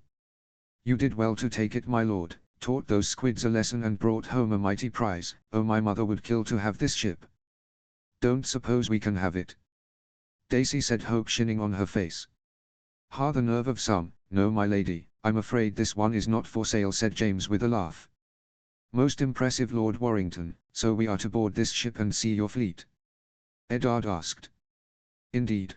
This way please, and with that Warrington lead the 3 of them, Sir Roderick, Major Preston and both admirals, to appear further along the harbour that the Silence was now moored at.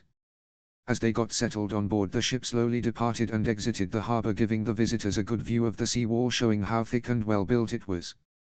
The Silence then turned out to the open sea before heading north, and then just as quickly turning into a small bay, and there in front of sat the fleet in question. Up front, Lord Stark, Lady Dacey. Here is the true might of House Britannicum, called Lord Warrington as Ned Stark and Dacey came up to the front of the ship next to the catapult to see the impressive sight before. In the bay sat over 20 ships, all larger than anything any had ever seen, the smallest dwarfing even the Silence. Dotted around in between the large steel giants sat a number of longships and galleys of the Ironborn with red anchor sails and red painted metal chains going down into the sea. Our total ship count is around 35 ships. The 20 we came with, the 10 we captured and 5 we have built, though 3 of those were as trade ships.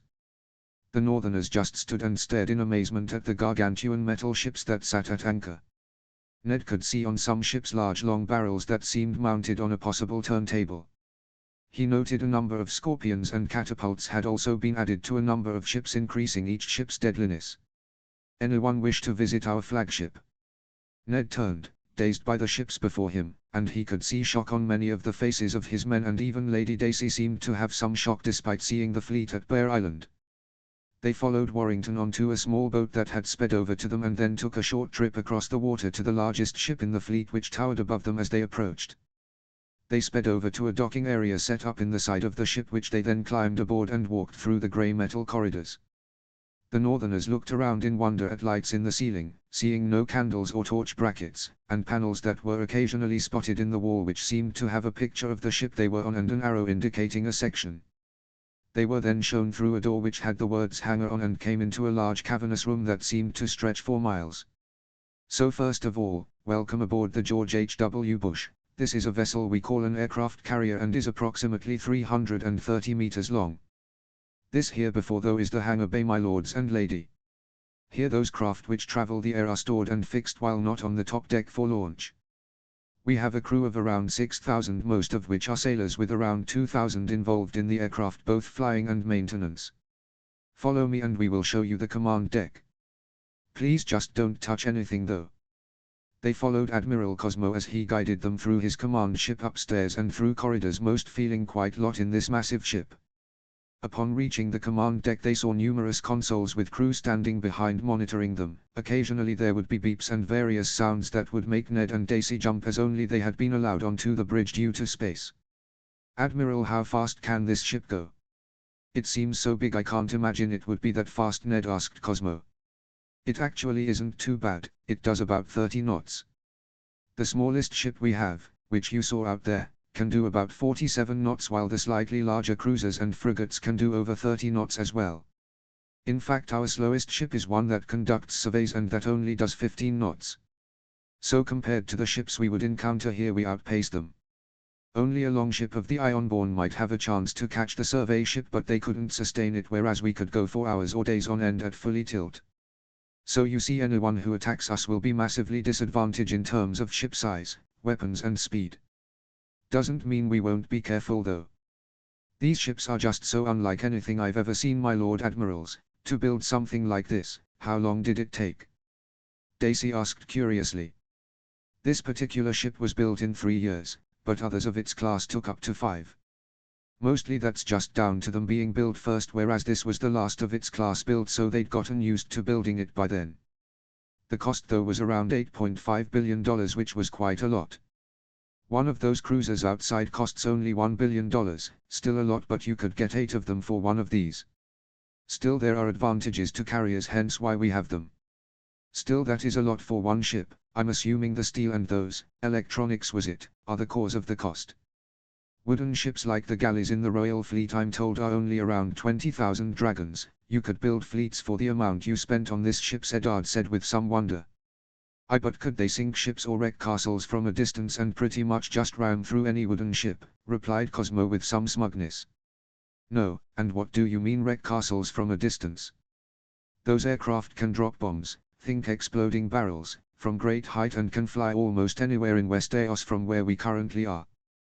The explosions are powerful enough to bring down any wall or tower. So yes, we can wreck castles if we wanted. I see, was all Ned replied, somewhat disturbed by the destructive potential his new vassals had. Outside on the deck, Lady Daisy was observing the fleet with Warrington beside her after viewing the bridge. You will need swordsmen even if you use those gun things, correct?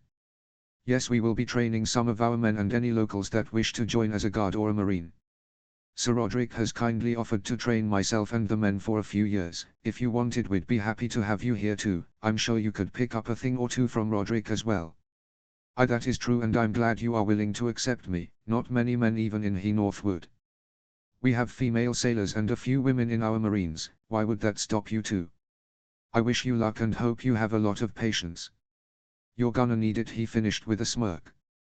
She smiled back. But you can bet I will whip you pansies into shape quick or you'll feel my mace, she replied with a vicious grin. Warrington just gulped nervously.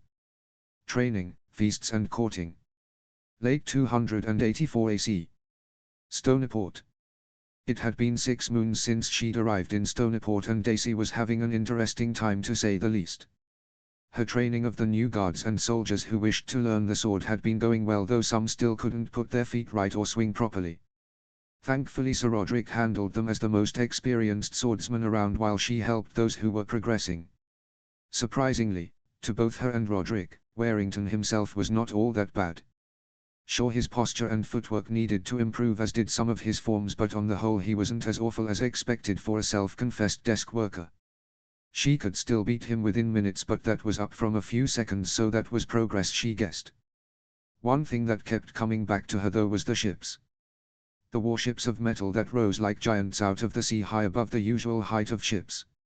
She prayed the North would never turn on them, and she almost felt bad for any who now provoked the North at sea, almost. She remembered, when Lord Stark had been here, what Warrington had said when asked about why he'd shown them the fleet. "Why show us this, Lord Warrington? Did you not want this secret?" Lord Stark had asked.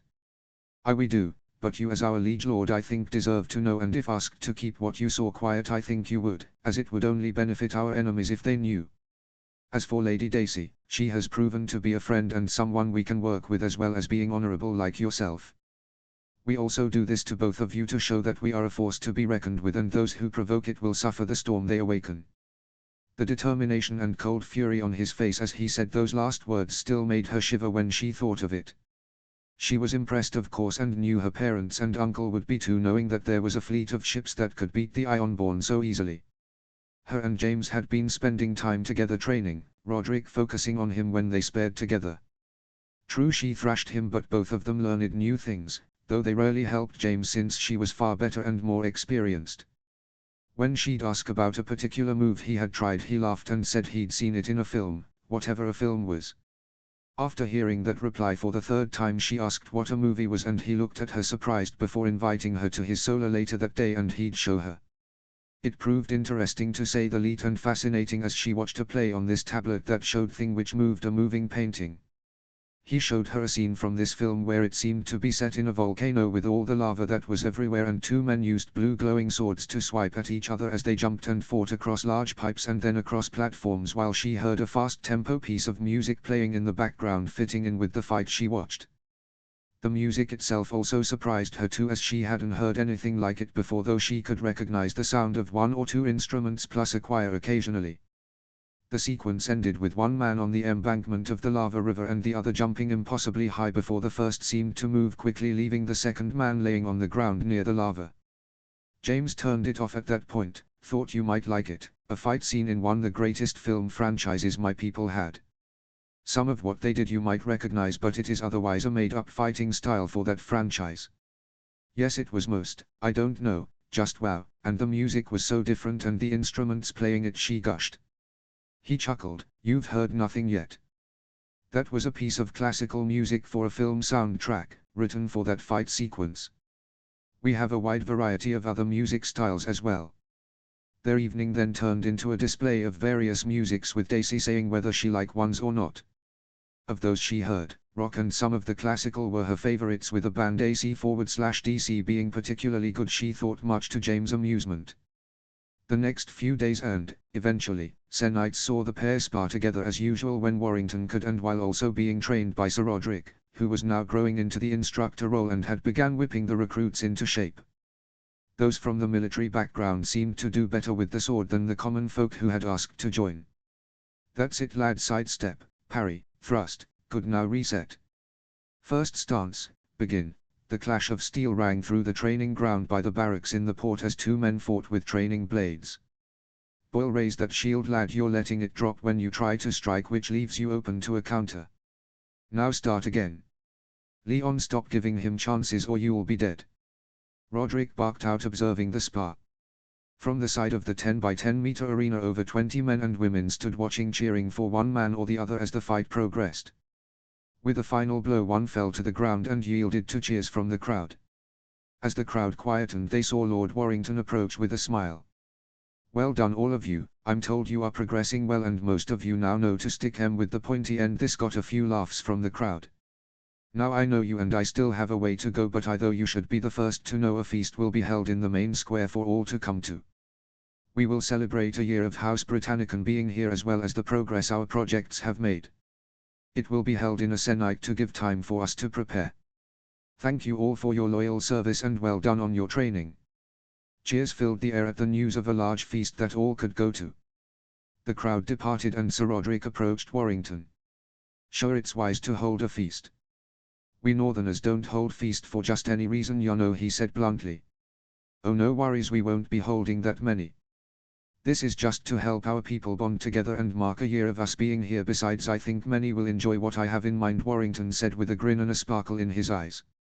That week saw activity from various engineers from the ships working around the courtyard to set up various pieces of equipment on orders of the Lord. While no one knew the whole plan, those from the fleet could recognize some of the equipment being placed in the corners of the square on poles secured by chains and rope, along with others placed on other taller poles in the center of it, which got them murmuring excitedly while the locals looked on in confusion. The feast was to start at 6 in the evening as the darkness began to seep in.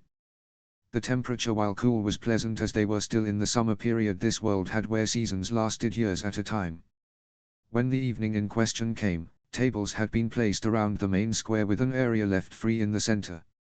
Hundreds, if not 1,000, people sat around tables while servants brought food out from the kitchens and up from the ports, as 2 vessels from the steel fleet, as the metal ships became known, had come into the port to add their food production capabilities to the kitchens of the manor house and barracks. Many of the foods were known to those from the fleet: pizzas, burgers, sausages, pasta dishes, along with local staples such as roast chicken, roast boar, carrots, potatoes and other vegetables grown in the north and in the greenhouses, glass houses to the locals.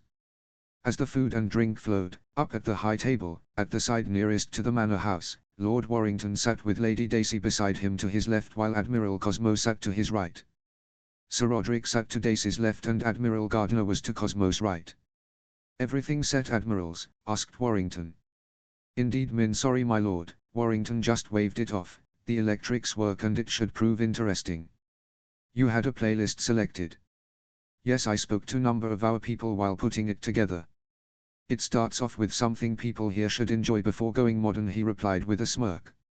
He stood and rang a bell he had placed on his table. As he rang it, people started to quieten down before silence fell. When he had everyone's attention, he then spoke. "Thank you one and all for attending. I hope the food and drink is to your taste." A cheer sounded echoing around the square and through the town. "We have been here a year and it has been a long and interesting year. We have made new homes, new friends and new lands. We have developed a place abandoned and defenseless into a land that stands its ground and defends the north from those who would plunder and raid its coastline. We are still building roads and the castle, but progress is made and we have a port that all can be proud of in the north and beyond. Let them know that the north is not defenseless nor a barren wilderness of barbarians. I give you a feast to celebrate our coming of the Red Anchor and of House Britannicum. Enjoy." With that, the sounds of string instruments along with trumpets and the like could be heard from around as various songs were played. At first the locals seemed confused by how the sound was there and then by the tunes, as it was no northern or southern music they knew. "Mozart?" asked Cosmo. "I believe that was Bach, but the one prior was Mozart," replied James. So this was the surprise: music for all to hear. "How are you proving the sounds? I see no musicians." Dacey asked. "Yes, the music and the lights, but you won't notice till the music changes to something else for these classical pieces they are on, but once it changes." He trailed off with a small smirk, his eyes showing mischief. "The music is provided through the speakers. They replicate the sound of a band for us and we control the sounds sent to them through the wires and cables that lead to each speaker. The power generators using whale oil and the like should last through the night, but I wanted something special for our people for one night," he explained to Dacey as she looked at the aforementioned speakers up on poles with wires or cable he said trailing out of them. Then the music changed to the sounds of guitar picking notes followed by drums beating out a rhythm and tempo, and the song began, "Take me home to the paradise city where the grass is green and the girls are pretty." Then more music sound and the lights up on the poles dotted about the square now started to flash on and off in the beat to the music. "Told you it would change," Warrington said, laughing. The people from the fleet seemed to recognize the song, or at least the music, whereas the locals just looked bewildered as the music grew louder and faster. The music faded as the next song picked up, similar in sound and tempo but slightly different. Drums and guitar played as the singing began.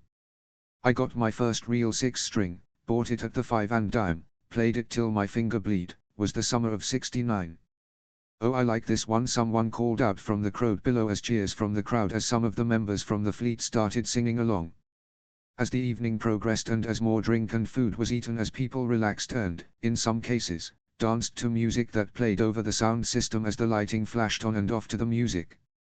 Songs from Britain and America played over the next few hours, mainly of the rock and pop genres such as "Living on a Prayer," "Mr. Brightside," "Bohemian Rhapsody," "So What," "Uptown Girl" and "Jailhouse Rock."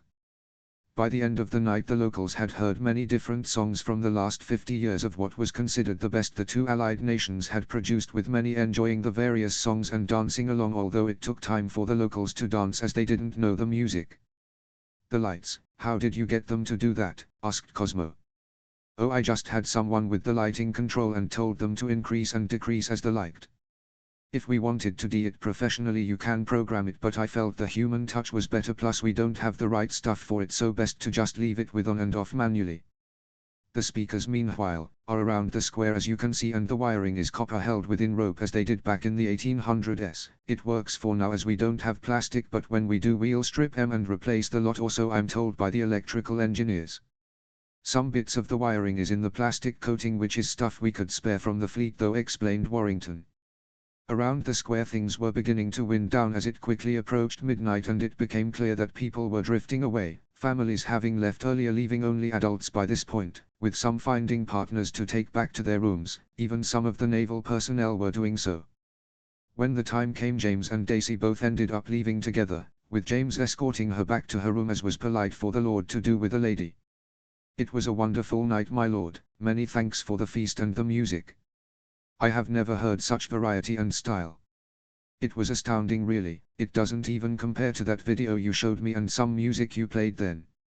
"Well, I had to keep some surprises now, didn't I?" smirked Warrington as they walked along the stone and wood corridor of the second floor. "I'm glad you enjoyed yourself though. You've been a good friend these past few months and a good sparring partner. I hope you won't be too hungover in the morning." "Bah, I've drunk more on previous occasions so it won't be bad, and you've been a good host and friend too," she replied, now slightly swaying on her feet, bumping her shoulder against Warrington's. They approached the fourth door in the corridor and they stood and looked at each other before realizing they had been looking intensely at the other. Daisy, being the bold lady she was, leaned in and gave him a chaste peck on the cheek. "Thank you for the escort to my room, my lord, and thank you for the night." She turned and entered her room, closing the door, leaving Warrington outside slightly stunned before he shook himself and wandered off to his own quarters before falling into the blackness of sleep.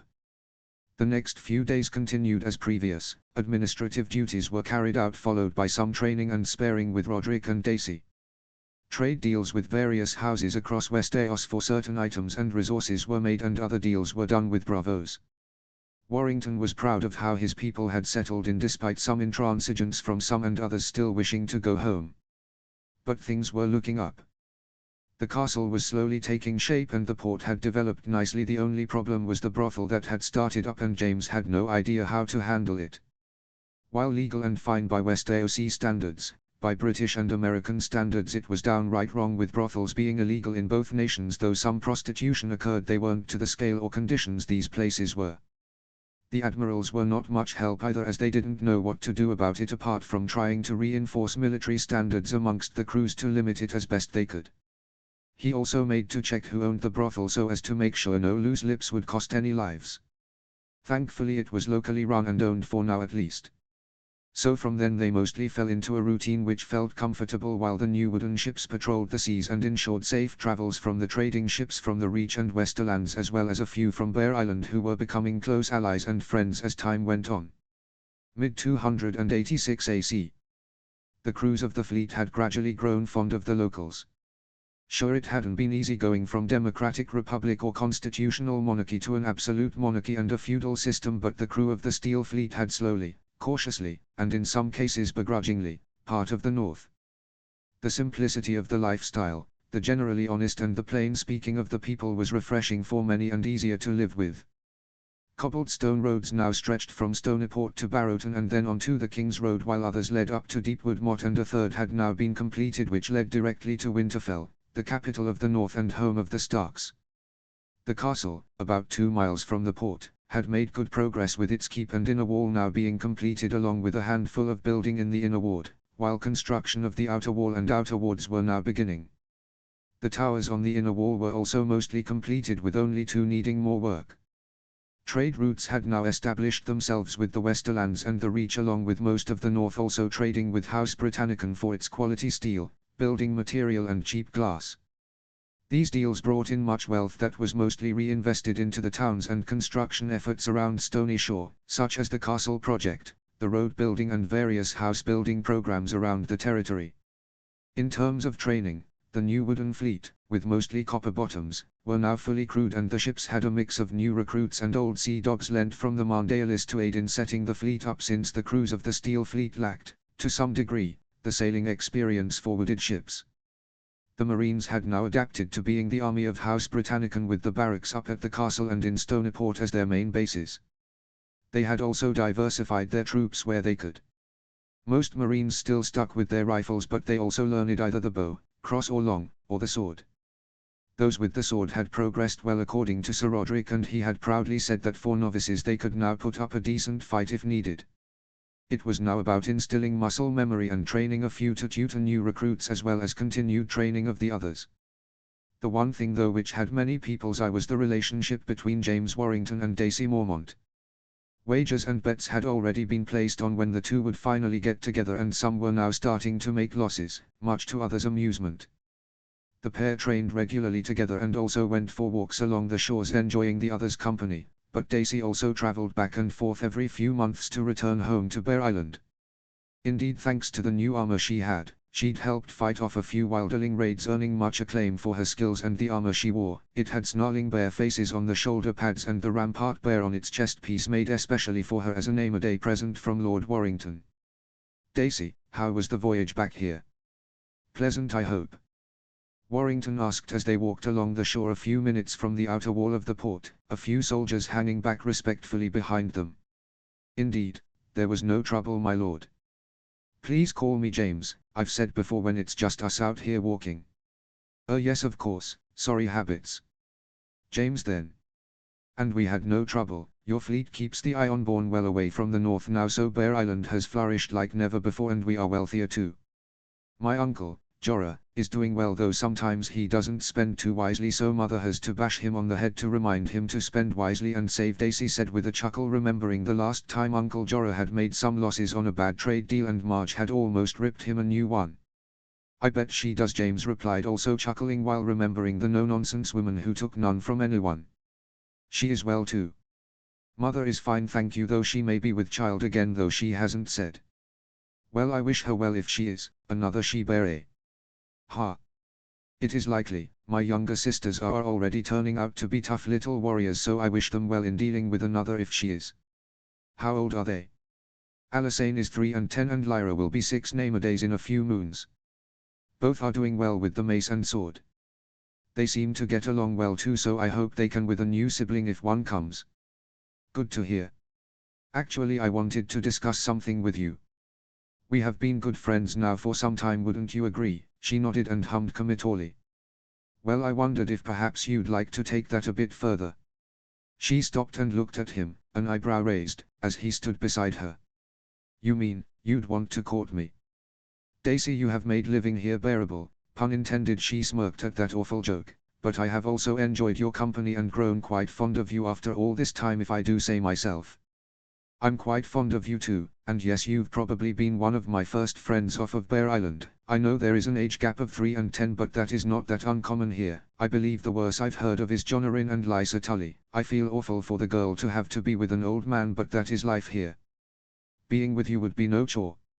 "Oh gee, thanks for that ringing endorsement," James said snarkily. Daisy just grinned back at him. "So would that be a yes to courting then?" "A maybe," she said slowly, drawing out the word to annoy him a bit more. James growled slightly at that, which made her laugh. "I'm teasing you, my friend. Yes, I'd be interested, though you will need to write to mother and my uncle for permission." James smiled, which Daisy returned happily, and the pair leaned in for a quick kiss on the lips to seal their affection and courtship. The letter requesting it would be sent off that evening, with a reply returning 2 days later. The pair read it and smiled. "To James Warrington, Lord of House Britannicum and Stony Shore. After receiving your request, me and her mother Mage discussed it and found little fault in cementing our dents and trade agreement that both are benefited from. I know Mage has spoken well of you, and that in itself tells me you are a suitable candidate for my niece. That my niece is in favor too makes it that I can find no true fault with the match. I give you my blessing to court, but I insist that any acts of intimacy must be refrained from until marriage, aside from the odd show of affection. My niece must be unspoiled on her wedding day should the pair of you progress that far. I wish you well and hope the two of you have many happy years ahead. Signed, Jorah Mormont, Lord of House Mormont and Bear Island. Rebellion. 289 AC. King's Landing. He wandered around the stone corridors of the Red Keep pondering the changes the Seven Kingdoms had undergone over the last few years. While mostly the kingdoms had remained unchanged, the North was different. Thanks to the arrival of House Britannicum, the North had access to better quality steel and trade routes along its west coast. Also, glass was being made in vast quantities for glass houses in many northern houses that had allowed the northerners to grow more food, thus reducing their dependence on the Reach and the Riverlands. This in turn made those kingdoms unhappy about taxes they could no longer afford, which was causing Arryn and the usurper trouble.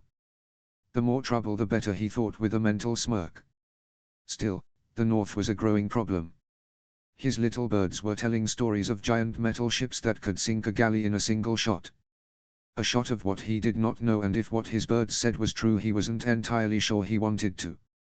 However, he couldn't substantiate any of the claims as they seemed ridiculous. Honestly, metal ships, whatever next?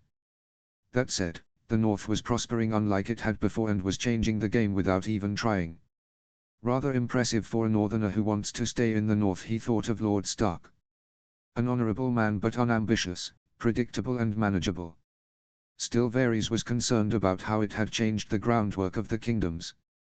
Thankfully nothing else had changed, and the North was not too powerful that it became an actual problem.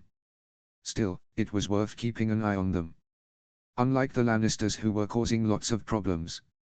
Ever since Cersei had become queen, there had been an endless stream of blondes taking positions of power or attempting to have their men placed in said positions.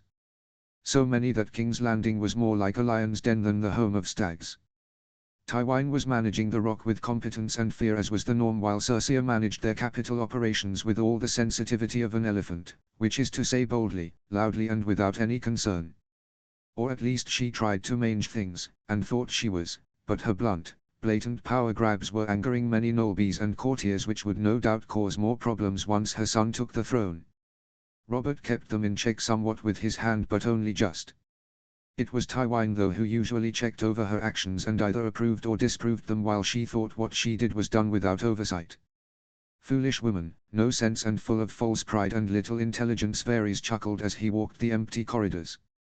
That's on top of her cuckolding the king with her own brother and producing 2 bastards so far. Not unlike the king who has produced 4 since he's become king, Varys tittered. He slowly came to a balcony that overlooked the port. Normally there wasn't this much activity down there, steady and busy yes, but not to this degree, but thanks to House Britannicum there was now a large warehouse, which had only finished construction earlier in the year, which had regular deliveries from the north and was frequently dispatching items too. According to his little birds, it had a number of guards to protect it and stored a number of products for House Britannicum to market and demonstrate to prospective customers. They then somehow got messages to their headquarters, who would ship the bought items from there. Sometimes small amounts were shipped from King's Landing as well. How they communicated though troubled Varys. It was quick and secure, yet he saw no ravens, or any other type of bird, nor any riders leave the city, and the ship docked in the port while leaving and returning often was not frequent enough to match the demand placed on the warehouse. It didn't affect his plans really, but it was annoying, and he grudgingly admitted that it was an impressive network whatever it was. He knew they contacted Stoneport somehow, since the product orders were dispatched from the north very quickly, far quicker than a raven being sent, which would take just over 4 days to fly there. He grumbled to himself slightly as he walked back inside. He hoped Illyrio was keeping a close eye on the dragons. They would be needed to return the kingdom to long-term stability, although the boy was showing troubling signs from what he had heard. Maybe the girl should be prepared instead, and the boy should suffer an accident, Varys pondered as he headed deep into the castle. Iron Islands, Pike. Well. Are we ready, you green sons of mine? Came the coarse voice of a middle-aged man who looked older than his years, thanks to the conditions on the islands, as he glared at the 2 younger men before him. Why yes, father, the younger of 2 men, boys really, said nervously. All 300 ships are ready. The new ships of the Iron Fleet plus our vassals come to a great amount. With our few war galleys and many longships we shall show the Greenlanders our might and follow the old ways once again. For what is dead may never die, Balon called. For what is dead may never die, echoed through the hall. Brother, you are my king, and we will gain revenge for Euron and the pillage the north for him. We shall reap across the north and west, making them fear the names Greyjoy and Ironborn, said one man as he knelt before the Seastone chair. Good, but I want you to destroy Lannisport first, Victorian, they are the nearer threat. My sons Roderick and Maron will lead assaults against Seaguard next, as they are the next nearest. Once done, they can then turn their fleet on the north. Victorian, you will then keep a large force to reap and reeve against the Westerlands. Cripple and destroy them. Once finished, you can go south and deal with those stuck-up roses, the Reach and their knights, he said derisively. We do not sow, we reap. And our enemies shall feel our might. Go forth and sack all before us. The men cheered in the hall before departing to their ships. Days later, under the cover of darkness, over 150 longboats sailed into Lannisport and sank or burnt every ship in sight before sending soldiers ashore to rape and pillage the port. 4 hours later they left, leaving few behind alive and carrying away many new thralls and salt wives as well as many riches. The rebellion had begun. Winter fell. Almost a week later, an unknowing Eddard Stark watched as his son and secret nephew, Robb and Jon, practiced their sword work under the watchful eye of Jory Castle while he enjoyed the cold peace of the north. With Sir Roderick training up House Britannicon, Jory was Ned's acting master-at-arms until Jory's uncle returned. Thankfully Sir Roderick was due back in a moon's time, so Jory could relax after that. The poor boy had had to put up with his sons and training the other guardsmen until then, though. He'd have to find a way to thank him. He watched as the 8 name-a-days-old boys tried to swing at each other while they wore slightly thick padded leathers to protect themselves in this early part of their training. They'd take them off completely next year and wear better training gear designed for young men. They had been slowly thinning the padding as the boys grew up and got more experience with the blades since they started training at 6 name-a-days. Ned watched the boys, spotting certain forms and methods the boys were already favoring. Jon was quicker to dodge and retaliate than Robb, who in turn put more force behind his strikes. Speed versus force, they would train each other well like that and make a good team in the field. As he watched, he felt movement behind him and turned to see Maester Lewyn approaching him holding a rolled piece of parchment. "Ill tidings, I fear, my lord," Lewyn spoke softly as he handed the sealed parchment over. Ned looked and saw the crowned stag wax seal. He tore it off and read. His feeling of dread only worsened as he did until he looked as grim as he felt. "My lord?" Lewyn asked in concern. "The Ironborn have sacked and burnt Lannisport. Robert is calling the banners to deal with the rebellion. Balon is calling himself king. We are to march to Lannisport to meet other armies and then end the rebellion." "I see. The Ironborn have always been reckless and have raided coastlines before, even up north, but to rebel openly and declare Balon king. I'm surprised at how stupid they are," Lewyn said, mildly stunned. "No one ever credited the Ironborn with intelligent thinking," Eddard said humorlessly. "Shall I send the ravens then, Lord Stark?" Ned nodded somberly. "Call the banners. Send a warning to Warrington to be alert too, also tell him to not bother sending his troops, have them go with his fleet to defend our coastline. If they can, and feel able, they should raid the Ironborn in return. Let them feel cold northern steel," he said with a slight growl at the end. "In the meantime, have our troops meet here or at Moat Cailin, we'll march south after. It should take a few days for them to gather here or at the moat and then 2 Senites to Lannisport." Lewyn nodded and hurried off back to his tower to write the messages. Ned turned back to watch his sons as they came to the end of their sparring. "Well done, boys. We'll make fine swordsmen of you both someday. Now go get cleaned up, I'm sure you have some chores or studies to get on with. Jory, come here a moment when you're done." "Yes, father," came the dual reply before the boys took off their padding, dropped their swords off on the racks and ran off to their rooms. Jory smirked at them before checking everything was away properly and heading over to Lord Stark. "Are to be young, my lord," Jory said with a small smile. Ned smirked a little too. "Aye, young and innocent of the cruelty of the world," he replied before turning somber again. "How are the guards? Are they well trained and capable?" "I've done my best, my lord. I'm sure my uncle could have done better, though I have got the hang of it over time. I'll be glad when Uncle Roderick returns. I can have a break then," he chuckled lightly before panicking. If I can, my lord," he said quickly and glancing at Ned. Ned gently laughed at the panicked look Jory had. "No, it is fine, you have done good work considering, and I'm sure I can find you a day or two's break." The only reason Roderick is away so long is he wanted the time to make sure they are trained and can pass on what they know properly. Ned became grim then. The Ironborn have rebelled. King Robert has called the banners. We will be off to war soon. Begin summoning the levies, guards and soldiers. While we wait for the other houses to summon their banners and march, have some remedial training done for our men once they are ready. Yes my lord, I'll get to it, Jory said, his happy demeanor gone and replaced by a similar solemnity as his lord. Gods, I hate war, Eddard said grimly before dismissing Jory and heading inside to tell his prepare for the coming war. Stony Shore. A day later Lord James Warrington rode alone along the winding road that led south from Stoneport, riding for barely 30 minutes away from the port and up to a large hill where the former ruin of Stonefort once stood. Now though, a refurbished castle stood there. From the ashes and ruins of the old, a new one took its place. Or will do. So far only the 4-story square stone keep with 4 corner turrets and an inner wall stood on the hill. It also possessed a further level below ground which housed a cellar and dungeon. This inner ward would contain the barracks, the rookery and Maester's tower once those buildings were complete. A small library next to said tower was also planned. Currently, they were adding the finishing touches to the walls, with the machicolations being placed on most stretches of the wall to allow for oil to be poured, stones to be dropped and arrows to be fired directly down upon attackers without risking lives. The curtain wall was 80 feet high and had 10 circular towers placed evenly around it, providing storage and housing space as well as flanking fire for the defenders. On most towers, or bastion towers, a ballista, catapult or scorpion was to be placed to allow for some artillery options. It was said to be an impressive castle for its size, given that unlike most it was a purely defensive structure rather than acting as a town as well like the Dread Fort, Deepwood Motte or Winterfell. It was expected to cover around 6 acres of land in total once the walls were finished, equal to about 6 football pitches back home. This was much smaller than the Tower of London back home, which was around 12 acres, and slightly less than Winterfell, which covered about 7 including its 3-acre Godswood. The main gatehouse into the castle was a squat, solid-looking, grey stone building with flanking bastion towers on each side of the gate. It had 2 portcullises along with the single ironwood gate as well as a dozen murder holes.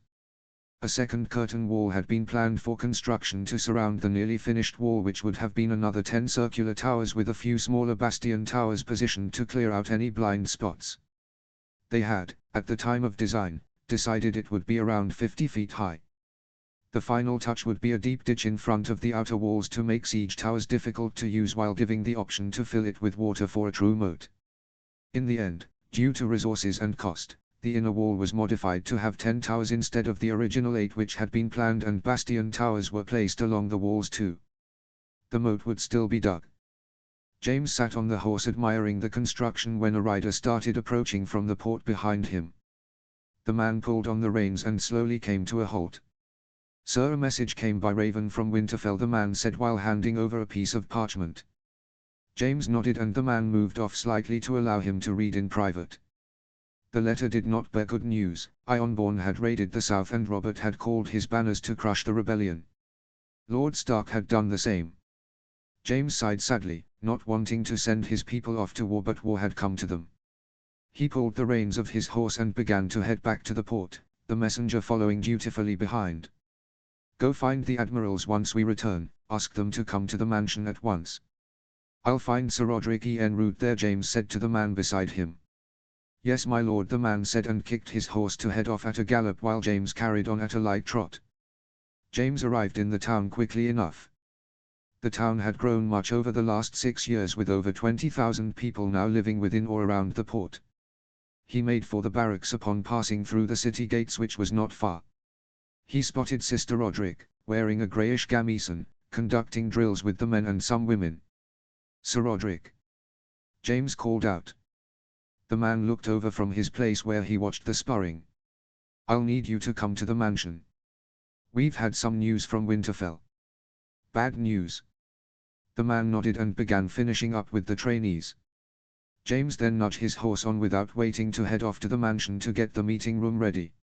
He was sat behind his desk barely 15 minutes later with Sir Roderick and Maester Barnaby as well as his wife of 3 years Daisy.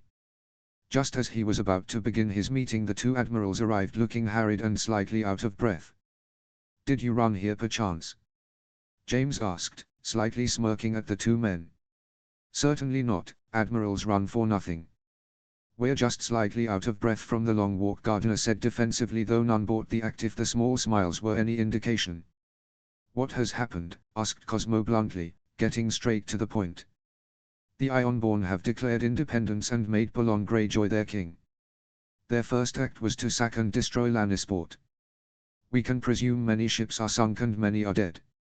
King Robert has called the banners and Lord Stark has done the same. Apparently Lord Stark wishes us to begin harassing and destroying Ironborn ships and, if possible, raid or invade the outer islands such as Lonely Light and Black Tide, James informed them. The group sat there in stunned silence. That the Ironborn would try something like this was unbelievable, though given the still relatively new nature of Robert's reign perhaps not entirely. I see, came the gruff voice of Cosmo. Your orders. Despite having once not been entirely sure with following Warrington, the man had proven intelligent at strategic thinking and knowing when to allow Cosmo and Colonels Marks and Devonshire to deploy their ships and troops as they saw fit. This in turn had led to a good working relationship between the military and Warrington. I would suggest assembling the fleet to its fullest extent. If the Ironborn want a war, who are we to deny them? Hold a few ships back, perhaps most of the Steel Fleet, and allow our new galleys and carracks to remove these pirates from the sea. The galleys in question were much like the war galleys and dromons of the other kingdoms, though they took further inspiration from the biome and quadriome of ancient Rome by possessing rams at the front of the ship along with better rigging and sails. The carracks were also much like their counterparts across this world, but possessed better rigging and sails along with copper-bottomed hulls thanks to the knowledge the Navy had brought with them, as well as being slightly larger to encompass the gun decks. With recent trades, and a bit of encouragement, a few of the alchemists from King's Landing had come north to join with the more science-minded members of the former Allied fleet, and together they had managed to create gunpowder. It was the primitive black powder unfortunately, and not the smokeless powder needed for most of their weapons, but it was a start. Enough powder was then made to equip 5 carracks with a top deck and a gun deck with cannons. Along each side of the ship they were able to use 10 cannons, 3 on the top deck and 7 below. The bottom deck was the cargo hold. Understood. I'll have the fleet begin to deploy, Cosmo said. James nodded. Use the subs to scout ahead and cause havoc. We can send our smaller frigates with the fleet to enhance their power. They all have scorpions and catapults safely placed on board, so they have some fighting ability separate from their own guns. We want to preserve those weapons as much as possible until we can perfect the right powder. Perhaps if we get close enough to the islands we can ruin a castle or two through catapult or cannon. Warrington finished with an evil grin. Daisy grinned too, and even Roderick looked happy with that. Sir Roderick, I'd like to thank you for your faithful service here, since I suspect Lord Stark would like you returned. You may make preparation to return to Winterfell and inform him we will begin our attacks soon enough. Of course, my lord, if Lord Stark is heading off I will likely be needed there more than here. Your people are well trained and capable in sword and bow. You'll give many an army a run for their money, I'd wager, he chuckled. Still, it has been interesting training your lot. I better start packing so I can join my lord's war. With that he nodded and left the room. Ready the fleet, admirals, it's time to go hunting squid. Out in the bay from Stoneport vessels converged and amassed in numbers unseen in the north since Brandon the Burner destroyed the northern fleet in his grief. Admiral Cosmo stood on the command deck of the USS Lyndon B. Johnson, a Zumwalt-class destroyer. Beside the vessel were the 3 Freedom-class corvettes and the entirety of the Wooden Navy, 40 war galleys and 5 carracks plus the Silence with its escort of 10 captured Ironborn longships. All the ships, built and captured, had been upgraded above the baseline West AOC ship with better quality sails and their layout, improved rigging types, and were also given a copper-plated hull for greater speed and some protection. In all it was a fearsome navy that, while small compared to the might of the Red Wine Fleet, numbering somewhere around 200 warships including galleys, or the Royal Fleet, estimated at around 240 or so warships including about 80 war galleys, it could punch above its weight and was larger than the Lannister fleet, which had, prior to its destruction in Lannisport, around 25 to 30 warships including a few galleys. All were estimates based on observations by ships traveling to King's Landing and a dispatched submarine to map the coastline. Report, Captain, Cosmo said, turning to the captain. All ships report ready. We can head down to Blazewater Bay and Cape Kraken at your command, he reported smartly. The command is given Captain O'Neill. Let's hunt some pirates. Aye, Sir, O'Neill said enthusiastically. Set a course for Blazewater, ahead half speed, let's try to keep in formation. Yes, Captain, and I, Captain echoed around the deck as orders were issued, and the helm officer adjusted the ship's course and speed. Outside the vessel, the rest of the fleet weighed anchor, set their sails, and in some cases cast off from the docks. Northern soldiers and British and American Marines were spread amongst the various ships, armed for combat and ready to put down a group of people nearly all hated. The journey south didn't take long, taking only 2 days to reach the barren, rocky west coast of Cape Crooken. They had also so far encountered no opposition from the Ironborn. Cosmo was once again on the command deck, given their arrival, and was now looking over reports from the various ships. All were performing well, which was good given that it was many ships' first time in combat rather than just out on patrol.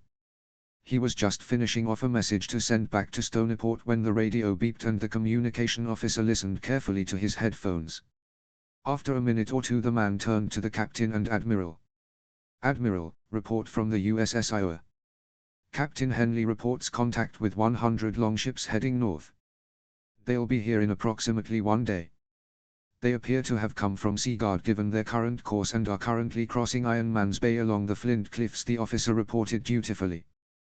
Cosmo nodded in acknowledgement and hummed thoughtfully. Admiral, the captain prompted. Just thinking, Captain, on how best to deal with them. Our fleet is 60 ships strong. The war galleys should be worth 2 or 3 longships, not to mention the carracks and our American ships. Plus our weapons are better with more scorpions and catapults than normal, so we should be fine. Just thinking how I want to engage them. The coastline is rather rocky, sir, perhaps try to place them between us and the coast. That way we only deal with say half the fleet with the other half pushed onto the rocks, the captain suggested. My thoughts exactly. We'll have to play this carefully. Move us away from the coast so they don't see us, perhaps head north 20 miles or so. Once they're in position we'll turn around and charge in while slamming them against the cliffs. Hopefully between our weapons and the rock coast we'll wreck most of their ships, Cosmo decided. Aye, sir. I'll pass out the orders.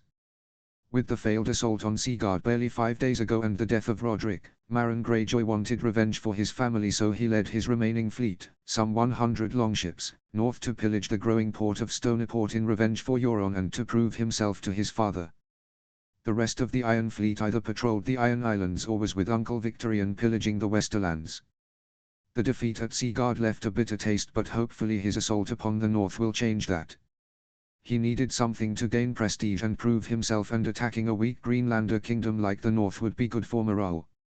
Morale was surprisingly high given the defeat only 5 days ago, but knowledge that they were to attack the North and that they were weak at sea had boosted it. Well, they could only have gotten lucky with Uncle Euron, and they shall pay 7-fold for it, Marin thought victoriously, meant the Ironborn were uplifted by thoughts of easy pickings. Thoughts of the supposed steel ships quickly left his mind, since they couldn't possibly be made of steel and they are the North, so any ships they have will be weak and captained by incompetent Greenlanders. Nothing could go wrong with their quick raid. But how wrong he was. As they passed Cape Crooken on their starboard side, a yell came from the viewing platform above. Marin looked up to see one man pointing to port and turned to his left and looked upon the horizon, where he could just make out a shadow or 2, or 3, or 6. He quickly realized a fleet was approaching at speed. Gear up, lads, looks like those weak Northerns have come to give us their spoils. Let's take them. The men cheered and began to pull on their boiled leather chest pieces over their clothes, while a few put on mail over a gamison they had acquired. After that they then began arm themselves by picking up swords or the rowbow. Others began grabbing boarding hooks to latch onto the enemy ships. Marin ordered the rowers to prepare for increased speed and then alerted the other ships in his fleet. He checked the horizon again and could now make out about 24 ships bearing down on them, one of which he realized was the Silence. His uncle's ship. Its colors had been changed, being more brown now than gray, and it bore new sails that were blue with a red anchor emblazoned upon it, but it was still the distinctive shape and had the same sail layout. There also seemed to be more artillery pieces on board from what Marin could make out. The same red anchor sigil flew on all the other ships as far as he could see. The vessels approached them quite rapidly, which surprised many on his ship, including himself. It was like the storm god himself supported them so as to oppose the loyal followers of the drowned god. Marin soon realized that almost all of the enemy ships were war galleys and that he was likely outnumbered in terms of weapons and men. We can still beat them, surely we can, Baron thought desperately. Prepare to attack. Bring us around. Hard to port. Let's send these bastards down to the depths below, he yelled to his crew. The fleets quickly closed the gap and clashed violently as a number of galleys rammed into a few unfortunate longships, splitting them in half with loud cracks and bangs, before they could turn to engage the enemy, resulting in them quickly sinking beneath the waves while sailors tried to dive overboard to prevent being dragged under. Other longships tried to draw up alongside other galleys in order to board them, but then struggled with the greater height that the galleys possessed. It was quickly turning into a slaughter as large arrow bolts and rocks were launched at his fleet, hitting masts and gouging out holes in the ship's hulls. His men eventually managed to board a handful of the galleys but suffered against the better armed and equipped troops on board. Added to that, snipers and archers in the rigging saw use to great effect in cutting down boarders and hitting those on the longships, allowing counterboarding to occur. A group of 10 soldiers wearing mixed styles of armor, some wore just gamisons or that with a brigandine, while others wore some form of blue and black patterned clothing with a brigandine or a steel chest plate on top of it, jumped over to his ship and began to attack his own crews. Scuffles broke out on the main deck as his crew fought back but suffered from their lack of armor, since most Ironborn wore only thick leathers and occasionally pieces of chainmail to provide quicker movement. The group of 10 was beaten down to 6, but soon more started to counterboard, and shortly after almost 25 soldiers were storming his longship. Marin drew his sword and charged at the northerners, some of whom didn't look very northern, he noticed once when he got in close. He parried and blocked an attack before slicing the stomach of one man with the real edge of his blade, making him bend over in pain. He then brought his sword down on the man's neck and, while not beheading him, left a very deep and fatal gash which sent blood everywhere as it poured out of the man. He then saw a few arrows strike 2 of his men before a third seemed to just randomly drop dead. Marin glanced down at the dead sailor to see a small hole in his head. Marin looked about worriedly but could not see any archers or anyone else other than the soldiers attacking his ship with swords and shields which also had the red anchor sigil upon them. Kill the Greenlanders. Fight for our drowned god. Marin yelled, trying to rally his men but saw even them wavering. He moved to the side of his ship where looked out across the sea to spot a few longships crashing onto the rocks of the Cape's coastline, while others were slowly sinking from large gaping holes in their wooden hulls as they rocked and bobbed about on the sea, all the while taking on water, and Ironborn jumped overboard to prevent being dragged under. He then turned to see the Silence crash through one longship, sinking it almost immediately as it fired its ballistas down upon the remaining longships. Behind the Silence he spotted them. Gleaming in the slight sun, they were grey in color but obviously made of steel. Steel ships. But it can't be, they shouldn't be possible. Marin thought, as dread built in his stomach. The steel ships, larger than any ship he had ever seen, just sat there, occasionally shooting a scorpion at any vessel which got too close, but otherwise simply held position, watching as their wooden counterparts cut a swathe through his longships with their own scorpions and rams. By the drowned god, what have we done? Marin gasped in horror, finally realizing the might against them. Steel ships that could resist any weapon they had and were larger than any other vessel were an almost impossible enemy, since you could not ram them nor board them due to their height. This was not something they could fight against.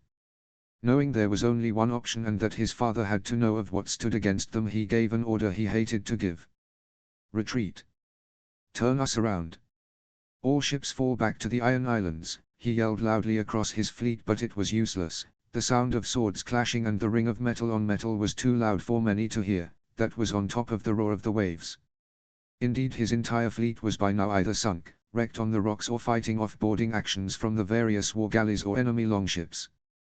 It was then, as he just made it up by the helm to attempt to turn the wheel, that he noticed that most of his men were now dead, slowly dying from their wounds, or had thrown down their weapons and surrendered. Not many had, but he was now alone and he knew he would be captured. Well, not this day, Marin Greyjoy never surrenders, he thought firmly. 2 men approached him with red anchors on their blue brigandines and carried simple arming swords which were smeared with blood. A third man stood behind them and wore a blue-painted solid steel chest plate with braces and a sword strapped to his side, while he carried some tubular object with rectangles coming off it and holding as one would a crossbow. Surrender, pirate, it's over now. You surrender and you will be treated fairly as a POW and you may be returned to your islands once the war is over, spoke the non-northerner holding the strange object. Marin bristled at the term pirate. His people weren't pirates, they were Ironborn and they pay the iron price. I am Ironborn and we do not sow, we reap. Come at me Greenlanders and I shall take your lovely armor as my prize. Marin spat at them knowing he could not surrender. A Greyjoy never does. One man, the one who had spoken, just raised an eyebrow at Marin, whether in incredulity or something else Marin did not know. The one of the two men standing between him and the third, a northerner by the look of it, just grinned and charged forth. Marin dodged the strike before hitting back but was blocked by the northerner's sword. He then put his weight behind the interlocked blades and pushed the man back before quickly swiping at him, sending him sprawling as the northerner tried to dodge. The second northerner at that point then intervened to stop any fatal blow to his friend and swung a few times at Marin, who dodged or blocked the strikes. It was then that the third, the one who had spoken and didn't look northern, stepped forward and raised his crossbow, tubular metal thing. Suddenly there was a very loud bang. Marin felt himself being flung onto his back, his chest aching painfully and now bleeding badly. He screamed in agony, feeling weaker and weaker as the seconds passed. He tried to move but he felt limp and he could barely lift his head to look up, where he saw the man who had clearly fired something at him looking down at him sadly. As the seconds ticked by, the non-northerner handed his object to one of the Northmen and drew his sword. He placed it to Marin's neck and pushed it through quickly. Marin was dead before his head touched the deck. His last thoughts were of his brothers and sister and how the Ironborn had doomed themselves before the Red Anchor. Cosmo watched dispassionately from the bridge as his galleys rammed, forced ashore or boarded the enemy fleet. He had lost only 13 ships. 6 of the captured longships and 7 galleys, from boarding actions and collisions. In return, 20 longships had been captured. Another dozen were beached, which the Flints were dealing with it. Cosmo had sent a message to them warning of likely survivors going ashore. The other ships were sunk or sinking due to Scorpion and ballista strikes. The Carracks had in fact not needed to fire their cannons since the galleys and the Silence had smashed the enemy lines, allowing for his marines to board ships or for the galleys to sink them via their artillery strikes or rams. In all, nearly the entire fleet of longships had been defeated. A handful had managed to escape and return south, but that was unavoidable. Better rest now, plus they still don't know our full capability. Only time will tell if we need to deploy it, as he took a grim satisfaction in winning this battle. Now it was on to the islands themselves to prepare it for the invasion. Siege of Pike. 289 AC. Lannisport. Tywine watched from the ramparts of Casterly Rock as the large northern host came marching down the road from the Golden Tooth. He watched as they walked and rode in a rather unorganized way, but given they were only marching and not going into combat, it could be excused, only slightly. He looked on intently at northerners, spotting the newer armor they possessed and could glean it was of better quality than what they'd had in the rebellion. It was shinier than before and seemed better made. Another impact from that new northern house. House Britannicum had been producing steel for a while now, cheaper and of equal quality to that of Casterly Rock's forges, though sold mostly to the north. It proved tricky to get a sample of them to compare because the steelsmiths up in Stoneport confirmed every order made, so faking one was hard to do. Going and buying a piece of armor or swords more so, since they didn't sell individual pieces, or if they did not, to southern houses. He was admittedly impressed with their security. They had grown quite quickly over the last 5 years, with his sources indicating that the population was over 20,000 in Stoneport, not including their military, which was even more difficult to assess. He looked at the banners, checking to see if the new house was present, and struggled to see it before concluding it wasn't there at all. Why would a house not be present, he pondered. He felt a presence just then come up beside him. He glanced to his left and saw Kevan standing loyally as always. Yes, he asked. The king has called a council meeting given that Lord Stark has now arrived, Kevan said softly. Indeed. And what is it we are to discuss? Another feast perhaps, home? Tywine remarked.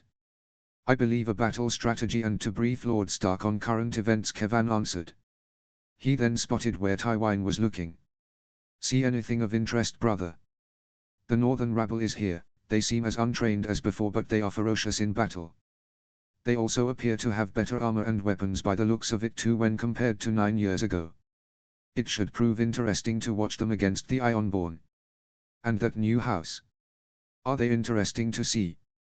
They're not here, their banners aren't flying, Tywine said. But where are they then? You'd have thought a new house would want to show its loyalty and prove itself, Kevan said, aghast at the show of disloyalty. Tywine would have ended a house if they'd done that to him. Indeed, which makes me assume they may have been dispatched already. They are a naval house, I would presume that they are already engaging the Ironborn. It would solve the issue of how those wrecks were destroyed which we've found along our shores. Kevan hummed thoughtfully. Well, I better see what His Grace wants to talk about. Have our troops ready, I sense we will be moving out within a few days. The Ironborn will pay tenfold for Lannisport, Tywine finished coldly before walking away from the walls. Kevan just nodded before then glancing south to where he could see the blackened and burnt-out ruin of a once proud port which had been destroyed over 4 weeks ago.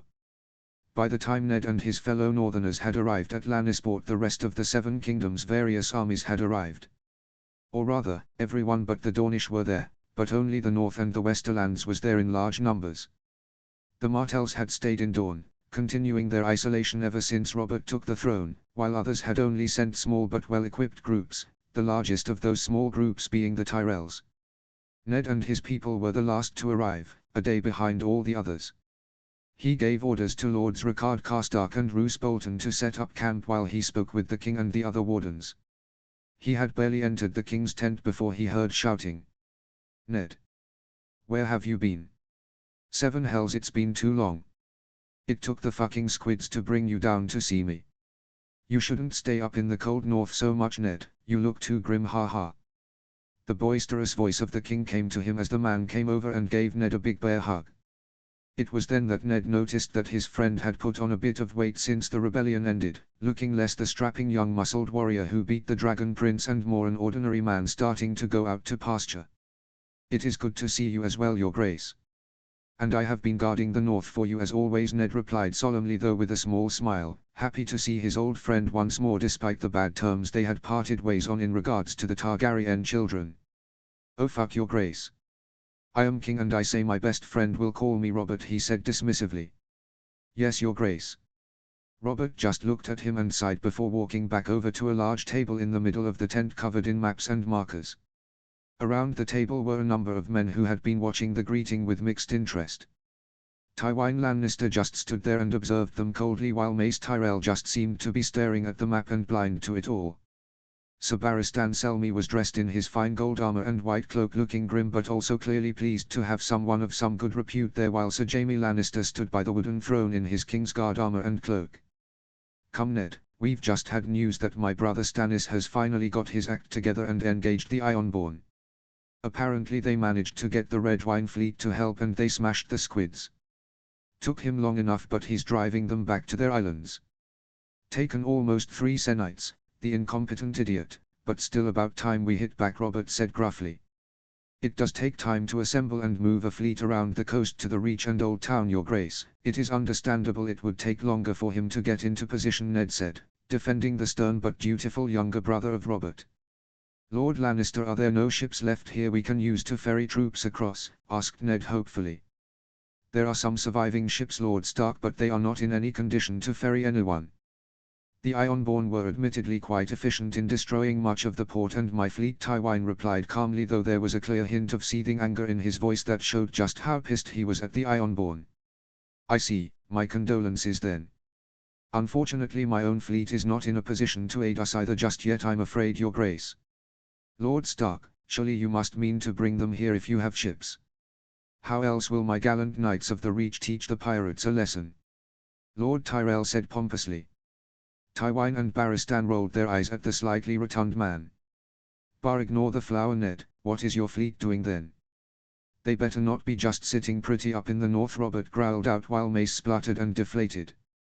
Tywine just observed with a blank stone face, though he did look intrigued by what the northern fleet might be doing. According to a raven that I received as I passed Riverrun, they had destroyed a fleet of about 100 ships as it tried to go north after hitting Seaguard. They captured 20 of those vessels. Since then they have been conducting raids on the Iron Islands. They had just seized Lonely Light and were in the process of securing it before they sent the Raven, Your Grace. Much of the remaining Ironborn fleet is now in disarray thanks to the raids conducted by House Britannicum. They said they would continue harassment operations until we were assembled and ready to leave. After that they would escort us to the islands we wish to invade, Ned reported. He had been quite surprised when he got the Raven at Riverrun explaining all they'd done, happy, but surprised. He was proud his new bannermen were proving their worth at war as they had with trade and construction. The new roads had been a boon to internal trade and troop movement, and they had aided Ned in getting south far quicker than on the old worn and broken roads. That is indeed good news, Your Grace. It softens their defenses and their ships for your brother to defeat and secures the seas for us. I am quite impressed your Northerners can do such a thing now, Tywine said with a pleased smile. Indeed, Lord Lannister, I too was quite surprised. I had merely thought that at best we would hold the line and prevent too much occurring north of the neck. Instead I hear about raiding and invasions. My new bannermen are quite capable, Ned replied proudly. Well then, let's stop hanging around like a bunch of girls who are nattering on about rubbish and let's kill some squids. Ned, signal your fleet to have ships sent here to ferry us across. Lord Tywine, you can go with my brother to the other islands like Great Wyk.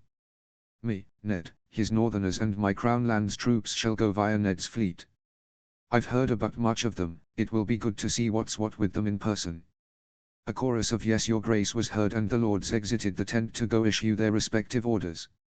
Ned however was going to struggle, considering he had no way to contact the fleet before he then remembered a small item that Sir Roderick had handed him when he joined his forces at Winterfell. He hurried to his tent, placed at the center of the Northerners' camp, and searched his luggage chests for the rectangular object about the size of his hand. He picked it up and studied the black device. The object seemed to have a grated section covering about a third of the front, with a button on the left side with a single long, thin, tube-like protrusion from the top. If he remembered the instructions Roderick had given him, pressing the button and speaking should relay a message. He held the button down and spoke into the strange object, feeling a bit foolish as he did. This is Lord Stark, I wish to speak with Lord Warrington or one of his admirals, Ned said before releasing the button. That point had been told to him twice by Roderick, as otherwise no reply could be heard if he held the button down. A few seconds went past before a squawk came from the grate and a voice was heard. Lord Stark, this is Warrington. I see you have realized how to use the radio we gave you, good. What can I do for you, my lord? Ned sighed in relief, knowing this object somehow worked. It truly confused him how he could speak to someone instantly that was so far away. I need your fleet to proceed to Lannisport. King Robert wishes to use your ships to ferry my troops and his across to the islands. The rest will come once Lord Stannis arrives with the royal fleet, Lord Stark explained. I see. I will relay your orders. It may take a day or so for them to arrive safely, Lord Stark. What is the current state of the Ironborn?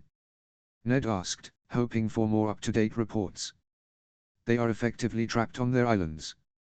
Our raids have stopped them from going out to sea, even though they still have numbers. They are too scared to engage our fleet. A number of their ports and ships have been destroyed or damaged, rendering them useless. I am told that a small Ironborn fleet is returning north from the Reach and the Shield Islands after their defeat down by the Arbor, so we will either deal with them or leave them to Stannis. Very well, I will see your fleet in a few days then.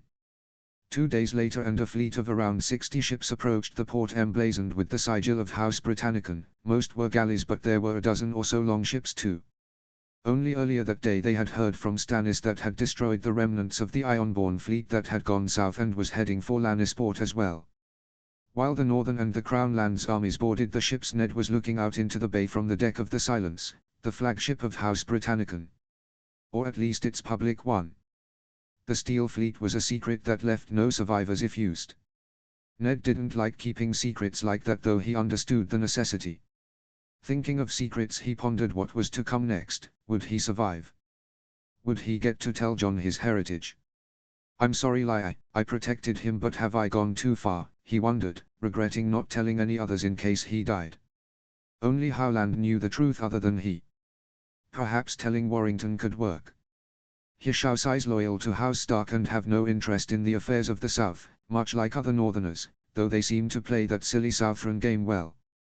It would be safe to tell him, since their loyalty is assured and they can defend themselves well, both militarily and economically.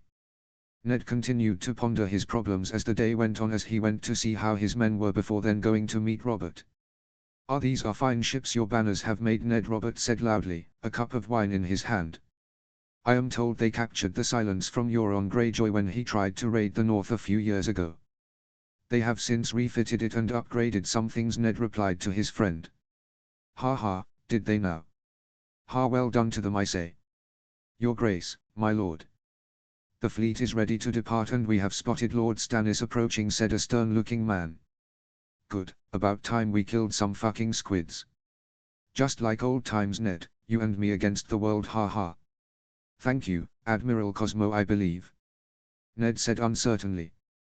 "Aye, that's me, my lord," confirmed the man. "And Gardner? He is commanding the home fleet, so to speak. It's a small fleet we left behind near our coastline in case any got past the main fleet." "Good planning." "And Warrington?" "We do try," Sir Cosmos said dryly. "He wanted to come, but he's more an administrator than warrior, though he can use a sword and bow well. We're training him some more on strategy before letting him loose," he added with a chuckle. Ned nodded at the answer. It was best to train and learn before doing in practice. "Good, then let's go kill some squids," Robert ordered.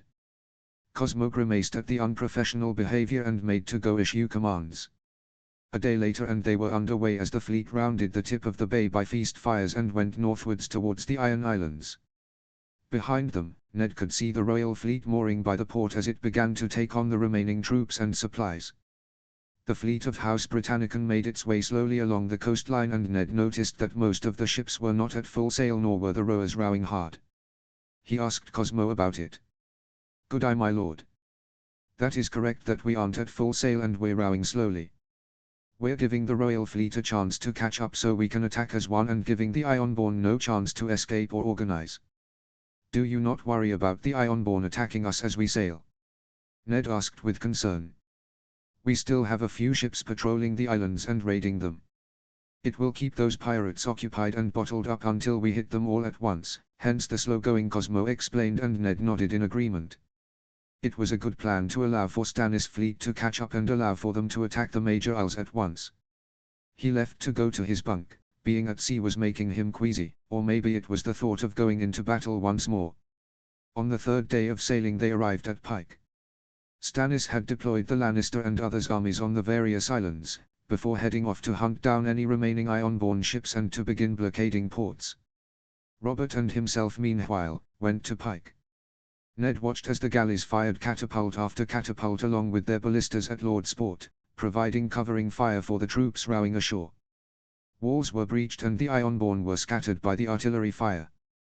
They could not approach the beaches either with the weapons fire upon allowing easier landings. The vanguard of Crown Lands troops along with a few northerners, Reed Greatyonumber and the Mormonts, had landed and were now engaging in skirmishes with the Ironborn along the beaches near the port. The Ironborn were not well equipped, mostly wearing boiled leathers and the occasional piece of mail and poor quality swords or axes, so this left them vulnerable compared the plate, mail and brigandines the attackers wore along with their stronger and sharper swords. The northerners formed a shield wall and slowly advanced up the beach, driving the Ironborn back and away from the landing sites before heading on towards the port. Soon Ned was being rowed ashore and he led his squad of 10 Stark soldiers towards the port as Robert and Sir Jaime Lannister along with some Crown Lands troops rowed ashore to another part of Lord Sport. Sir Barristan had gone to lead some troops to Old Wyck. Ned swung ice in a wide arch, catching the stomachs of 3 men who had charged at him with their swords as he walked into the town cautiously, leaving them clutching their fronts and toppling over while bleeding out and shouting in pain. Another man tried to catch him with an axe while his back was turned, but Sir Roderick engaged him and soon had him on the back foot before stabbing him through the stomach with a quick follow-up slash to the back as the reaver toppled over. The small group of northerners made their way quickly through the port and saw the damage done by the naval bombardment. Many buildings by the waterfront had been leveled with a number of Ironborn longships, that had moored up and abandoned by their owners, sunk where they'd been tied up. They rounded the corner of what had possibly been a home or a shop when another squad of 10 Ironborn came running at them from down the street, shouting and screaming, while waving their swords or axes about.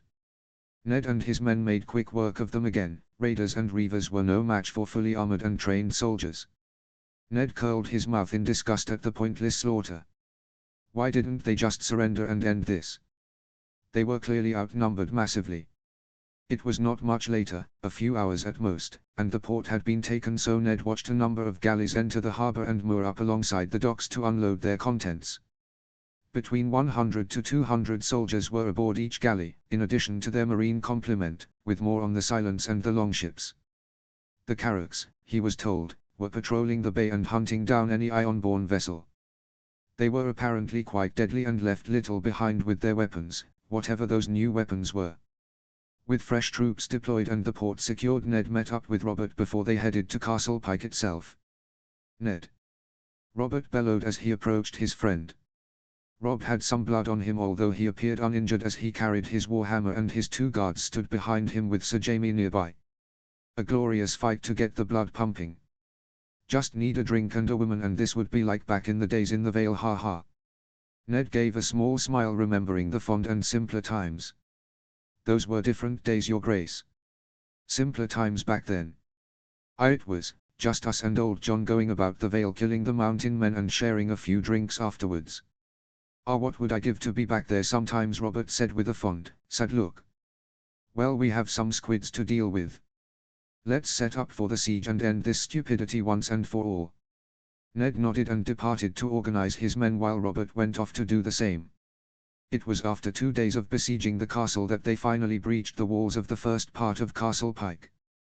The bombardment from sea by the galleys of House Britannicum had set a steady rhythm for their own land-based catapults and tread buckets to emulate.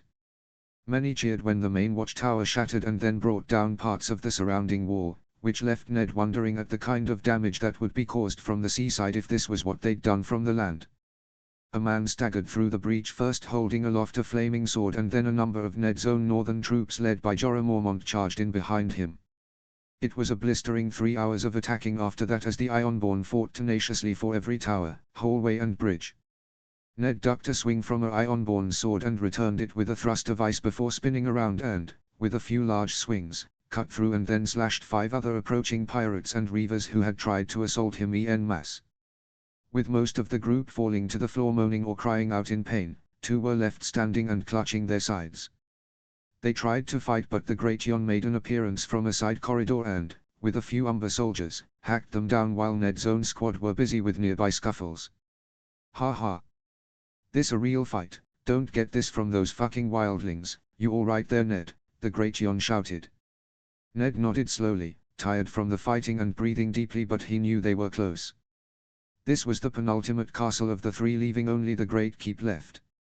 The Bloody Keep had extracted its price, just as its name suggested.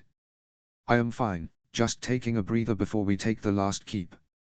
Hopefully Bolon will surrender and end this madness now he is surrounded," Ned replied tiredly, though he touched his face and felt blood from a small cut that he'd need seeing to once they were done. "It would be good if he did, Ned, but we both know these Ironborn.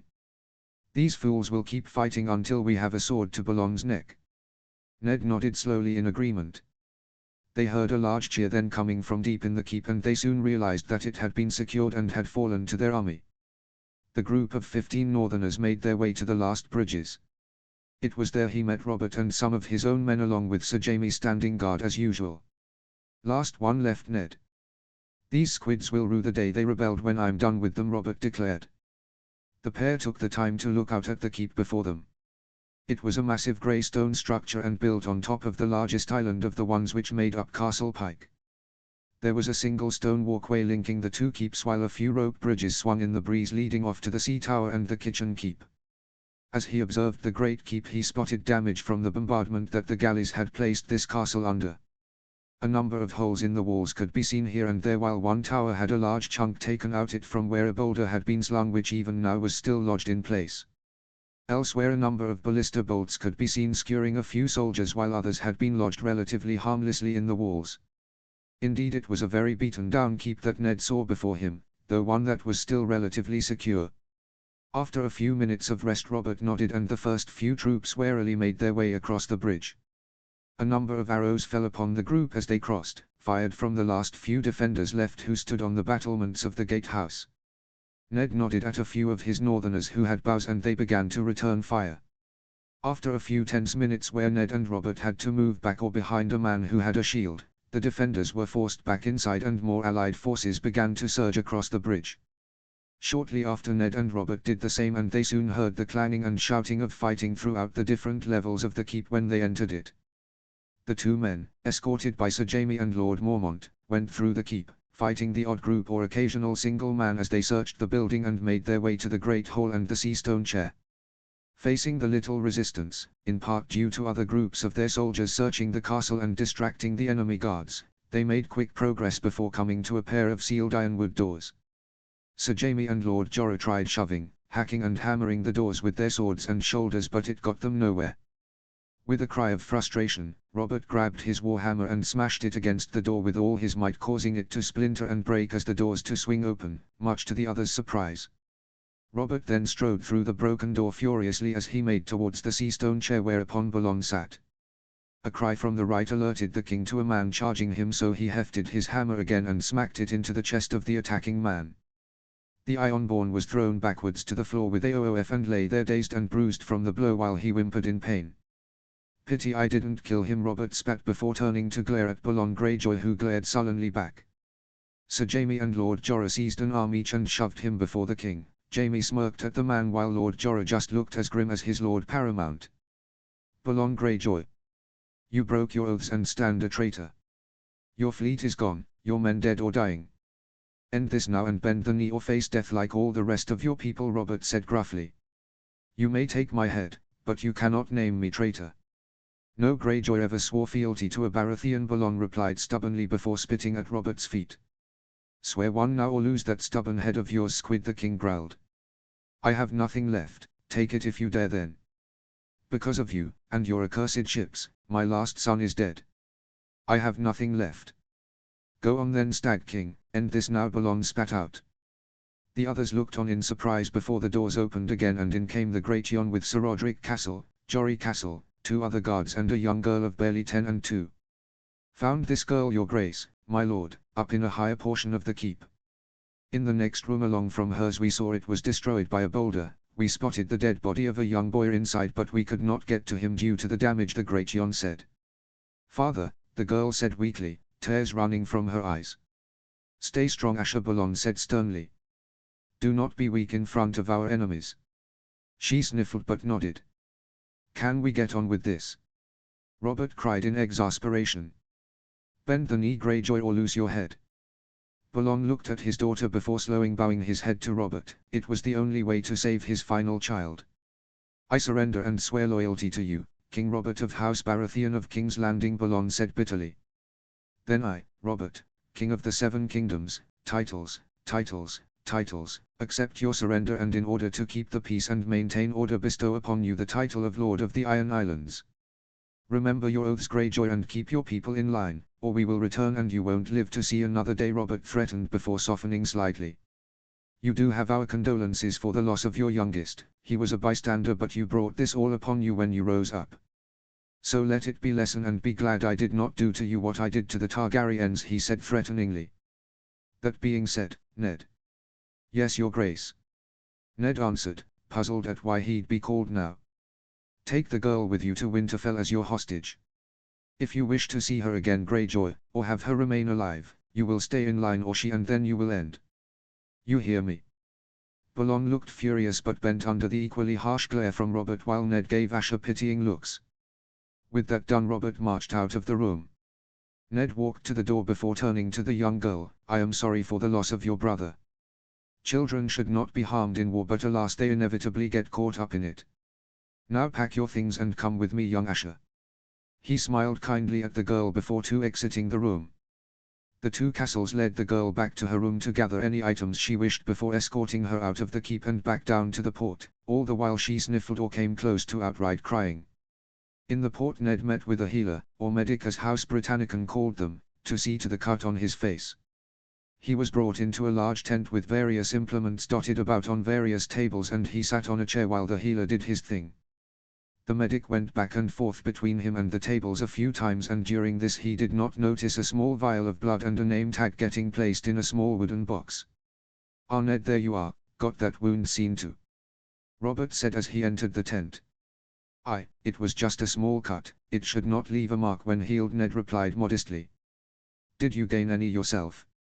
"1 or 2. "Healer, come take a look at mine when you're done with my friend." "Yes, your grace," the man replied while now cleaning up the cut on Ned's face above his left eye. "How'd you get yours?" "Just didn't move quick enough and an Ironborn clipped my head, didn't feel it at the time." "And you?"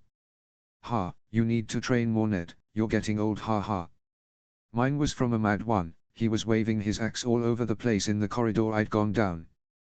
Bashed him in real good once we got to exchanging blows, but he still caught my arm." He let out a dark chuckle.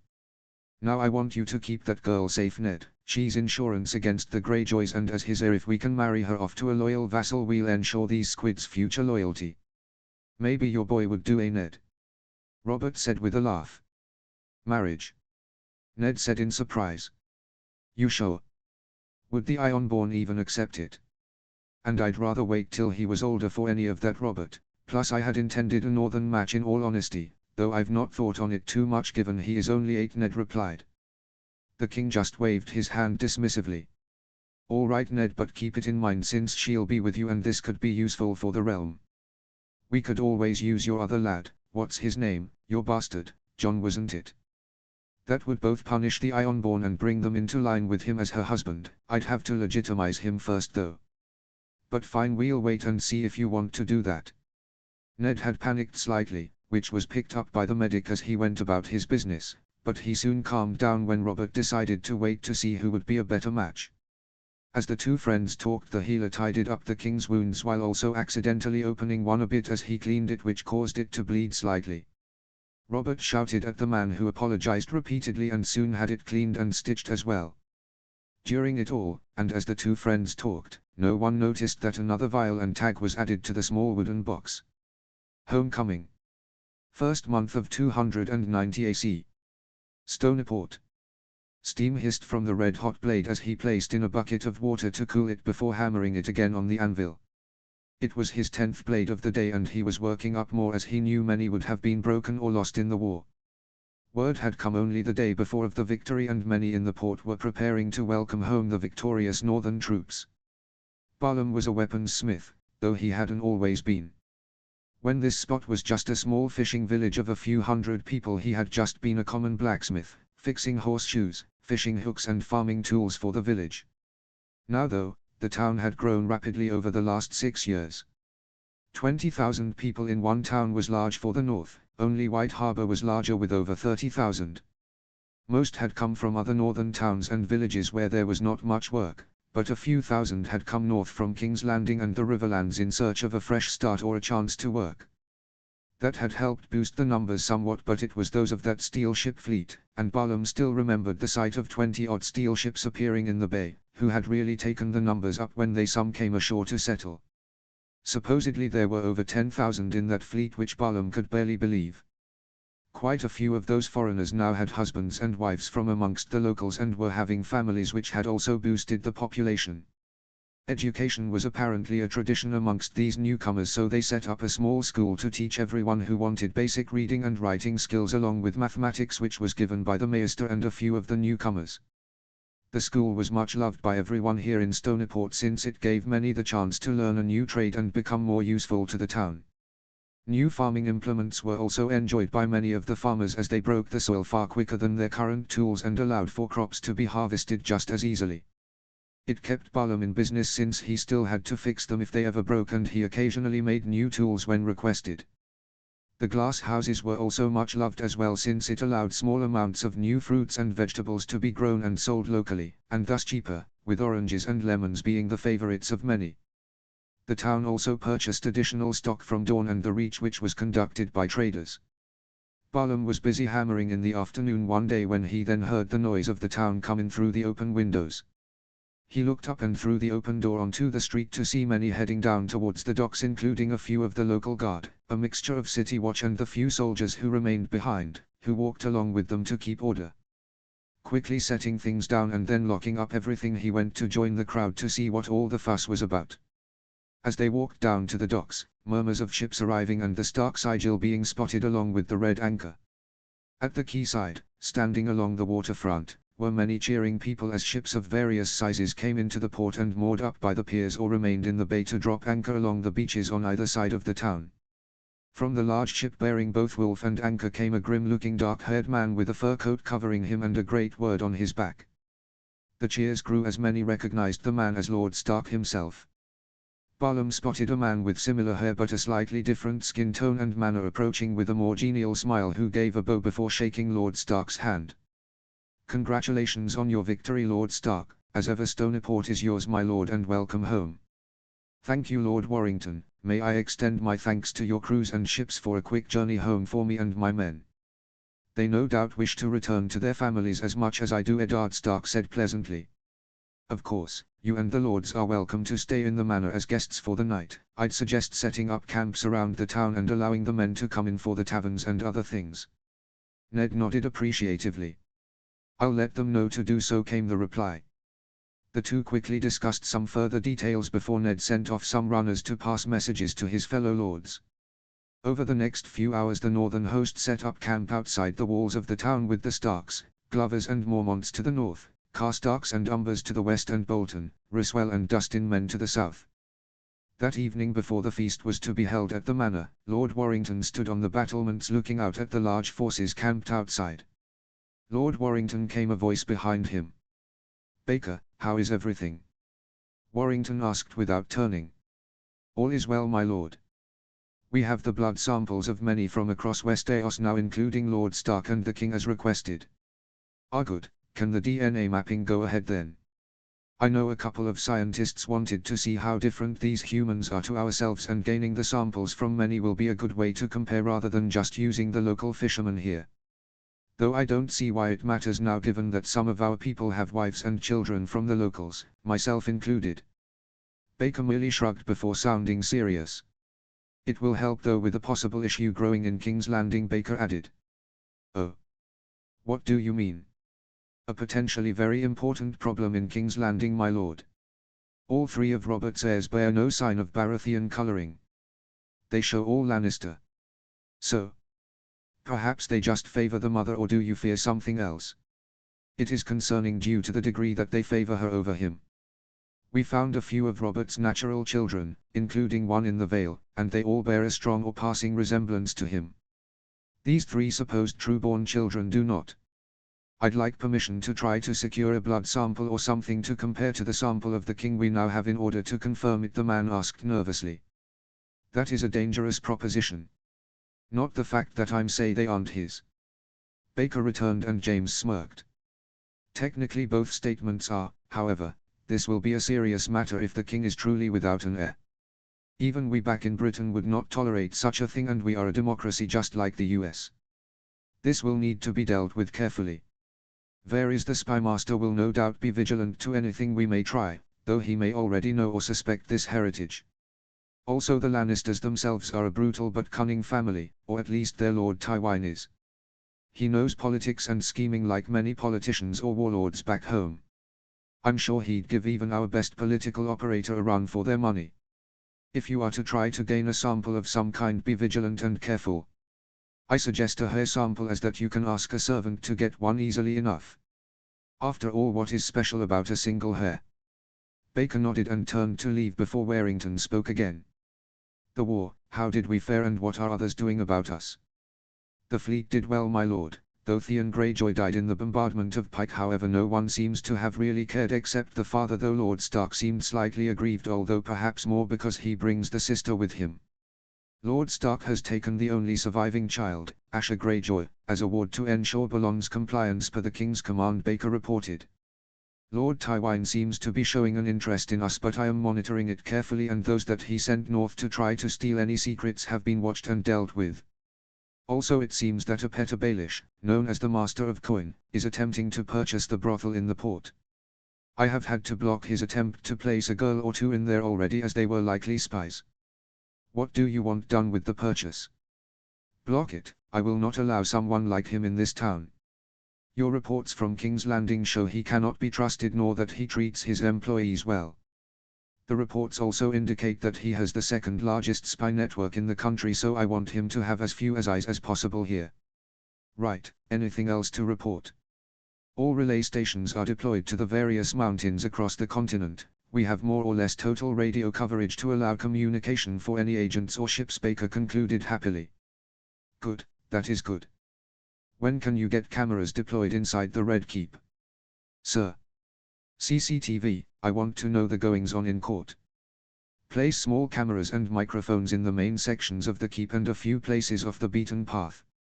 It will allow discreet monitoring without relying on an actual spy inside apart from when actual placing them. I see, of course my lord, I will see to it. It will be useful seeing what occurs inside, Baker commented while pondering how to do it. With that the two men parted ways and James returned to the manor for the fest that was due to start shortly. Lord Stark sat as guest of honor at Warrington right-hand side while his wife Lady Dacey sat to the left with a small boy of 2 sitting happily beside her. The feast was pleasant enough he felt, and many of his fellow lords were enjoying the ales and beers that their host provided. A new beverage called vodka, which was a strong single-shot drink, was proving to be quite popular amongst the men and was almost a bit too strong for himself. As for the foods, those too were enjoyable and varied, with some exotic items that Ned would have thought came from Dawn until he was told the recipes came from their homelands but were adapted using local ingredients including some from Dawn, so he was half right. The music was also something new and he could not see any minstrels but he could still hear music coming from all around. He did not partake too much in the drinking, thinking more on the war which had just ended, the screams of the dying and the pointlessness of both it and the previous rebellion which had ended with his friend as king. He also pondered on how to handle the young girl of 10 and 2 who was up in her room in the manor under guard, as well as of wondering what to do of his son, John. He sighed and, without meaning to, caught the attention of Warrington. "Penny for your thoughts, Lord Stark." "Huh?" Ned said rather distractedly. "Are you all right? You seem rather deep in thought," Warrington commented. "Oh, just have much on my mind," Ned replied rather tiredly. "Anything I can help with?" "Just the matter of the Greyjoy girl," Ned answered, not wanting to bring up John lest questions be asked which he did not want. "She will likely be quite headstrong and sullen for some time, understandably so given the circumstances. I do not know how to handle her correctly. I fear she will be worse than Lyanna was at her age," Ned said with another sigh. "Lyanna? My sister," Ned stiffly replied after a moment. "She died in the rebellion. My condolences. In battle or? I'd rather not talk about it. Those were bad times for my family, leaving just me and my younger brother alone. Apologies, I meant no disrespect, just that I had not heard the tale of the rebellion other than in general terms. That you and Robert rebelled and overthrew the Mad Targaryens, ending with the sack of the capital. That is the basics of it. Ask your wife if you wish to know more. I believe she and Lyanna were relatively close, being of similar temperament and outlook. I would, if I could, forget the whole war and return to how things were before," Ned said sadly. "Of course, my apologies for bringing up bad memories." Ned snorted. "Hardly your fault, Lord Warrington, I was already amongst them due to my new ward and the rebellion we just fought in," he said with another tired sigh. "You know, you aren't the first, nor will you be the last to think such after a long campaign, my lord. Many in our military back home have been in similar states after conflict. We called it post-traumatic stress disorder, PTSD. I believe the best way in dealing with it usually was to talk about it with others. If you need to talk, my door is open, though perhaps speaking with someone who was there would be better since they will understand more easily," James suggested gently. Ned raised an eyebrow before looking out at the revelry around the great hall and thought on the suggestion. Howland could be one to talk with since he knew of John, the secret would be safe and my promise kept. "I thank you for the suggestion, I will consider it." "As you wish, my lord, I would like to speak with you properly before you leave if possible though." Ned grunted an affirmative before slowly standing. "Thank you for the feast, Lord Warrington, it was most enjoyable, but I am tired from the journey and the war, so if you excuse me." "Of course, sleep well, my lord." Lord Stark, Dacey said with a polite nod. The two watched as the man made his way to the doorway, where he paused and glanced back at the hall, to see the great Jon laugh loudly at some joke while Lord Bolton sat quietly observing everything from a corner, before then leaving to his quarters. The next day was the height of activity as many were rushing to and fro, dealing with requests and orders to move trunks and various items here and there. Up in the solar, Warrington and Ned were talking quietly. "I had a suggestion about Moat Cailin," James said. "Oh? What is your interest in that old ruin? Ned asked curiously. As you know, we have just finished restoring and rebuilding the castle to secure our hold here on Stony Shore, and I wondered if you wished the same for the moat. Go on, Ned said after thinking carefully and decided to hear his vassal lord out. With us here and the Mandaealis to the east, we have our coastlines secured. The wall and the watch secure our north, but what about the south? You have an old ruin that may or may not hold and rely on the hit-and-run tactics of the Crannog men. According to my own people's survey of the ruin, it could be easily taken from its northern approach. All one would need to is get lucky enough to pass along the Fever River and you could come at the moat from the north. The north does not need it, we are at peace and there is hardly anyone who comes this far north anyway, since they know they can't invade that way. Lord Stark, they will now. The coastlines are secure, leaving only to come through the neck as the only option. As for being at peace, yes we are. But if you want peace, you prepare for war.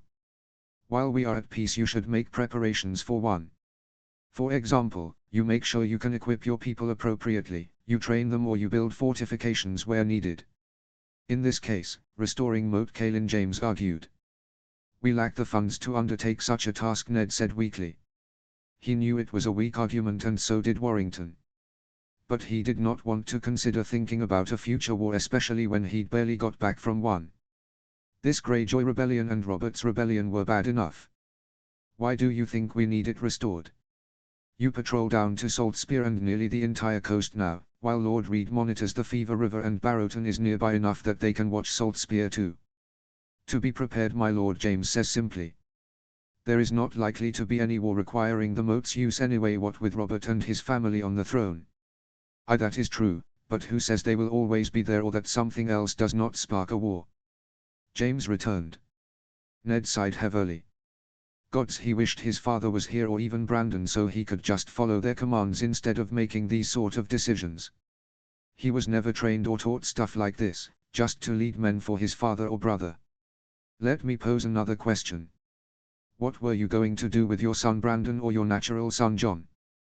Were you planning to foster? I hear that is the done thing here. At some point, Rob and John are old enough they could foster for a year or so now, while Sansa would need to wait longer.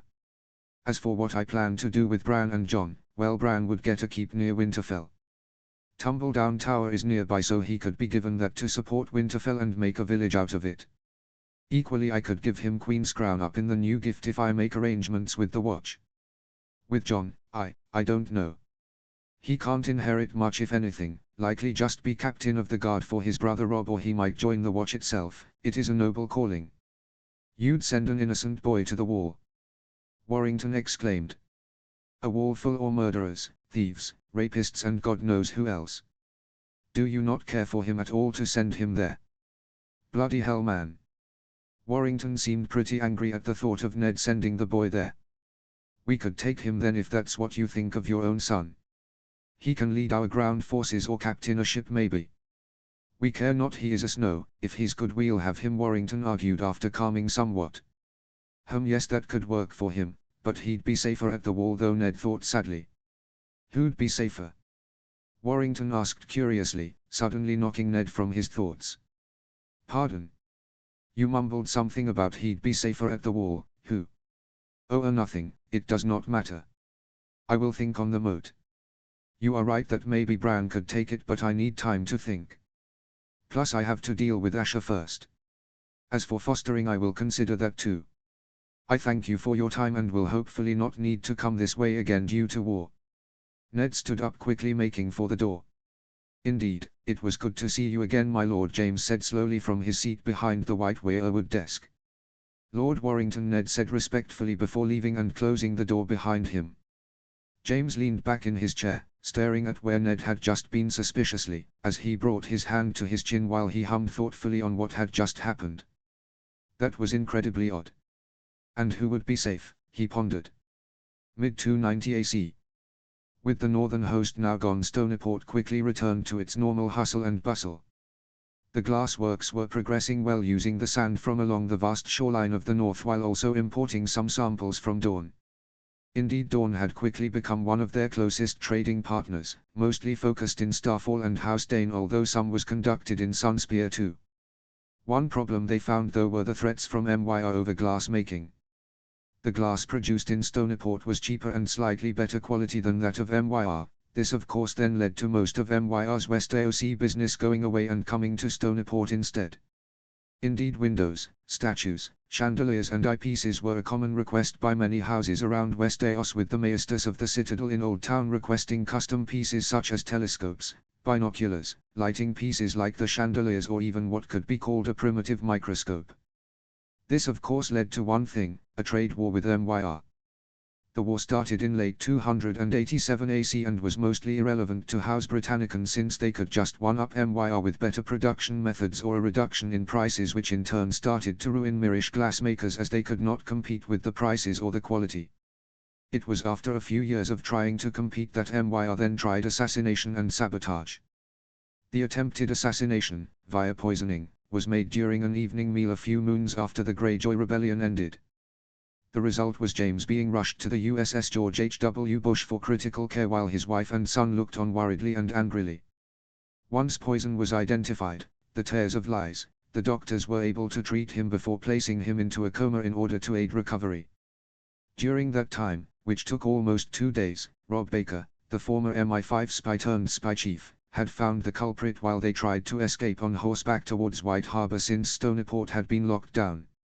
Following normal interrogation techniques which revealed very little, they resorted to some older, harsher methods, waterboarding and other physical and mental techniques, which after 6 days eventually broke him to reveal MYR had paid him, an expert assassin, to kill and ruin Warrington.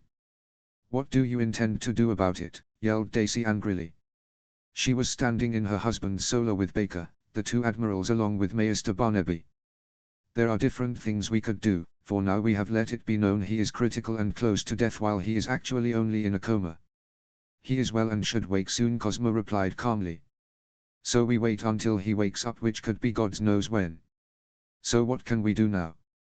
We could pay a mercenary company to attack MYR or do so ourselves.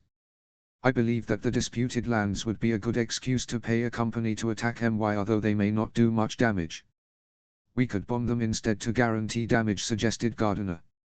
"Hit them where it hurts, perhaps destroy their own glass making, leaving us the only makers and throwing them into chaos." Cosmo hummed thoughtfully. "If you ruined the Mirish economy, they would not be able to afford to take part in the war in the disputed lands, leaving it open for the other two to fight over," Barnaby informed them. "That in turn could further ruin them, as the victor could try to conquer them afterwards. This bombing would cause great damage to MYR." Daisy asked the two admirals. They glanced at each other before nodding.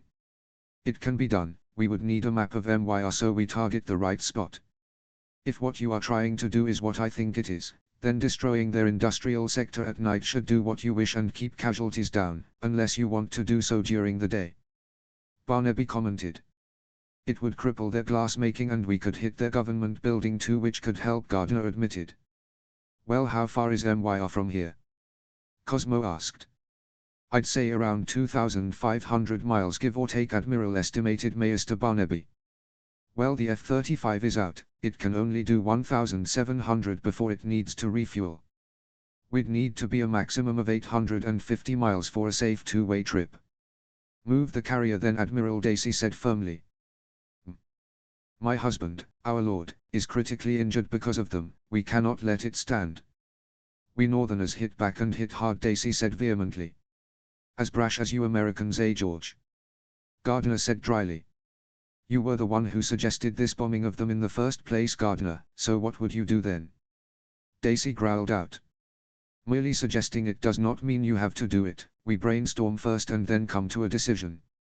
Now as for us Brits, we try to take a calm, measured approach which resolves the situation in our favor, hopefully. And assuming the politicians don't bungle it," Gardiner replied, and Cosmo snorted at the mention of politicians.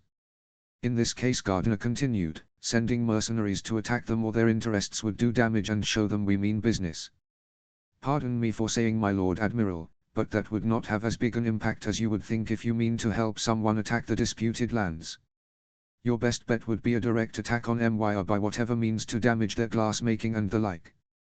Only that would force them to submit and likely throw them into chaos too, thus leaving us alone," Barnaby informed them.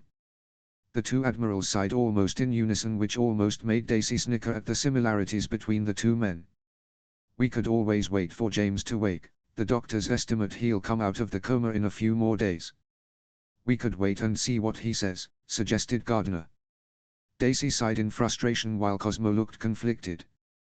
"We could begin moving the carrier south and away from the coast now so that it won't be spotted, so that by the time Warrington's awake and able to decide things it will be in position to strike. Besides, I'm sure the crew will enjoy the chance to get the ship going again," Cosmo finally said. Gardner looked up and hummed thoughtfully before nodding in agreement. Dacey smiled and nodded happily. That night the Queen Elizabeth with 2 escorts set sail for south of Dawn and the Stepstones while remaining west of Lies. It was around 3,600 miles and would take them just over 6 days. Warrington eventually woke up on the 7th day, much to the relief and happiness of those in Stoneyport. He was given a brief overview of what had happened and who caused it while he was laying in the hospital bed, and he was understandably furious. Once he was told of the plan to bomb MYR, he gave a weak nod before falling asleep again.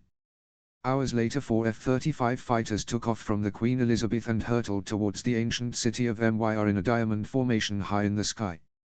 The 4 pilots soon spotted the high stone walls and the grassy plains which surrounded the port city.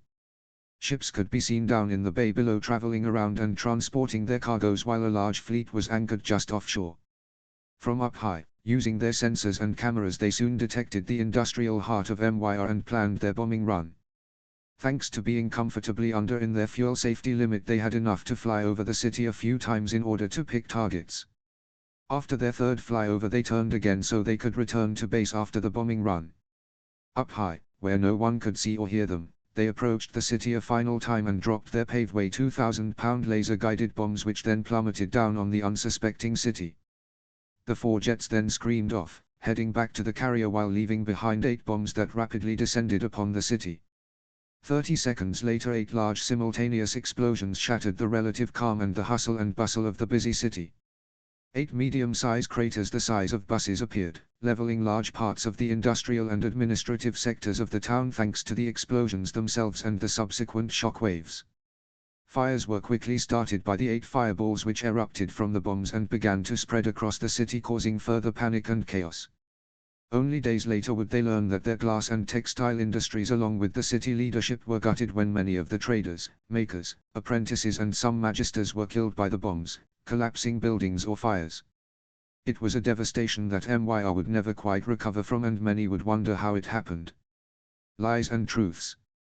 295 AC. Varys wandered the corridors of the Red Keep deep in thought.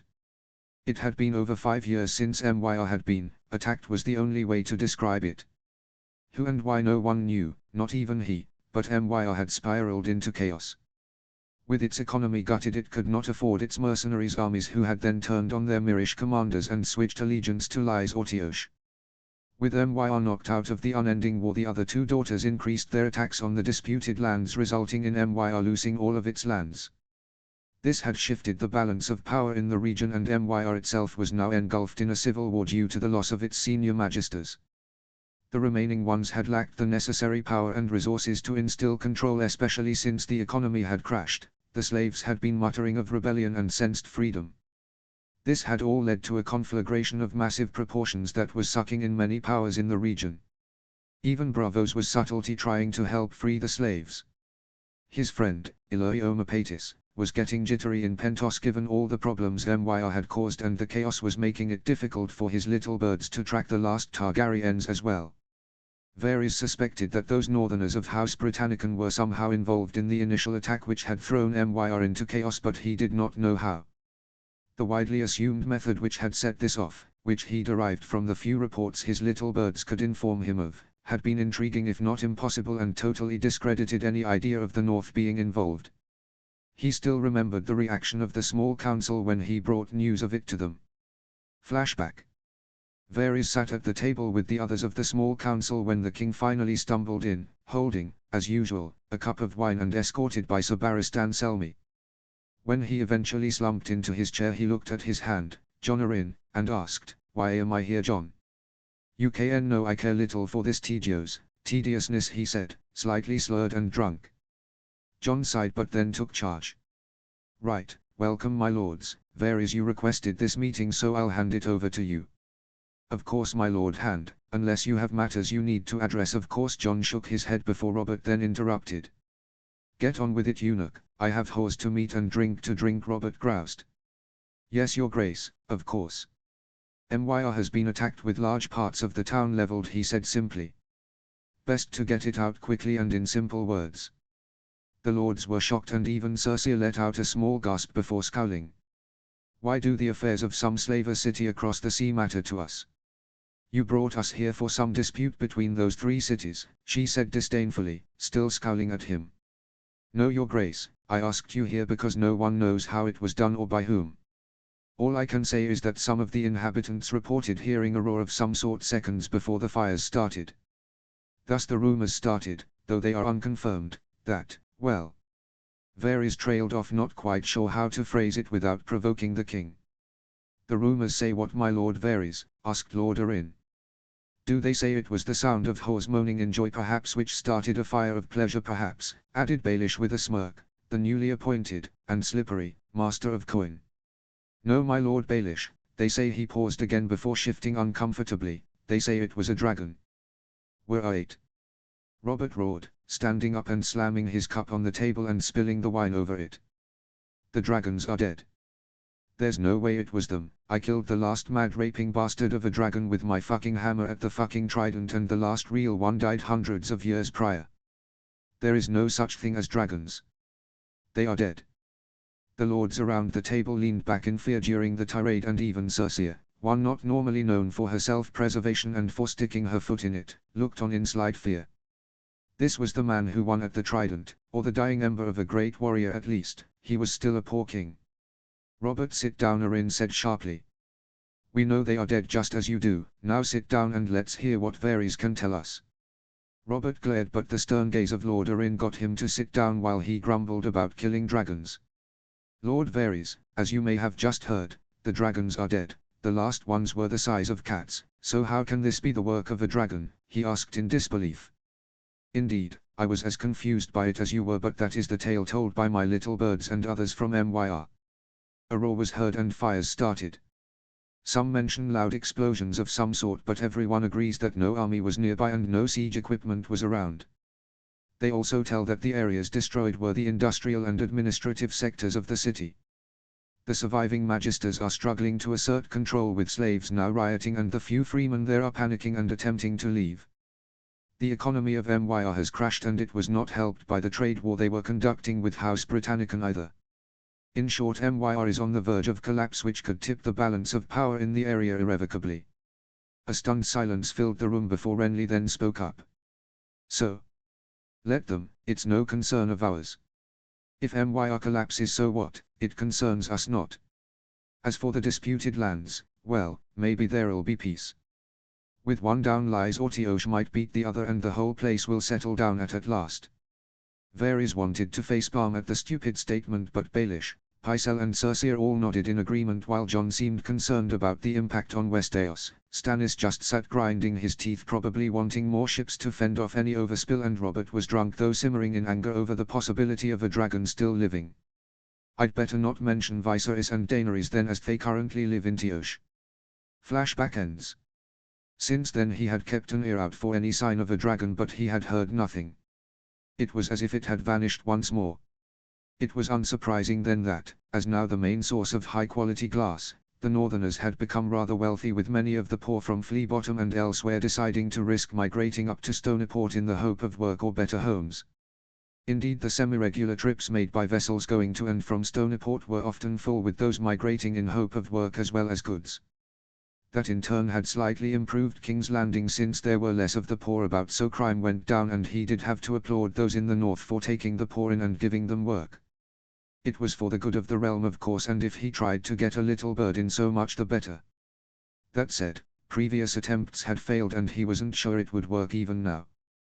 That wasn't the only change in the north. According to his little bird's moat, Caelin was undergoing repair and reconstruction with the aid of those from Stoneport.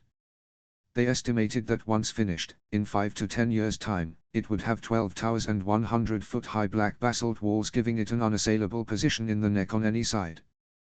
That wasn't all, many roads had been repaired, replaced or newly built, thus allowing trade to flourish within the north, boosting their coffers and consequently the taxes that the realm claimed. Additionally, House Britannicum now had over 100 ships at its disposal, with more rumored to be under construction. Admittedly, not all of those were warships. There were around 30 to 40 trading ships under their flag, with some having been converted from the longships of the Ironborn which had been captured. He tittered at the thought of Ironborn ships being used as trade ships. Oh, the ignominy! The Lions, in turn, were on the prowl now, given the increase in trade between Stoneport and the rest of Westeros, and in particular, Dorne. Tywine was showing signs of concern over the threat the Northerners posed and was trying to build a fleet to rival it. Unfortunately, that was slowed by the reconstruction of Lannisport. House Lannister's previously undeniable position as the richest in Westeros was now under threat from both House Tyrell and House Britannicum. Who would come out on top he did not know, but he hoped it would be bloodless and that the Lions lost. For the good of the realm, of course. The Lions were too proud, too greedy, and would ruin the country if they gained the total power that kingship offered. He had wondered if the Dornish might be up to something, to get revenge on Tywine, given the increase in trade, but seeing as how most of the trade went to Starfall and not Sunspear, he thought that the realm should be fine. Unless Doran tried something a different way, he would watch them if they did. He knew, for example, that Prince Oberyn had gone to Braavos to find the Targaryen children and had met with Sir Willem d'Ary, though just what was discussed he wasn't sure, but a marriage agreement was most likely. Something to watch, he thought to himself. He continued walking about the Red Keep, keeping to the quiet corridors, and pondered next on what he could do about the king's children. He knew they were not the king's but in fact Sir Jaime's, but what to do about them? Doing anything now would just start a war that would devastate the realm, and the Targaryens were in no position to take advantage of it either. Though given the reports he was starting to get on Viserys, perhaps that was for the best. Another Mad King would be worse than the bad lazy one they currently had, though given how Joffrey was starting to act they may have a Mad King regardless. Maybe he should focus on the girl instead. He sighed. Oh, if only Rhaegar had not been so stupid and started the war. Well, and if the Mad King hadn't been mad, that would have helped too. Varys sighed despondently. He would just have to play the game and see what could be done for the betterment of the realm. Stoneport. Lord Warrington stood overlooking the main yard of Stonefort from a balcony of the main keep as a few odd flakes of snow fell from the light grey cloudy sky. Down below his 8-year-old son, or name days as they called it here, Rickard was slowly learning to use a sword under instruction from the recently hired sellsword Bronn. James couldn't decide if he liked Bronn or not. On the one hand he was a sellsword and loyal to not but Coin, but equally he was fun to be around, telling tales and jokes to entertain many, along with teaching a few drinking songs like a Dornishman's wife. Daisy quite liked that one for some reason. Also he was rather uncouth, though over the last month or two he had made an effort to be better when around Rickard. That said, he was very good with a sword and had the patience to teach, more or less. Hearing the sound of the feet approaching he turned to see his wife come to join him overlooking their son. "How is he doing?" "Better than I," James replied with a chuckle. "I was not all that good with a sword at first, but I am decent and fairly capable now after 12 years. Rickard is doing well. He loses balance a bit but is doing well all the same. Needs to dodge more and be quicker with the parrying, but we'll make a swordsman out of him."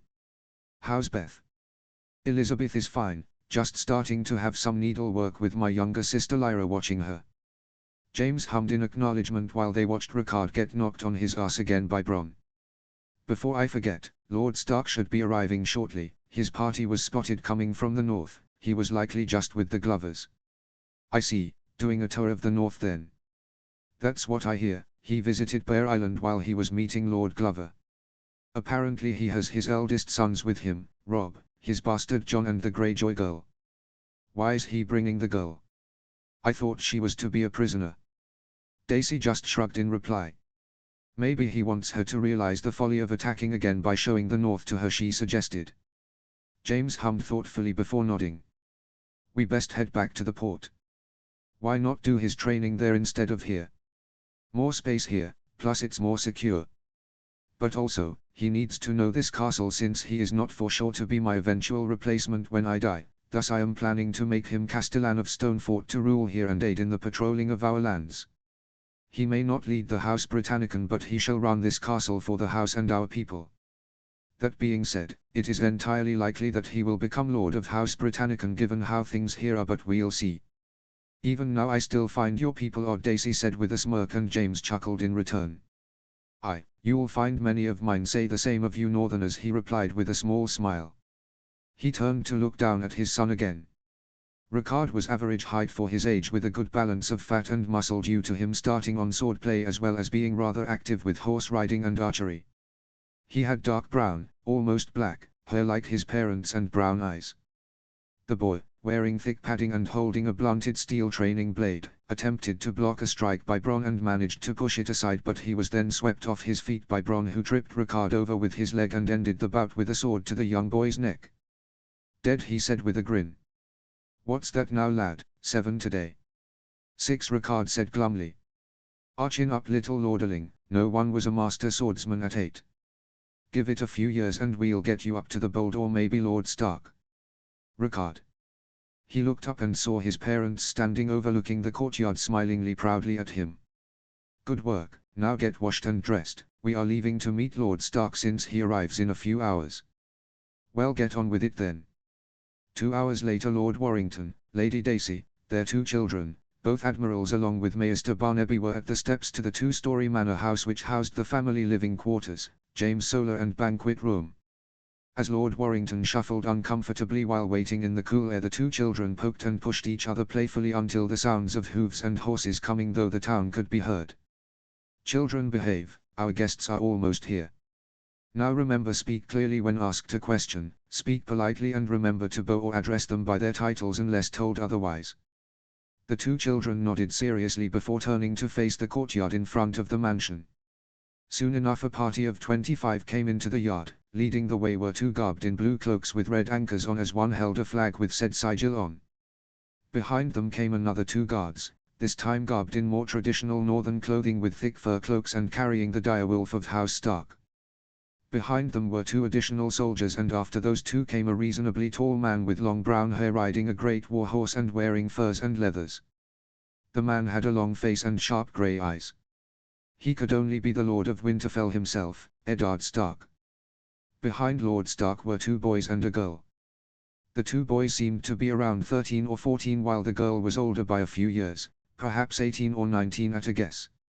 One boy had a reddish-brown sort of hair, cut short with blue eyes and a stocky build. The other had longer dark hair, a lean agile build with a solemn look and grey eyes. If one did not know, you could mistake the bastard for the trueborn given their features, but Robb also had a slightly long face like his half-brother.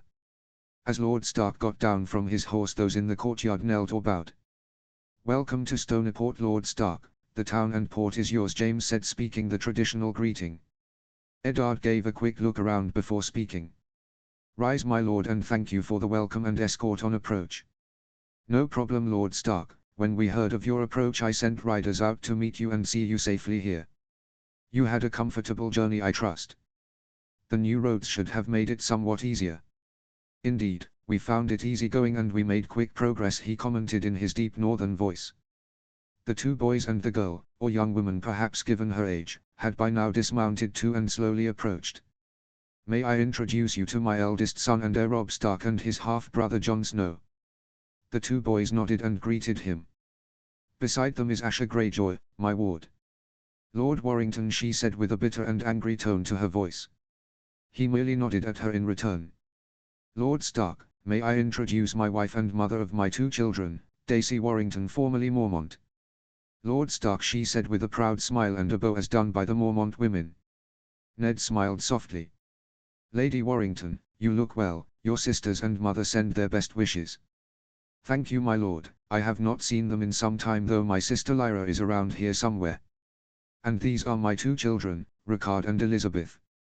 The 2 children bowed or curtsied as required, along with a nervously spoken Lord Stark added on. Well, let's get you all settled into your rooms and enjoy the feast tonight. With that agreed. As the Stark party were tired from their journey, the servants started to organize where guards and staff went, while James escorted Lord Stark and his sons and ward to their quarters. The feast was enjoyed by all as Lord Stark sat up on the high table with Lord Warrington and his family. Robb and Jon sat to Ned's left, while Asha was sat with the 2 admirals, Colonels Devonshire and Marks, and Maester Barnaby, who kept an eye on her. Music was heard just as before when Ned visited after the Greyjoy rebellion. The music still seemed to come from nowhere like before and was varied in sound. In some cases he thought he heard horns and trumpets while other times he heard string instruments of some sort. Both were pleasant enough, he thought. He looked to his left and saw Robb and Jon talking and enjoying the meal. The food was varied like before, offering typical northern staples as well as some exotic foods from Dorne. It was good that the brothers got along well and he smiled at them as they enjoyed themselves. That Jon sat with his brother this time rather than with the servants as his wife had insisted made him happier, and that Jon enjoyed the feast too rather than looking sullen and moody made things better, Ned thought. "How has your tour around the north been so far, Lord Stark?" came the voice of Lord Warrington beside him. "It has gone well so far, and please, call me Ned." Robb and Jon had not seen much of the land before now, so they are seeing new things and learning from it too, I hope. "We have visited Deepwood Motte and Bear Island so far and they were pleasant enough to visit. I think Robb and Jon both enjoyed the Mormonts more than the Glovers if truth be told, but they presented themselves well. From here we go to the Ryswells and Dustins.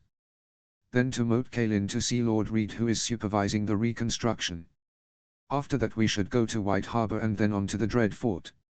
I am not looking forward to it, but the Boltons are the second most powerful in the north with the Mandaelis not far behind. Oh, does House Britannicum not place that far up the totem pole? And call me James then as well, Ned." "How many men do you field, James?" Ned asked curiously. The numbers available from House Britannicum had varied over time and no one had been able to get accurate estimates, not even the Spider. "I believe we currently stand at around 6,000, Lord Stark, perhaps just under," replied James after a moment's thought. 6,000 men, exclaimed Ned in surprise. Robb and Jon looked over at the two lords after their father's exclamation. "Aye, about 6,000 men and women, not counting the rowers or ship's crews, so just marines and soldiers. That number includes 800 horse and 800 bowmen." Ned and his two sons looked surprised at the numbers given the house's relatively new status and population of the area. "The North as a whole can raise around 40,000, if given the time," Ned began. "Usually we only get around half that due to our size. House Stark can raise a few thousand quickly, same as houses Bolton, Karstark and Umber, since they are larger houses. The Mandaelis usually only send around 1,000 or 2 since their military is based on their navy, while the Mormonts send similar amounts, but it leaves them only a few hundred behind, if that. Together we usually get to about 20,000 for a quickly assembled host. For you to have 6,000, how quickly can you raise that?" Ned noticed that both his sons were paying attention to the conversation now. "Good, you may both need know how your banners operate if the time for war comes." "Fairly quickly, Ned. The bulk of our soldiers are stationed amongst the fleet, and since that mostly remains at port unless needed, they are based in Stoneport. They are then spread out doing normal work like out in the fields farming, out at sea fishing or mining, or if they are kept on they patrol our territory or man Stonefort. Give us a few days and we can usually gather our full might," Warrington explained with slight glee. Ned and the two boys were surprised by how quick a sizable force could be mustered. By that alone they ranked high, vying with houses Bolton or Karstark for the largest army after House Stark. "Though we can hire more troops and mercenaries if we wanted, since our treasury has become quite full, though it is regularly used to pay for goods and other things. You know, I would wager we are up with the Lannisters, Tyrells, Martells and Redwynes in terms of wealth."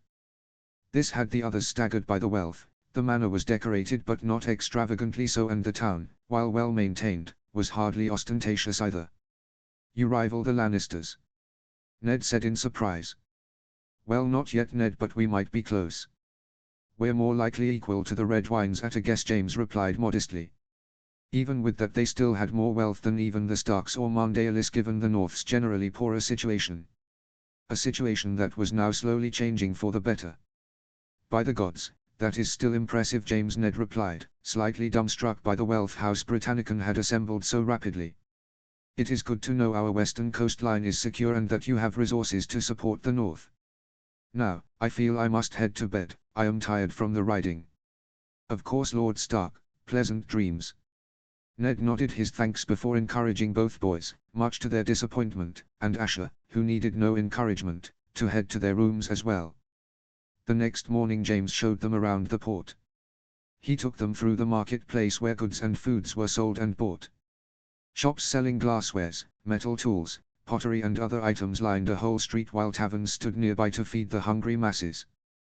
Down in the harbour they saw a small portion of the navy moored there, including 5 galleys, 3 longships, 2 carracks and the largest vessel of them all, the Silence, flagship of the Britannican fleet. The Silence, Asher gasped in awe. They saw the large vessel moored there, its sails furled up and anchor dropped. The Kraken ramming rod was now coloured red, and on the prow a figurehead of Britannia could be seen, replacing the previous one which was considered inappropriate. Indeed, that is the Silence. We keep her docked here while most of the fleet is then placed in mothball further up the coast in a larger harbour built solely for the fleet. The vessels here are our quick reaction force and patrol ships. Other ships are currently out patrolling for pirates and the like. Do you want to see the main fleet? The 2 boys seemed excited to see a large fleet of ships. Even Asher had some difficulty hiding her interest. Must be in her blood, Ned thought with a small smile. We'd be honored to view the fleet, Ned said. He and the others were then led over to the Silence, where they met Admiral Gardner at the gangplank. Gardner, the ship ready? Aye sir, we're ready to head around the bay to where the fleet is moored. Ned's eyes widened in surprise. James chuckled when he saw that. We thought you might want to see it, so I got the Silence ready for us this morning. Let's get going, shall we? The group soon hurried aboard and the Silence cast off and using its oars eased itself out of the harbour of Stoneport.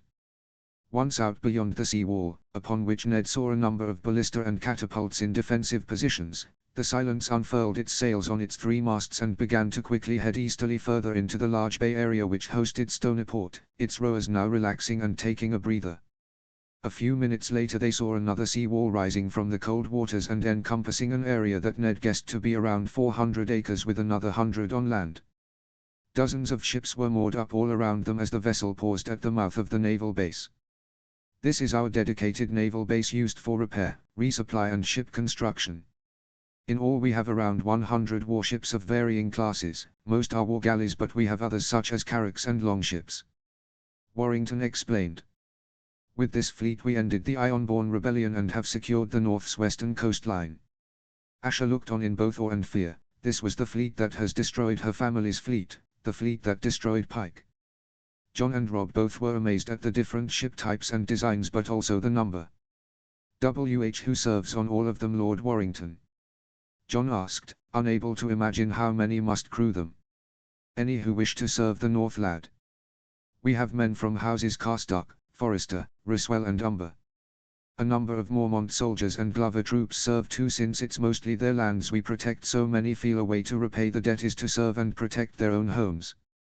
Many along this coastline serve in the fleet and most swear to my house too, as it simplifies things as to who they serve. We usually have them swear to serve our house and the North or House Stark. We care not if they are low-born or high-born, natural or true, man or woman. All may serve, replied Warrington with pride. John turned back to the fleet before him as they bobbed gently on the sea, anchors dropped and sails wrapped up to their masts. He saw a number of ships had covers on which covered up their main deck to protect it from the weather. He had heard the tales from some who had visited Winterfell from the wall, including his uncle, about the watch, and it sounded bad, even though both his father and uncle said there was honor to be found there. But still the tales told of somewhere he did not want to be. Here though, was this maybe somewhere he could do the same and earn honor and prove himself, to earn something for himself. Ned approached his solemn-looking son who was at the stern of the ship as it slowly sailed back to Stoneport. He stood beside him as they both looked back at the fleet falling away in the distance silently. Lord S. John paused, unsure how to begin. Father, is the watch really as you say, or has it fallen to only include murderers, rapists and criminals? Ned did not know how to answer that. While it was true, he had hoped John would go there. He would be safe from Robert and be safe from causing any succession wars. He did not want any more destructive, wasteful wars, nor did he want to risk the last piece of his sister. He sighed tiredly. "Aye, it is as bad as you ask, lad," came a voice behind them, surprising the pair. They turned to see Lord Warrington walking over to them from the helm where a sailor stood grimly in the cold breeze. The watch has fallen far over the years, so much so that the South views it as a penal colony where any who do not wish to die may serve out a life sentence. Only the North and the Vale have any respect left for it, but that is not enough since most believe it is a penal colony. When enough people believe it is a bad place, even those here and in the Vale will avoid it where possible. Look at it this way, would you rather serve the North in that grim, run-down, cold place with no chance of having a loving family, or would you rather serve here? Here where you can find a wife, have a family, protect the North, be reasonably warm and get a chance to explore some of this world. He is not wrong, John, Ned said slowly, stumbling over the words. The Watch is a cold, harsh place. As much as I would like you to find a place in this world, you do not have to go there. Though I do say honor can be found at the wall and a bastard can rise high there. Anyone can rise amongst us too, James pointed out. Lot warmer as well, he added, getting smiles from John and Ned. Thank you, Lord Warrington, it seems I have much to think on, he said slowly before glancing back at the fleet and heading off to find Rob. Honor can be found at the Watch, James said disgustedly. Ned grimaced. It's a glorified prison camp, not worth sending a young boy to. If he were a man of 30, volunteering after having a wife and child maybe, but a young boy with no life experience. He will be safer there, Ned said before regretting saying it. You said that before. John would be safer there. Why? None of your concern, Lord Warrington, Lord Stark said firmly with steel in his voice.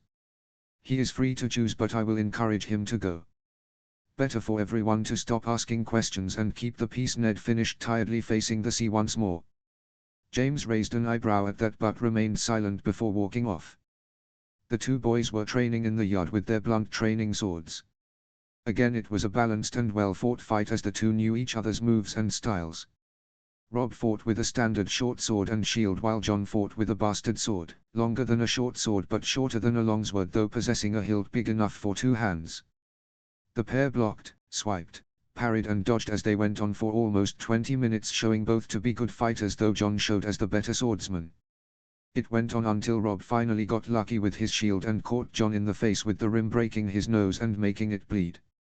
John fell back in surprise and pain and Rob pointed his sword at John's neck, who in turn nodded and dropped the sword. Yield. I yield. Well fought, Rob, John said slightly squeakily while clutching his nose. No, I got lucky in catching you with the shield, Rob replied modestly. Not bad, lads, ya got some moves there, bastard, came the southern cocky voice of Bronn, who had stood nearby watching the pair. I not bad at all, but you gotta move more or you'll be dead. John flinched at the word bastard and Rob looked angry. I think that's enough for today, but remember, when you fight to win. Honor only has a place in tourneys and training. In battle, it's kill or be killed. Remember that, lads, and you might live to a ripe old age with a castle and a wife. Now go get cleaned up, that's bleedin' real bad, that he commented, pointing at John, who was holding his nose as blood dripped out. The two hurried through the town to the manor and went to the maester's room in the large house. They knocked on the door and waited until they heard a faint come in. Inside the room were lots of shelves and scrolls and books, some looking like they hadn't been read at all. The maester looked up from his desk and saw the two boys. Our Lord Stark and young Snow, what can I do for you? The man asked kindly. Rob broke my nose, it's bleeding, have you got anything for it? John asked. Hey, you move slowly, that's not my fault, Rob replied mockingly. All right, Stark, how about I try it with you next time? You can try, Snow, you can try, Rob joked back. Well, you're both laughing about it, so it can't be that bad. Let's have a look then, the older man said while smiling at the boys' antics. Barnaby grabbed some clean cloth and handed it to John, who placed it around his nose to wipe away the blood. While that was done, Barnaby went outside and called a servant to fetch ice. He then made the boy lean forward and pinch his nose to stem the blood. Now let's have a look. Yes, it's broken all right, but it'll sort itself out in around 3 days and should be fully healed within 3 weeks, give or take a day. A servant then came in with a pot of ice. Thank you, he said before dismissing the servant. He then got some more cloth and wrapped a few pieces of ice in it before handing it to John. What am I? John began. Hold it to your nose, it'll reduce the swelling. John nodded and swapped the bloody cloth for the ice-cold one. Barnaby placed the bloody cloth in a box for removal later. Right then, just hold that and try to stand straight and not tilt your head back and you should be fine. Now take care, lads, he chided gently. The two boys nodded and left for their rooms. The next 2 days went quickly, with many discussions between the two lords and much sharing of ideas on how to improve the North. The two boys and Asher meanwhile trained with the local guards and the complement of Stark soldiers who included Jory Castle. Amongst the items discussed was the status of Moat Cailin and its repair along with trade issues as well as an in-depth report on the status of the other kingdoms. House Britannicum was House Stark's unofficial spymasters due to its growing network of traders, connections and spies. Robb sat in on some of the meetings since his father wanted him to learn how to be the Warden of the North. Next up, my lord, we come to King's Landing itself and the kingdom overall. According to reports, the king never attends his small council meetings and in fact has more or less delegated the running of the kingdom to Jon Arryn. What? But Robert should be ruling. You mean he does nothing at all? Aye, my lord. According to our assets in the capital, all he does is, well, whore and drink. The only times he's attended a council meeting was for the Ironborn Rebellion and a report on what happened in Myr. Yes, I heard about that from the Mandaelis. Terrible business that is going on down there, Ned commented grimly. Are we helping free the slaves like Braavos is? Reports indicate that the Seven Kingdoms have left it alone. Or rather, the king does nothing and the Hand does not want to upset anyone. That of course is on top of the massive debt that has been driven up by the king. But Aerys had a full treasury, how could it all be gone? Ned asked in surprise. Obviously he spent it, father spoke up Robb from where he sat beside Lord Stark in front of the weirwood desk. I too remember you saying that it was quite full at the end of the rebellion. How did the king empty the coffers so quickly? Robb asked, turning to James. Tourneys, feasts and whores is the short answer, my lords, James said sadly. Having large feasts regularly costs money, large prizes and the cost of hosting a tournament often costs a lot of money too, and obviously you pay for a whore, so that costs too. In short, he spent it on rubbish and pleasure, not on the realm, Warrington responded. Ned pursed his lips. He knew Robert liked to drink and to bed women, but to such excess, that he did not know, or perhaps Robert had kept it down while with himself and Jon. Why did Jon not do anything to stop that madness? Ned asked, daily hoping his foster father was not to blame. From we can tell he tried, Ned. The best he could was lower the costs of tourneys or feasts here and there. Unfortunately he couldn't outright stop them. Ned sighed, disturbed by what he heard of his friend and mentor. In summary, the crown is now approaching 5 million dragons in debt. Some to the Iron Bank, some to the Lannisters and smaller portions to others like the Faith. It will take years to pay off if not decades, and that's assuming Joffrey decides to try when he becomes king. Given the reports on him, he's more likely to be the Mad King come again. The kingdom is on the brink, my lord. I would guess within the next 10 years we will be at war. The signs are there, James concluded sadly. War? Surely you can't be serious. Ned replied, aghast at the proclamation. On this I fear I am, my lord. Who will be fighting I cannot say, but there will be one. And don't call me Shirley, he added to break the dour mood the others were in. It worked slightly as they caught the meaning and smiled slightly, though the full joke was lost on them. On that note, I think you are caught up on the major news from around the kingdom. Indeed, you have given me much to think on. I partly wish you hadn't told me, Ned said with a depressed chuckle. Best to be prepared, my lord. My father said something similar to me and Brandon once many years ago, I believe. I will ask for more training to be done of our levies and begin recruitment and possibly rearm. If a war comes, I want the North ready. Go slow, my lord, cautioned James. The spider will no doubt pick up on any large and wonder what we are up to. Moat Cailin has likely already caught his eye and made him wonder, so be slow about what you do. Do it a bit at a time. Replace armor and weapons first, most of which is already done given Stoneport's steel industry. Repair the various keeps and castles around the north. I believe you have a broken tower at Winterfell, for example. Trade more, for food and other supplies, and then you can store more of it for winter, little bits that add to the preparedness of the north for a war, or winter. Ned nodded contemplatively. Father, training the levies cannot be too difficult surely.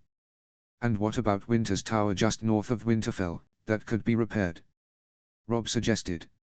Robb, though remember there are thousands of levies that answer to Winterfell alone, to make sure all are trained will take time. As for the tower, it's more like Tumbledown Tower, son, he chuckled lightly, knowing the tower better than his son. Its stones have fallen from their places and are mostly overgrown with moss and ivy, it stands but barely. That said, Rickon could have it when he is older, Ned said thoughtfully. I have thought on it before but had not decided either way yet. Well, that will be all, I think, Lord Warrington. I thank you for your reports and your time. Rob, why don't you go off and spar with John? Yes, father, Lord Warrington, Rob said with a respectful nod and left the room. Ned stood, shook hands with James and walked out, tired from the discussions. It was during their time at Stoneport that James noticed that while Asha treated John with some disdain, as was common of bastards, she treated him well enough and seemed to get along with him comfortably, possibly better than she did Rob. With both sharing a similar feel of not belonging in Winterfell that perhaps had united them. Both also seemed more confident in talking with each other than her with Rob. Perhaps with John growing up a bastard and thus quicker mentally than Rob, she felt he was the only one around her age other than a few guards. When the time came after a few days of visiting the area, including a quick trip to Stonefort, the Stark party left, heading south towards the Ryswells and Dustins. Two shadows met on the battlements that surrounded the port the dark cloudy night after the Starks left. The cold winds blowing gently and making their cloaks flutter slightly in the breeze. So, you did the test, and, one asked eagerly. With the sample Barnaby passed on, we tested it as asked, my lord. It wasn't a match. They ran it a few times to check, but it didn't result in a paternal match, came the calm reply. What did they find then if he isn't his son, came a confused response. A nephew, they estimate, from the boy's maternal side. Wait, what? So that would mean the boy is the nephew of Lord Stark, by his sister presumably. Given where she was and who was with her, it could then be argued that he has a claim to the throne, assuming he's trueborn and not considered a bastard. Even then he still might. Can we prove that? We'd need a sample of someone from that side of the family, but it could be done. There's rumors of 2 over in Essos, so I could try and arrange for a hair or 2 to be taken. Additionally, his blood work was interesting for those mapping out the local's genome according to the scientists. Given his parentage, it's quite something apparently. They said that the mixing of the 2 family lines seems to have bonded 1 or 2 of the genes even better than they were as individual lines beforehand. Both families are said to have magic in the blood. Perhaps those genes are the ones related to that and have been made stronger. Perhaps. All we know for sure is that Lord Stark is hiding his nephew as his son, who is by all rights the true king of Westeros. Bloody hell, these just get better and better, the man said sarcastically. What of Joffrey then? Did you get a sample from him or his siblings? Yes, my lord, we ran tests on the hairs we got and they do not match the king. What a pair the king and queen are, the first man chuckled. They cheat on each other and she passes the resultant children off as his when they barely sleep together while he whores and fathers bastards. Idiots, the pair of them. Who knows of this? Varys most likely. I think Stannis might suspect given how he's been acting over the last month or 2. Otherwise no one else. For now we shall not mention anything. The country could descend into chaos if it became public, and I'd rather not set off a war if it could be avoided. Still, useful information though, he said with an evil smirk. The other man chuckled lightly. A king comes north. 298 AC. Winterfell. The north had grown much over the last decade or so. Most of the changes could be laid squarely at the feet of House Britannicon. New roads had been laid down and old ones repaired, therefore uniting much of the north by linking castles and towns to Winterfell and to the King's Road, thus allowing goods to move about quicker and armies to march faster. The population of the north, for so long hovering around 1 million, had now grown to almost 1.6 million. Wintertown was now settled in large enough numbers to be permanently settled all year round, and a small town watch set up, in part filled by some of the Winterfell Guard. It was also much for Ned to keep up with, but he was proud of how his northern brethren had done. Food supplies were more consistent with larger and more numerous glass houses, as every keep had one, allowing for supplements in case of drought or poor yields. Trade as well brought in additional amounts, so the people of the north grew with more food to supply them and store for winter. As Ned stood looking down on his second son, Bran, he wondered where things would lead in the future. Already mining was being conducted up in the mountains of the mountain clans after land surveys were conducted at his request by House Britannicon. They had found sources of iron on their own lands, so he had wondered if they could find stuff in the mountains and other areas. Indeed they had. Gems and silver had been found under much of the northern mountains, which brought work and riches to the north. The people of the north had not lost their frugality, and much of the money was saved or invested in the infrastructure and repairs they were conducting. Already Moat Cailin was close to completion and the roads were finished and many northern keeps were being repaired. Indeed, the Mormonts had had the debt, made by their former Lord Jorah, cleared at the behest of Ned and James Warrington thanks to the money brought in from the mines. He still fumed over the loss of the former lord and his dishonor in selling poachers to slavery, but he had slipped past Britannican naval patrols simply due to the slowness of ravens. He had gone past the Iron Islands before they knew to look for him. Now however 5 soldiers of House Britannican were stationed here at Winterfell to relay information either way using those radio, whatever that was. He shook his head at the marvels the not-so-newcomers had. His sighed as Bran missed another shot and his sons and Asher laughed at the failed attempt. "And which of you was a marksman at 10?" he called out and ended the sniggering, though the smirks remained. "Keep practicing, Bran." After a few comments of support and instruction, Bran tried again, but just as he was about to release the arrow another shot out from nowhere and hit the target, shocking the boys. He smirked when he guessed just who had fired it, and he watched Bran drop the bow and chase after the culprit. Catelyn just shook her head with a sad smile, clearly guessing who was to blame as well. Like Lyanna reborn she is he, though sadly on his youngest daughter. Lord Stark, came a voice, and they turned to see the grey-haired and stout Master-at-Arms Sir Roderick Cassel approaching them. "My lady." "A guardsman just came in from the hills. They captured a deserter from the Night's Watch," he said gruffly. "Get the lads to saddle their horses," Ned answered after a moment's pause. "Do you have to?" Catelyn complained. "He swore an oath, Cat," Ned replied firmly. "Law is the law, my lady," Roderick said simply. "Tell Bran he's coming too." "Ned, Bran is too young to see such things," she argued. "He won't be young forever. Winter is coming," Ned said in his deep voice, and walked off to prepare himself to execute another deserter from the watch, the 3rd of this year. Jon sat on his horse riding back to Winterfell after his father executed the watchman. If he needed yet another reason to not go, that was it. The 3rd of this year so far, clearly the watch was not a place he would enjoy if even its members were risking death instead of staying. Plus it was even colder up there than in Winterfell, which benefited from hot springs whose water was pumped through pipes within the ancient walls of the castle. He rode up front alongside Asher, who enjoyed the few moments of freedom riding out to watch these executions and the like allowed her. He enjoyed her company somewhat, though found her to be a bit crass on occasion. She was mindful enough to tone it down around the younger children and seemed to enjoy moments with them as well, particularly Arya, which Jon could relate to. Arya and he shared the Stark look, grey eyes, long face and dark hair. He couldn't say he was attracted to Asher, she was pretty enough he guessed, but he enjoyed her company. She even helped keep Robb in check by being decent with a sword too and making a good sparring partner. As they rode back through the outer part of the Wolfswood, they spotted the corpse of a dead stag on the other side of a bridge. On approach they saw maggots crawling out of a large wound on its flank and that it was missing part of an antler. "What did it?"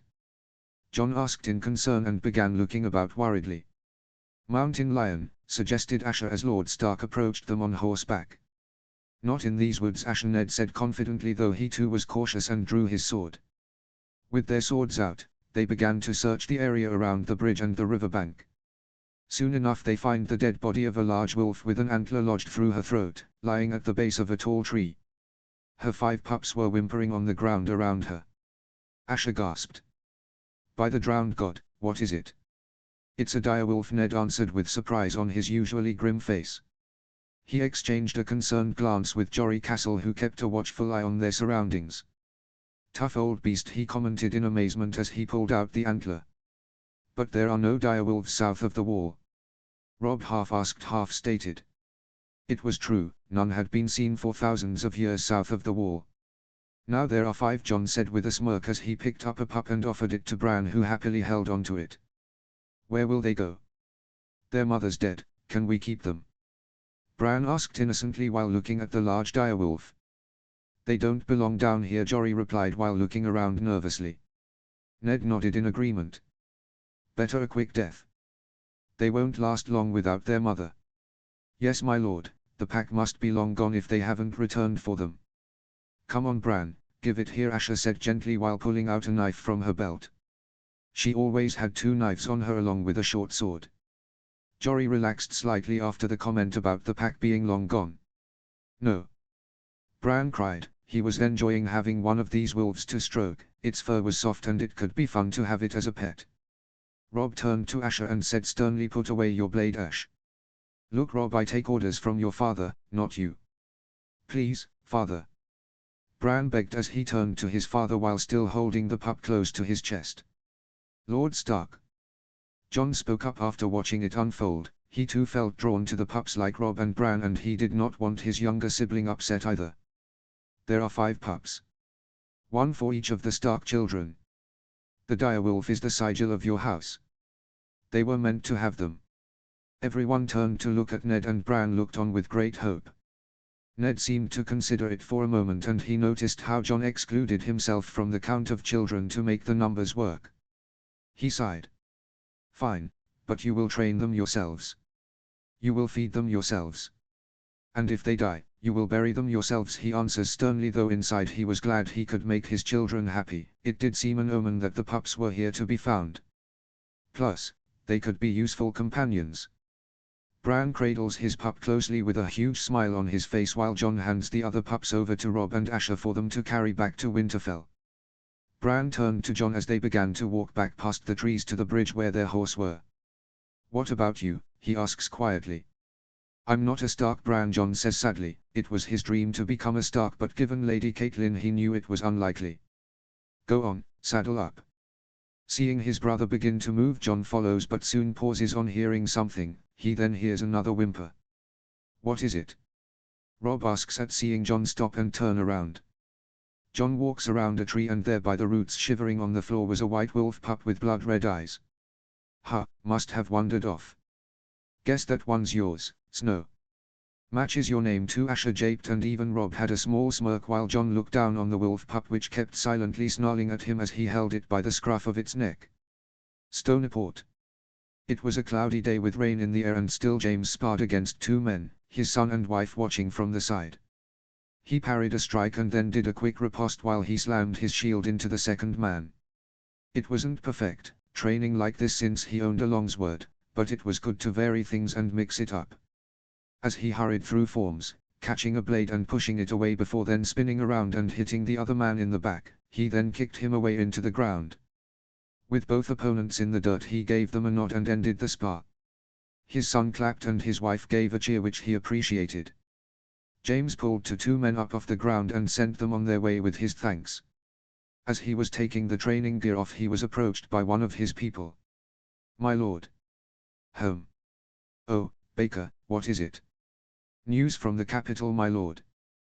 Jon Arryn is dead. He died during the night." "What? Oh, wow, he must have been what? 60-something. Good man he was, even if he had a hard job. Good age too, for this time period." "How did it happen?" he asked, surprise on his face as he took off some of the armor. "An illness, burned right through him in space of a day or 2, Baker reported. No one else caught it." "None, my lord," Baker replied. "How odd, you're sure it was a disease?" "An illness. That's what everyone says. The cameras from inside the Red Keep still function and caught people saying it was an illness. Seems odd that no one else caught anything though. Could there have been something malicious maybe? Or was he suffering from something like cancer?" he suggested as he pulled the gamison off and placed it over a fence. "I do not know for sure. I can tell you though that the Lannisters did not do anything. From the recordings we have, the Queen and Sir Jaime were just as surprised as others that he died, though not displeased. It seems that Jon Arryn was looking into her children and Lord Stannis was helping him. It would seem the secret of her adultery is about to be public." Another man quickly approached the 2, bowed, then handed a note to Baker before leaving. "Robb?" James asked curiously. "It seems Lord Stannis has just fled King's Landing and taken the bulk of the royal fleet with him." "Can't blame him if he thinks the Lannisters did it," James commented sympathetically. "Indeed, though we know they did not. Though taking the fleet, perhaps he fears war. Or is planning one. He'd be the heir given the circumstances. So the question is, who and why? Who had the most to gain?" "Yes, my lord, though we both know of a better claimant to the throne. Anyway, one person who benefits is Lord Stark. He will most likely become Hand now, suggested Baker, playing devil's advocate. Yeah, but we know he wouldn't do it since Orin was like a father to him and it's not honorable. Hell, I doubt he even wants the job, James countered with a chuckle. Keep watch in the capital, see who acts differently, check past footage to see if anything pops. When do they leave? They'll probably leave in a few days after sending word, then it'll take about 3 weeks if they ride well, otherwise, a month maybe. Baker said with a shrug. Keep me posted. My lord, Baker said with a nod and left, leaving Warrington to brood silently in the armory of the barracks before returning to the mansion that had become the permanent home for the head of House Britannicon. It seems a visit to Winterfell might be due. Winterfell. A raven flew into the ancient fortress, landing near the rookery where the old maester took the note off its leg. He checked the rolled parchment for a seal and spotted the anchor sigil. He took the letter and hurried off to find his lord. Walking through the ancient castle, he walked down the slightly warm corridors and passageways till he came to the Lord's Solar. The guard on duty nodded and then knocked on the door. A deep voice came through quietly and Maester Lewin entered Eddard Stark's Solar. He saw him sitting at his desk looking over notes and other documents, likely taxes and records to do with the North. Maester Lewin, what do you have for me? I hope no additional tax documents, I grow weary of them today, he said with a small smile. Fear not, my lord, a raven came from Stony Shore. A message for you. And it did not come from their representative here.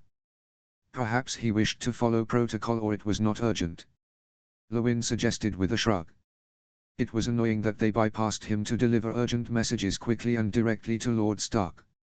He did appreciate the speed it provided though. Lord Stark hummed thoughtfully before tearing open the letter and reading through it. He gasped and seemed to age suddenly and grow much sadder. My lord. Jon Arryn has died, Ned stumbled out. Warrington reports the king is looking to come north.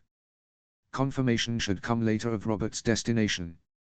He asks permission to come and brief me if it's confirmed, as well as to see the king for himself.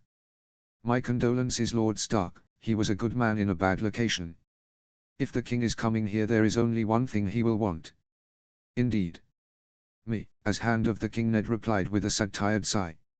A few days later a raven arrived with the formal news of Jon's death and that the king was coming to Winterfell with part of his court.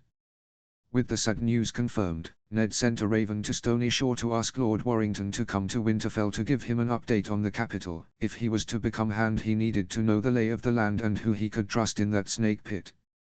He got a reply a few days after informing him Warrington would arrive a couple of days before the king.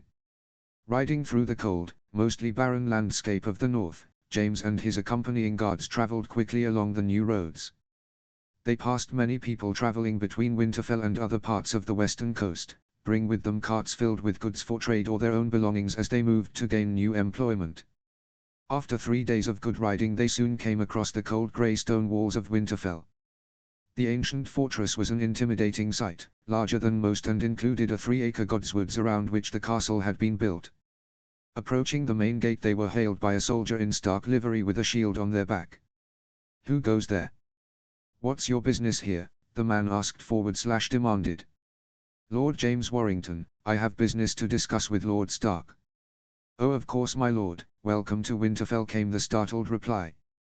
James nodded to the soldier and guided his horse, with the others following, deeper into the castle until he reached the courtyard of the Great Keep, where not too far away he spotted 2 boys, men really, sparring while a young woman watched on and Sir Roderick supervised. Come on, Rob, beat him. Asher shouted. Good lad, that's it, keep moving. No, to your left, not right, came the gruff voice of the Sir Roderick. James dismounted and handed the reins to a giant of a man who approached him. Thanks. Hodder, the man said with a smile and a nod. Pausing briefly from the odd response, he shook his head and wandered off to watch the boys spar. Jon was quicker from what he could see, dodging strikes from his brother. Jon, it seemed, favored a bastard sword, ironic, James thought. Rob meanwhile went for a sword and shield combo which, while providing greater protection and allowed power to be put into his strikes, slowed him down somewhat, thus meaning Jon could prod and needle Rob while dancing around him. Lord Warrington, you arrived safely, I see, came a deep voice behind him. Warrington turned to see Lord Stark walking towards him from the keep. He was wearing a fur cloak over his gamison and northern leathers. Lord Stark, a pleasure to see you again. And yes, it was a relatively easy and pleasant journey. The roads helped. Indeed, they have proven far more fruitful than I thought possible. Even the Dustins, Boltons and Glovers enjoy the use of them, came Ned's rumbling northern voice. You must be proud of them, both good swordsmen, James said, nodding towards the two sparring lads. Ned smiled proudly. They have done me proud, though I believe Jon is slightly better with the sword. He beats Robb more often than not. Can't have it every way, James replied with a chuckle. I'm sure Robb is better with other things. Indeed, Robb does better with battle tactics and leadership, and while Jon can lead, he is more of a fighter. In that sense, Robb is like my older brother Brandon, while Jon is myself. Brandon could lead and inspire men while he was also being groomed for lordship. I was left to fight and maybe have a small hold fast or keep to myself somewhere. Still, they work well together and will have each other's backs. That is all I could ask. James hummed in agreement at Lord Stark's words. Shall we go to my solar and talk further? Ned suggested while indicating the keep behind them. Of course. The two men walked inside the great keep, going along corridors and up passages until they reached a solid ironwood door with two guards outside. Ned opened the door and led Warrington inside before sitting at his desk and asking one of the guards to fetch some drinks. The two spoke of their families some more until a servant came with the requested drinks before they then turned to business. What can you tell me of Jon Arryn? Ned asked bluntly, his grey eyes staring intently at Warrington. Straight to it then. Very well, James answered with a small smile and a sigh. As far as we can tell, he was perfectly fine, and then he suddenly fell ill. No one else caught anything and no one appears to have seen it coming.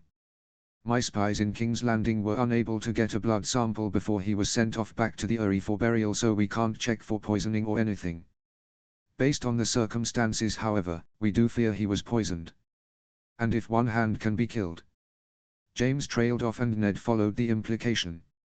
He could be next, assuming Robert asked him, which was likely. I see, that is troubling. Could Robert be in any danger then? Why kill Jon after all this time? My lord, to answer your first question, why kill the hand if you can kill the king instead? It is unlikely to be someone after the king. More likely is that Jon made an enemy somehow or threatened someone who struck back. Ned nodded at the valid point. Indeed, why go for the number two if you get the head? Jon is not one to make enemies easily. He is hard to anger and quiet patient. I know, since he had to raise Robert and myself, he added with a sad chuckle. Do you have any suspects? I must have something to investigate if I am indeed dragged down there. He saw Warrington shake his head before speaking. No one as yet.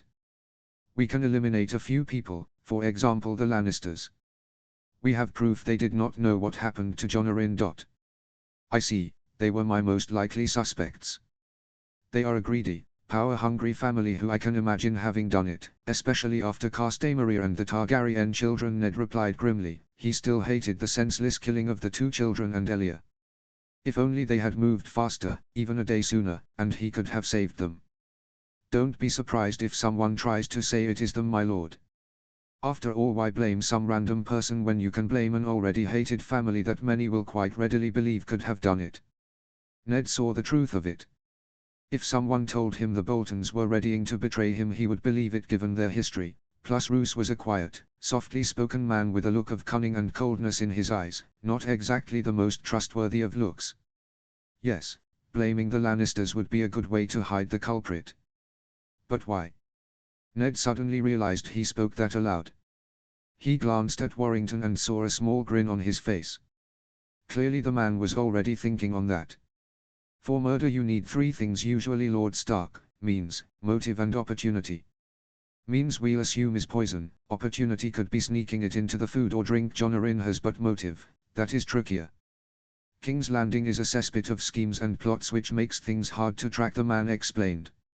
As I say, he could have simply wronged someone in some manner and they sought retribution. Equally, he found something someone wanted silenced, or mayhap someone wants chaos. Warrington shrugged helplessly. Ned rubbed his head, feeling a dull ache come on. He had a sip of the watered wine, hoping to clear it. That does not help me, my lord, Ned complained. His vassal then had the gall to grin at him for that. Apologies, but I'm afraid there is little my people have been able to find. A motive could be to cause chaos. Blame the Lannisters and you get the North, the Vale and the Stormlands fighting the West. Equally, a full-scale civil war is possible if everyone turns on King's Landing because no one wants Joffrey as their king. Can't say I blame them, the boy is, difficult is the politest way to describe him. And a more straightforward answer. Ned asked tiredly. He hated the doublespeak the South used. Warrington smirked at the request before answering. Arrogant and cruel. There's come again, some might say, he answered simply. That would drive a wedge between the kingdoms and cause chaos. But who would want all death and destruction? It's pointless, Ned complained. Chaos is a ladder for some Lord Stark. The more there is, the more they can climb to the pinnacle of power. But beware, he paused as if searching for the right term. The Game of Thrones, you could call it. In that game you win or you die. If you are lucky, smart, perhaps a bit cruel and can work the system, you may get out alive while being able to stand in the middle ground. Southern games, Ned spat distastefully. He really hoped Robert was just coming to mourn and get away from the capital, but he feared it was to ask him to be his hand. Starks do not fare well in the South, he thought with a heavy sigh. A game you will need to play if you are to survive in the South, Ned. Blunt Northern justice goes only so far, take real care if you do go south. For now I will leave you to your thoughts. I trust preparations for the king's arrival are going well. Yes, my wife Catelyn is overseeing everything along with Maester Lewyn. We should be finished tomorrow and ready for Robert's arrival the day after. James nodded and began to stand. Well then, Lord Stark, I'll leave you to it. I'll be around if you need me. It's all right if I stay for the king. Of course, rooms have been prepared for you and your men. I am surprised other lords have not come, in all honesty, though Lord Sewin might, as they are not too far from here. Lord Stark, James said in goodbye and left Ned alone with the troubles and games of the South. After a busy day of preparation, the king's entourage and caravan was spotted crossing the river which leads to the White Knife the following morning. Warrington and his people had mostly kept out of the way while lending a helping hand when asked. Mainly that was moving things about and organizing the household guard. James also spoke with Lord Stark again on the latest news of the kingdoms which he himself had been informed of before leaving for Winterfell. Soon enough everyone was gathered in the main courtyard before the Great Keep. The Stark family stood in a line with Asher and Jon standing behind Robb and Sansa, while Maester Lewyn and Sir Roderick stood behind Lord and Lady Stark. Lord Warrington stood off to one side, though near the front as he was a lord, in his best leathers and heavy fur cloak. Before long the trotting and dull thuds of horses approaching could be heard. James noted that Lady Stark seemed to be looking about for someone instead of relaxing in the final moments of peace. Where's Arya? Sansa, where's your sister? Catelyn asked her eldest daughter, who just shrugged apathetically. The sounds of horses were louder now, and then a small brown blob with a speck of grey shot past the Starks to get in the receiving line. Ned was briefly startled before grabbing the interloper and soon saw that it was his wolf-blooded daughter. Hey, hey, hey. What are you doing with that on? He asked while hiding a small smile before grabbing the helm off her head and passing it back to Sir Roderick. James smirks a bit and can see from his position that both Asher and Jon are smiling, as is Robb. Catelyn just seemed disappointed but also relieved, while Sansa acted all annoyed. Move. Arya said to Bran as she pushes her way into her spot, given that she is older by a year. Barely a minute later a group of horses came trotting in, led by a slim golden-haired boy with green eyes which held a malicious glint in, and a large man with a snarling dog's head for a helmet in almost black armor. Behind them were two guards dressed in Baratheon colors, followed by another two in Lannister red. Quickly identifying the golden-haired boy as Joffrey, Warrington saw the boy give Sansa an arrogant, charming smirk and her respond with a small smile and slight blush. Robb seemed to notice and shot a stern look at the boy for how he looked at his sister. The Hound, for who else could the black-armored man be, pulled up his helm, revealing his scarred, bearded face, one side of which was badly burnt. The royal coach lumbered in after the riders and was then quickly followed by King Robert himself, along with his Kingsguard and additional soldiers in Baratheon and Lannister colors. With his arrival, Lord Stark led everyone to kneel, and soon all were knelt before their king. Robert heaved himself off his horse with the aid of steps and two servants, much to Ned's dismay, where he saw how large the man had grown since the Ironborn rebellion. James saw that he had a straggly beard, which hid a second or possibly third chin, and dark brown hair. He was also red-faced with a large waistline from his feasting and drinking and had a long sword at his hip. Robert marched up to Ned, who still knelt before then giving the signal for all to rise. "Your Grace," Ned says respectfully once standing. "You've gotten fat," Robert replies bluntly, much to the surprise and shock of those watching. The silence from those watching was deafening. From his position James could not see what occurred next, but soon enough both men burst out laughing and gave each other hugs and slaps on the back. Those watching noticeably relaxed. "Cat," shouts Robert as he gives Lady Stark a hug and a kiss like he was meeting an old friend. "Your Grace," she replies politely. Robert lets her go and turns to face Ned again. 9 years. Why haven't I seen you? Where the hell have you been?" he demanded in a friendly manner. "Guarding the north for you, Your Grace." "Winterfell is yours," Ned answered dutifully. There was a noise behind them and James turned to see a tall golden-haired woman, dressed richly, who, even after 3 children, could still be called a beauty, step out of the carriage and look around the yard in distaste. Clearly she did not like where she was. Behind her came 2 children, a boy and a girl who almost mirrored her mother. Both golden-haired too.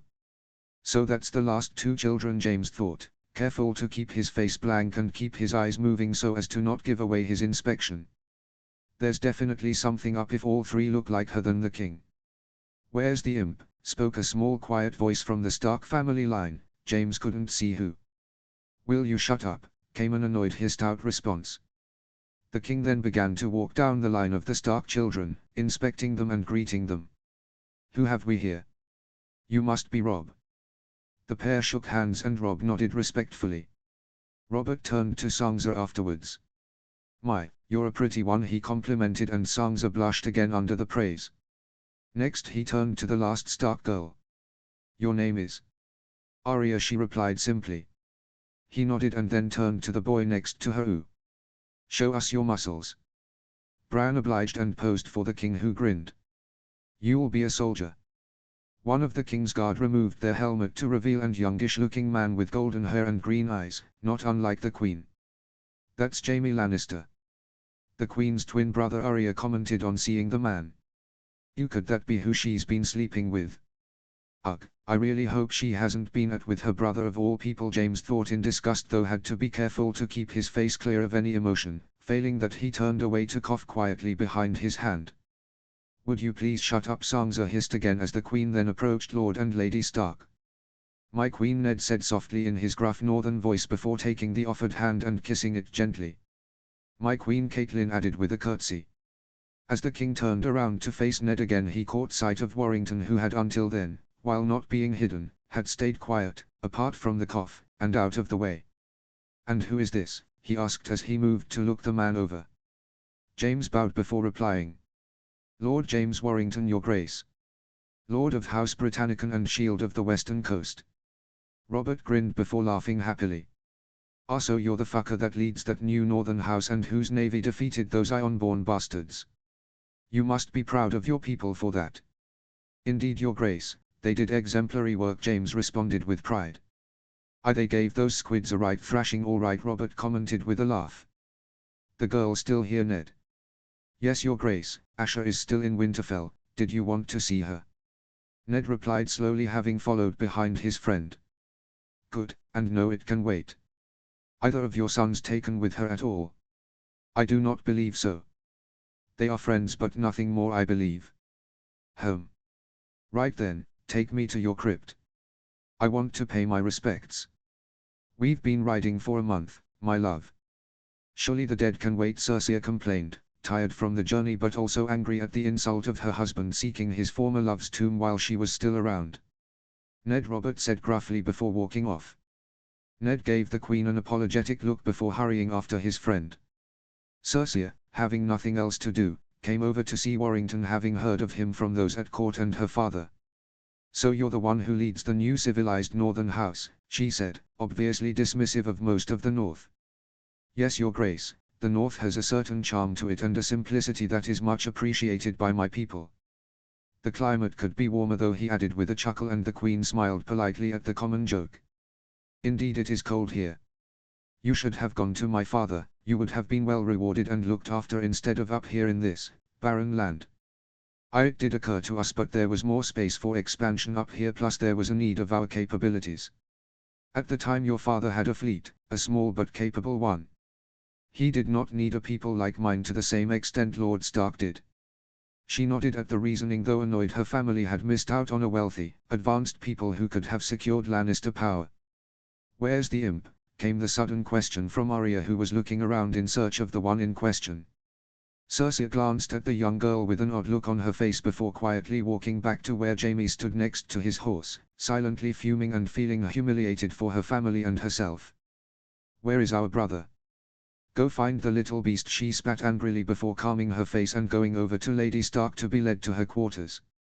In all, James found it to be a rather interesting experience meeting the royal family. He looked forward to the feast to see how things progressed. Later that day Ned went to find Warrington to discuss his friend's offer, both of them. He did not know what to do. He did not want to go south, but the king may be in danger, plus the offer of marriage to a prince was not one that could be refused lightly. He found James watching the King's Guard spar, entertainment for many it seemed given the numbers watching. "Anything of interest, Lord Warrington?" he asked. "Sir Barristan, of course." Sir Jaime wiped the floor with most of his household guard. "He was quite good." "Something you wanted to ask Lord Stark?" Warrington asked as he watched two guardsmen, this time a Stark guard and a Baratheon, stepped up to begin to spar under supervision of Sir Roderick. "The feast starts in an hour, so you should get ready, but no, the matter is that you were right. He offered me the position as hand. And a marriage." "Interesting, we knew the job of hand was likely. What marriage?" Warrington asked curiously. "Sansa and Joffrey." "Ha, good luck with that. Tell her to be careful of the prince, that is all I can suggest, the rest is up to you as her father. A better idea would have been Robb and Myrcella. She's a nice enough girl, I'm told. But not as powerful as offering Sansa the crown prince. Still, I will consider my options. I have much to think on, it seems," Ned said with a tired sigh. "I'll see you at the feast." He turned to leave, the weight of all his problems clearly beginning to weigh down him. The feast was in full swing. The Starks sat up at the high table with the royal family, though Robert had by now moved down amongst the crowd, drinking and eating while grabbing hold of a serving wench and kissing her, much to the disapproval of Lady Catelyn and the shame of the Queen. Ned sighed at his friend's antics. Robert had been like this when they were younger, but surely he should have grown out of it while under the guidance of Jon Arryn. He looked about the hall and saw Lord Warrington sitting with Sir Roderick and Asher Greyjoy. As the only other lord present, he was seated nearest to the Starks with their retainers like Roderick, his nephew Jory or Maester Lewin. He noticed too, as he looked around, that there was no sign of Jon, who had been there earlier but had disappeared. He sighed again. It was going to be a long week. James enjoyed the feast. The company wasn't too bad, and Sir Roderick had some good tales to tell from when he was younger. In fact, both castles had tales to tell, and even Asher indulged him in telling a few stories from the Iron Islands that she remembered. He didn't drink too much as he never liked getting too drunk. The headache and hangover he'd seen others suffer was enough to put a sense of moderation into him, but the food was excellent, as befitting a royal visit and being the capital of the north. He got up to take a walk and clear his head outside and away from the booze. He waved down his 3 guards, one of whom had begun to rise, signaling for them to enjoy themselves. Outside on the wooden walkway he felt the cold air quickly cool him and his breath appear in a fog before him. He looked about and saw 2 people speaking and approached them to say hello, when he caught the tail end of a conversation between who he soon saw was Jon and a small dwarf man. "All dwarfs are bastards in their father's eyes," came the witty, sad comment from the shorter man. The dwarf walked away from Jon, taking a sip from his wineskin, and approached the doors into the great hall when he almost walked into Warrington. "Oh, excuse me, I didn't see you there." "No worries, Lord Tyrion Lannister, I presume." "You presume correctly. I am he, Tyrion Lannister, brother to the Kingslayer and the Queen, son of the great Tywin." "And who might you be?" "James Warrington, Lord of House Britannicon." "Are the new lord who has changed the economic landscape of the kingdoms. Quite the topic of discussion at Casterly Rock and King's Landing. You know, my father wished you'd come to him when you first appeared. He'd have funded your port and made you richer and better protected than anywhere else. It also would have helped us against the Ironborn when they rebelled."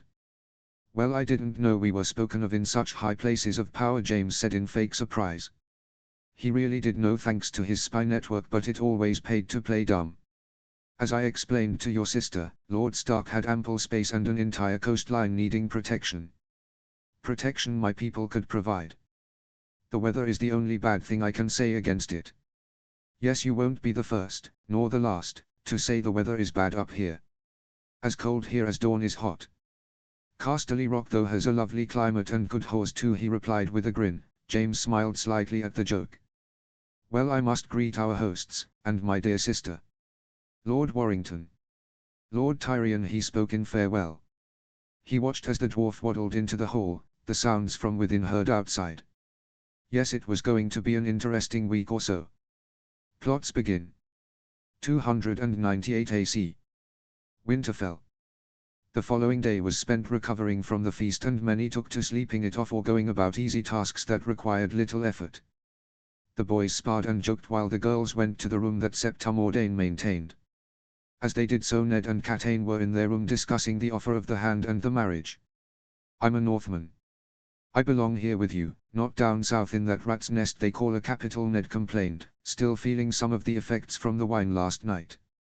I won't let him take you, Catelyn said in support of him.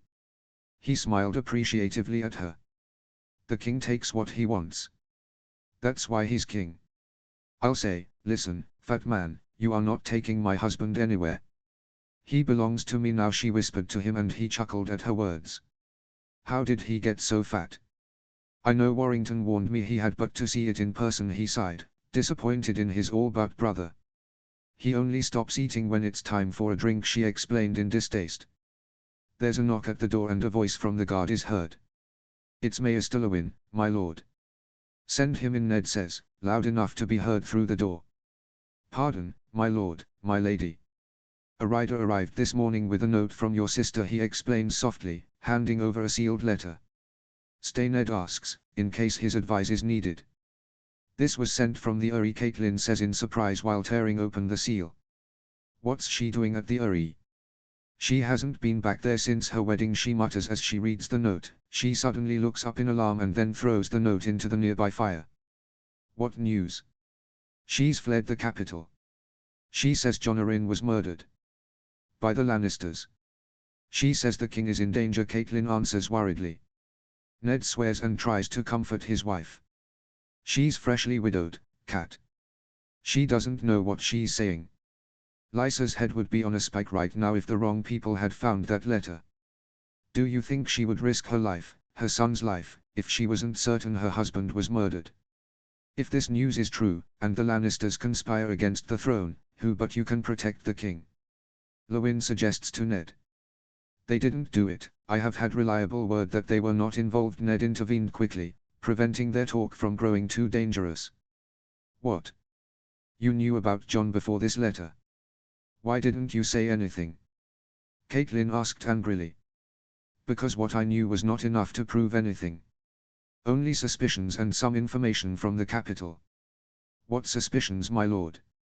Lewyn asks curiously. The illness struck relatively quickly and only Jon caught it. According to reports, everyone was surprised by what happened, the Lannisters included. Given those circumstances, my spies, or rather the person I trust's spies, believe that Jon was poisoned, as Lysa suggests, somehow, but they know not of who did it. The spy said that he had proof the Lannisters did not do the deed, but added that they might be blamed by. He trailed off uncertainly. By? Catelyn asked, worried. The ones who did it, Ned answered sadly. The spy said it was likely whoever did it would blame the Lannisters, since their reputation would ensure that we would believe the claim. No, Lysa would never kill her husband, Ned, she wouldn't. She's a kind soul, Catelyn defended, aghast at the suggestion. If I may, my lady, the argument is not invalid. You would believe your sister, and the reputation of the Lannisters is such that we seriously thought they might have done it prior to Lord Stark informing us they had not. The capital is known for its many plots and schemes. Lord Stark may need to go to find out just who did kill Lord Arryn. Who is the spy who would claim my sister did it? She asked, turning to Ned angrily. He did not claim your sister did it, he merely said that those who could have killed Jon would likely blame the Lannisters, when we have proof they did not. She could just as easily be mad with grief and blaming anyone, Cat. Who, she asked again sternly. Ned sighed. Lord Warrington. He has people in the capital and across Westeros keeping him informed of things, in turn he lets me know things of import. Now I must be going, the King's has insisted on a hunt in a few hours which will likely last a day or so, Ned said tiredly as he left his solar. The King rode north to ask him to be hand my lady, he can do much down there for us all and find out the truth, Lewyn said gently to Lady Stark. He spent half his life fighting Robert's war, he owes him nothing, Catelyn spat while pondering if her sister was capable of murder. The hunt went off without a hitch, most of the men had taken off with the King and Lord Stark, only the younger children like Bran and Tommen remained behind along with Lady Catelyn and Queen Cersei. Warrington also remained in the castle to read in the library. Winterfell had such a collection, far older and wider ranging than most, so Maester Barnaby had suggested to him reading there while he could. The histories held in the parchments, books and tomes were interesting for James as he had always enjoyed it at school, and learning the histories of Westeros was a way to avoid repeating the mistakes of the past. It was the morning after the men had left, they'd decided to carry on during the night, and James was just reading a page that discussed the last Bolton rebellion and the last gasps from the line of Red Kings when he heard the howl of a dog or wolf. He looked up towards the window and walked over to it. Looking out he heard the howl again, this time sounding sad, and realized it must be from one of the Stark kids' wolves. He had admired the wolves from afar, they were quite cute, he thought, in their nice furs and yipping at the heels of whichever child cared for them. The mournful howl called again. Growing slightly disturbed by the howling, he left the library and went wandering about the castle in the vague direction of where the howling was coming from. He passed the Queen and Sir Jaime walking towards the September in a calm but slightly rushed manner. Curious he thought, but pushed it aside on hearing another howl, this time closer and louder. He nodded politely towards the pair as he passed and hurried on. The howl came again and then he heard shouts. Barely a minute later he came to the base of a partially repaired, but currently abandoned, tower where 2 Stark guardsmen and a scullery maid had gathered around. Lord Stark. Me Lord Brandon. By the gods, get the Maester. Get help, one man said urgently. The woman and the other guard rushed off in a panic. What happened? Warrington said, bringing the man out of his stupor as he too gazed down at the body on the ground. Me Lord Warrington. Thank the gods, Lord Brandon has fallen from the tower, we need help. I don't know what else to do, if I should move him, the man babbled in shock. James approached the body on the ground and saw it was indeed young Brandon. He lay sprawled on the ground in a slight hole formed from the force of his fall. His wolf sat beside him whining and nuzzling the boy's face. He looked up the tower and saw numerous climbing holes and the like, it was reasonably scalable. He looked at the poor boy sadly and shook his head. He knelt down and examined the boy, and while nothing immediately stood out, it was clear the boy still drew breath. The best we can do is wait for the Maester to check he is safe to move, though from a cursory inspection I would say we could move him now. Go find a cart or something we can use as a stretcher to carry him, James ordered. The guard nodded gratefully and hurried off, glad to have something to do. The wolf pup whined again. We'll heal him, boy. He'll be fine, you'll see, he said to the wolf comfortingly. An hour later James was stood next to Maester Lewyn helping to examine the boy. While he lacked the medical knowledge of the Maester or the doctors back home, he did have some first aid training from a youth group he had helped out with when he was in his 20s. In the room, looking on worriedly, Lady Stark stood nearby and the 3 remaining Stark children looked on in concern. Deciding that he would be better off calling for aid, he stood up and walked towards the door. Lady Stark, there is little I can do here, the most I can deal with are cuts and burns. I can though send a message to my own people, we can hopefully try to heal the boy more thoroughly than here, but I do not promise much can be done. Will Bran die? Asked Arya worriedly, tears at the edge of her eyes. Arya, don't say such things, Maester Lewyn and Lord Warrington will save him, Sansa admonished, though even she looked shaken and teary. We will certainly try, Lady Sansa. Now I must send word, it will probably be best for them to arrive and leave once the king has left. Maester Lewyn, is there anything you can do? Catelyn asked in concern. I have set his bones, which were broken, so they should repair in time. His head was bruised, though it seems not cracked. It's his spine I worry about. If he lives, and it looks good so far, I fear he may not walk at all, Lewyn answered sadly. I see. Lord Warrington, if your people can do as you say, send for them. My little boy had dreams of being a knight. If you can help them come true, I would be in your debt. I'll send word, Warrington said before giving a quick nod and left to meet his communication personnel. By the following day and the castle had fallen into quiet despondency. Though Bran was now expected to live, it was known he would be crippled for life. The king's retainers and court had already packed, and Ned and his 2 daughters had reluctantly done so as well. Jon had decided that he wouldn't go to the war, not yet at least, and would leave with Lord Warrington when he returned to Stone Ashore to join the fleet, or at least its Marine Corps. What surprised Jon was that Warrington had made no move to pack and only told Jon about packing the morning the king and his father were to leave. Ned met with Warrington a final time in his solar before leaving south.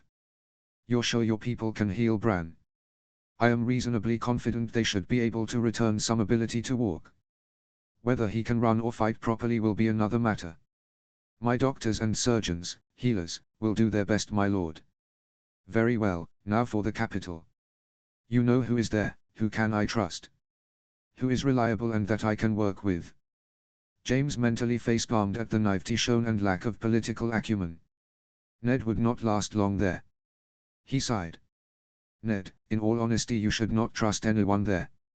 Sir Barristan is probably the only one you can. Renly ignores his duties and just feasts and makes himself look good. Stannis you could have worked with, but he has gone to Dragonstone with the royal fleet, and Pycelle you can sort of trust, but from our understanding he is somehow involved with the Lannisters, so it's best send important or private messages yourself. Baelish you should almost entirely not trust at all, as he has many schemes at play, and we believe he is possibly stealing from the crown, but we can't confirm it since we haven't seen the books, but the circumstances are there, given the massive debt. He also started a rumor about your wife and her sister that, while not really believed, is known in the capital," James added awkwardly. "What rumor?" Ned asked sternly, his grey eyes staring intently at him. "Well, it's to do with, well, your wife's maidenhead James nervously stuttered and choked out.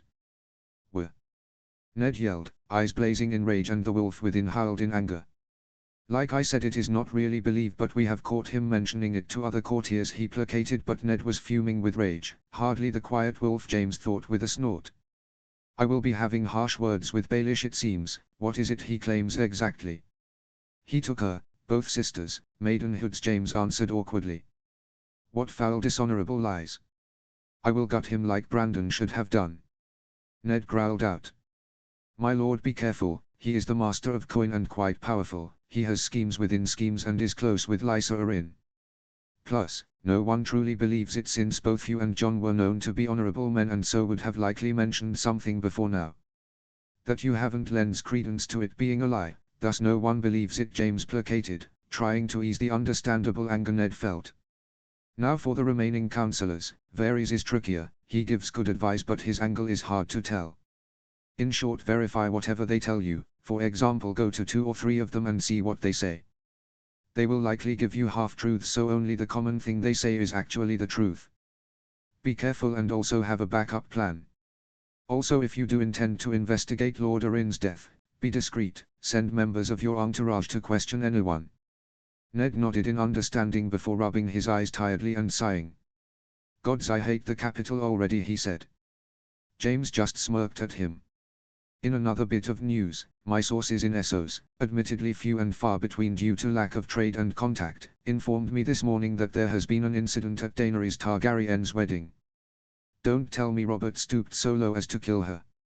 She's an innocent girl," Ned exclaimed, thinking back to the horrors of the sack.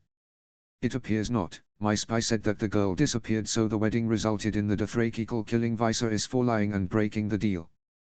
The Magister looking after the pair was barely able to talk his way out of being beheaded," James informed his liege with a straight face. "Where is the girl now?" "I do not know her current location, my lord. I suspect I'll know soon enough. She likely ran away in the night or something. Can't blame her. Being sold to the Dothraki is not a pleasant experience, especially for a 17-named girl. She's 7 and 10. By the old gods, has that amount of time really gone by?" Ned said with mild surprise. "Your 2 eldest sons are the same age, my lord," James pointed out. "But one does not always think how old they are. Still, I agree, Being sold to the Dothraki is not nice, Ned replied. A short while later, out in the main courtyard of the castle, the Stark family was saying their farewells with Robb, Lady Stark, Rickon and John milling about to see Lord Stark and the two girls off. When Ned finished, he approached Lord Warrington, who was standing nearby. Lord Warrington, I thank you for your service and information, as well as your future care of Bran. You're welcome, my lord. Be calm and cunning, have plans and verify everything told to you. With that you should not go wrong when in the capital. I do have one other thing to say to you and your daughters, if I may. Ned nodded slowly, wondering what Warrington could want. Very well. Girls. Come over here please, he called out, and the two slowly came over. Sansa acting the little lady and Arya almost grumpily. Both had looks of worry though. Lord Warrington wishes to speak with us about the capital before we go. My ladies, firstly you have my sympathies on your brother and my word that we shall try to heal him to the best of our ability. Now the main reason I wish to speak with you is that you are going to a dangerous place. Stick with your father or guards at all times, sometimes even in the Red Keep too. Lastly, a piece of advice for all of you. If you need anything, be it northern food or items to buy, or perhaps you need help for whatever reason, like you have gotten lost, go to the docks. You will find a warehouse with a large red anchor on a blue background hung up outside it. My people have guards and workers there who can aid you in a time of need. They can also get word north rapidly, thus bypassing the ravens the Grand Maester keeps. I hope this and my words of caution serve you well. In the capital trust no one but those northerners going with you. Verify everything told to you. Good luck and safe trip. James finished with words of caution. The two girls stared at him worriedly before nodding in thanks and returning to their carriage, thoughtful and concerned looks on their faces. Thank you for your words, I fear they may not have taken mine as seriously. No worries my lord, just be careful and you will be fine. If you need my advice I am a call away with aid from the warehouse. With that James took a step back and allowed Ned to say farewell to his wife and then mounted his black horse. Once done, he led the Stark contingent out of Winterfell behind the long column that was the king's caravan. James watched them from the high walls as they snaked through the recently expanded winter town that sat outside the walls of Winterfell as they rode towards the King's Road. Send word to the bush, they can send the helicopter now, preferably one large enough to take a fair few passengers. He spoke to his guard who stood just behind him. Yes sir, came the reply, and he walked off. 4 hours later a deep roaring and chuffing sound could be heard faintly and was gradually getting louder. Many in the town looked up and around at hearing the strange noise. A few babies began to cry, some dogs barked and the birds scattered as the relative quiet of northern life was shattered by the approaching roar. Soon enough, from the west, a silver-grey blob could be seen in the sky, and a few minutes after that a distinctive rectangular shape took shape before approaching the ancient fortress of Winterfell. The aircraft had two spinning blades, one at the fore and one to the rear. It had a slanted back and a nose-like front. The flying thing circled the castle twice before descending down into the main square of Wintertown, which sat in front of the main gatehouse of the castle. Slowly its rotors began to decelerate and the back lowered to allow access, forming a ramp. The main gate opened, the thick ironwood doors moving slowly, and the crowd, which had by now gathered to look on curiously, watched as two Stark guards, under supervision from Maester Lewin, carried out a stretcher which held the body of a young boy. Many started muttering and chatting on what could be occurring and where young Brandon could be going. Following after the guards, Lady Stark, accompanied by Jon Snow, Lord Warrington and his Britannican guards, walked up to the strange grey machine and went up the ramp at the rear and inside the thing. The crowd watched as the stretcher was carried on board, and Lewin stayed back watching the inside of the thing from the ground before retreating back to the castle gates. A few minutes later the blades began to spin and turn quickly, whizzing loudly, and its engines soon began to roar as well.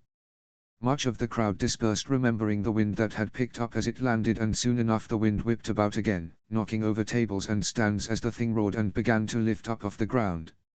As the grey vehicle rose higher and higher, the wind died down somewhat and then it turned away, heading west, speeding off quicker than a horse could gallop. The chuffing sound and deep roar soon quietened down until barely a whisper, and then it was gone. After clearing up and much muttering and gossiping, the town and castle went back to normal, or near enough. The loud roar never died down for Catelyn. The guards and Warrington seemed unperturbed by the sounds or vibrations as she sat near her son and the two Stark guards. To pass the time she watched through the glass window near her as the North and Winterfell fell away from them. They rushed over woods and hills and after a few hours they came to the coast. She looked down, taking her mind off her injured son, and spotted the port of Stoneport. She could see the shapes of ships coming and going and possibly a steady stream of people going to and from the town via the roads. She also saw a large harbour with many ships anchored there a short distance from Stoneport. What puzzled her was that the flying thing they were on made no indication of going towards the town. In fact it kept on going towards the coast. Minutes later she soon spotted another natural bay that was a tad north of the bay Stoneport and its fleet was in. In this bay she could see a third seawall and harbour with a set of building on land. It was that within the seawall and bay which flummoxed her. Large sea-going ships, mostly grey or silver in colour, sat on the water patiently waiting for the day they were called to service. It was then that the true capability and fleet of what House Britannicum was came to her. Ned had told her of the strange ships House Britannicum possessed when they arrived, but seeing them in person was a whole other thing. This was a sleeping giant of naval capability which had barely flexed its muscles when the Ironborn rebelled. She pitied whoever challenged them at sea. The thing she was in began descending towards the largest of the giant vessels. It easily dwarfed the rest of the fleet, who too dwarfed any other ship the rest of Westeros had. It had a long flat deck with a single tower rising from it halfway along. A similarly built ship but smaller sat nearby, although that one had two towers instead. The Britannicum men started getting ready, buckling themselves in and holding on tight, so she turned around to face her son and made sure she was strapped in as well, like she'd been shown before they had taken off. Then almost as gently as it had taken off it landed, a slight thud and shake from the impact but otherwise smooth. She relaxed and let out a breath that she hadn't realized she'd been holding, and she noticed that the two guardsmen had been similarly unsettled, uncomfortable with this flying. The ramp lowered and two men in white clothing with some wheeled cart thing that was flat and waist height came aboard. A third man, middle-aged, with pale skin and brown hair, in a white overcoat followed them. "Our minister, sorry lord, now, keep forgetting. Where's the patient?" "Here he is," Dr. Warrington answered. The two men with the wheeled thing came across and then collapsed it to the floor, though it was still movable. They then grabbed Bran by the covers he was lying on and shifted him swiftly and smoothly on the trolley. They then lifted it up so its legs extended again and they hurried off the flying thing with Bran. "What are you doing with him? You are the healer, yes? Alright, hello, I'm Dr. Brightworm, and you are the mother, I presume?" "Yes, I am Lady Catelyn Stark, wife of Lord Eddard Stark, who is Warden of the North." Yes, you are the mother, fine, that's good. Right, well, we'll conduct a physical exam of the boy, then take a few x-rays and then put him in the MRI and take a look inside him. After that we'll see what the damage is and what your primitive medicine has done to him." The doctor spoke grumpily. Warrington coughed pointedly. "Yes, well, he should be fine. You Warrington can show you where to wait." "Right, I have a patient to save." "Excuse me." The man in the overcoat walked off the flying thing, leaving a stunned silence behind. "Well, he wasn't very polite," Catelyn complained. The two guards stood silent but nodded in agreement. "Yeah, sorry about that. He does take some getting used to, I'm afraid. Military rules on modern naval ships generally have it that they are the boss of all thing medical, regardless of what rank the patient or relative is. They can even order the admiral to take leave or rest or whatever if they feel it's necessary for his health. Thus he and most shipboard doctors can be a bit arrogant at first. They are fine after a while. No doubt he was keen to get an initial idea of what condition Bran was in so he could work out what he was gonna do. "Now why don't you follow me and I'll show you the medical bay, my lady." Warrington dismissed his guards and led Catelyn and her two men through the ship, its grey and white corridors being pristine and its lighting coming from white strips in the ceiling with no sign of candles at all. Eventually they came to a hall where there was a glass window pane which filed most of the wall. A metal door was to the right of it. Looking inside she could see Bran lying on a table while the doctor she'd seen before and three others examined him closely. After what seemed hours they then moved some object on an arm above him and